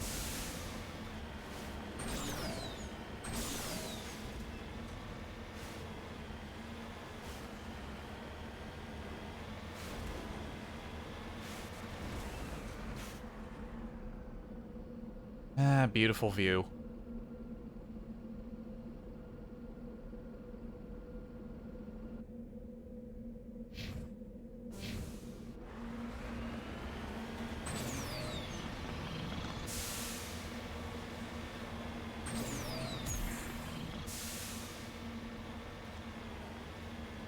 I could have sworn that there was more verticality to the boost, the jump. I'm probably misremembering.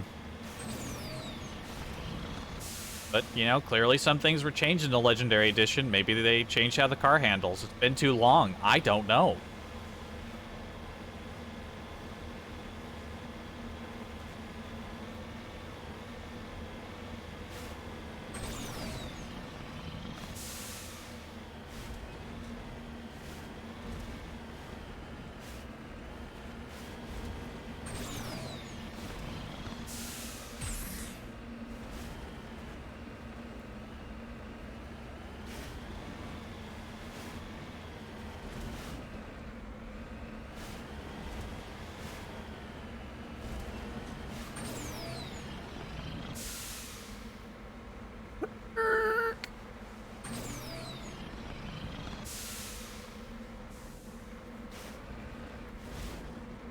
Pardon me, I would like to scale the mountain.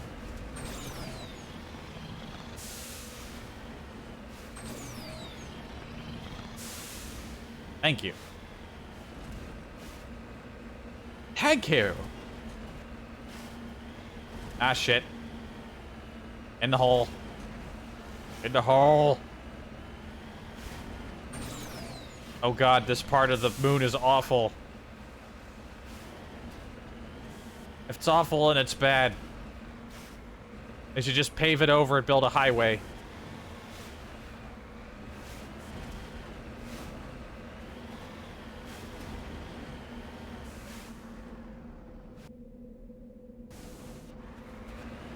Alright, well, there's more turrets over there.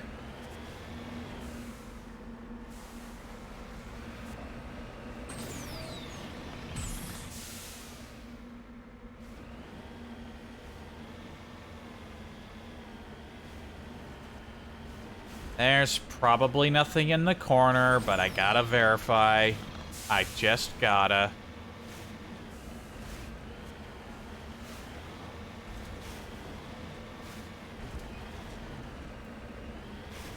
One of these days, I want to try streaming...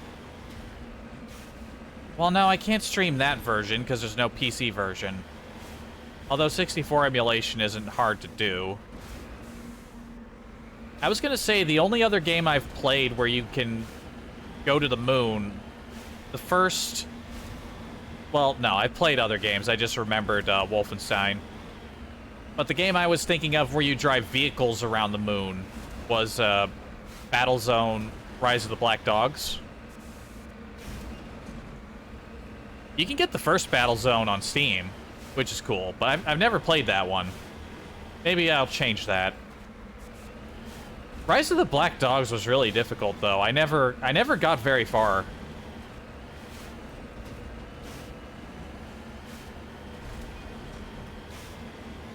And I actually, it was a couple of years ago, actually. Like, I have a copy. I brought out my old 64, which all still works. Because back then, Nintendo built to last. And, like, I tried to do it, and I get, like, 3 levels in. I get to that one where there's these long, winding, like... I forget what planet you're on. It might have been Mars.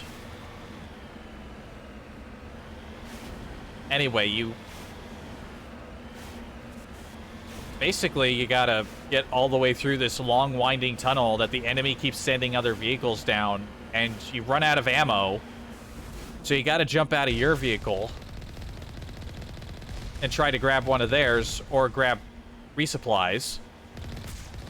The thing is that the AI is smart enough to pick up the resupplies, too. Either because they also have an ammo count they need to keep track of,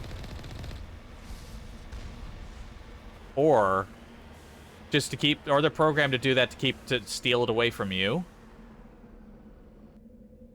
Thing is, they do that, and you have to take their vehicle, but usually by the time you can snipe them out of theirs and steal it from them, you don't have any, you know, they might not have ammo either.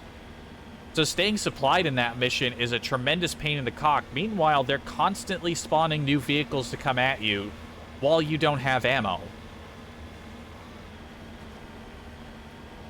Maybe it would be easier if it was better to aim. You're aiming with a controller, so naturally it's not going to work out very well. It's going to be dog shit. Maybe if I played it on PC and I could actually aim quickly and properly, it wouldn't be as much of a pain.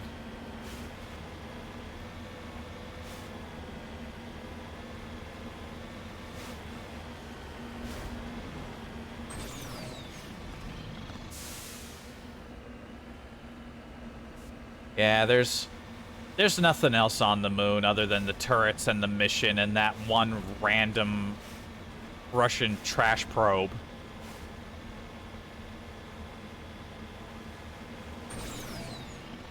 We're basically back at where we started.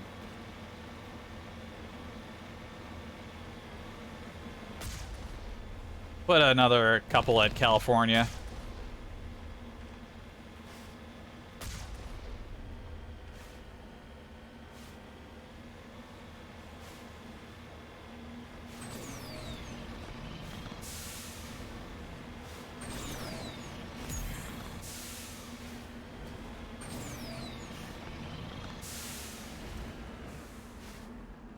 Alright. It may be a featureless rock, but it's our featureless rock. Let's go report into Hackett. Hackett, packet. Why, he's not gonna call us? Huh. I thought that'd be one of those ones where he'd call us with a debrief.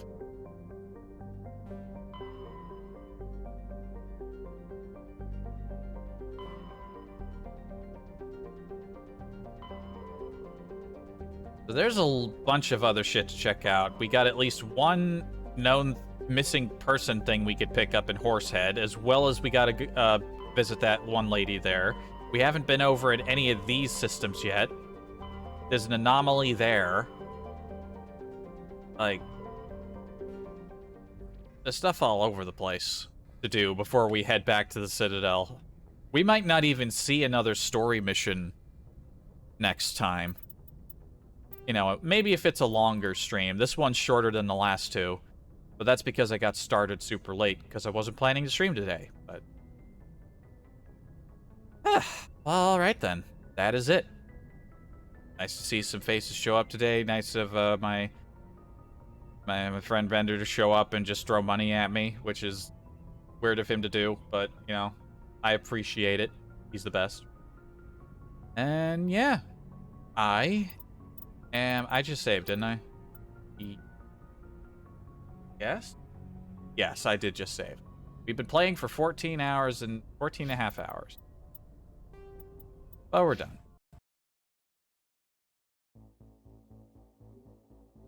Hope you enjoyed it. Until next time. I actually did get that work that I was planning to get. So I got, in fact, I even got an email related to that. So the next stream, these last 3 streams have been pretty close to each other. The next one might be a ways off, because I'm going to want to focus on the work and get that done before I start goofing off heavily with the games. So next stream, going to be a while. Anyway, until next time, have a good one.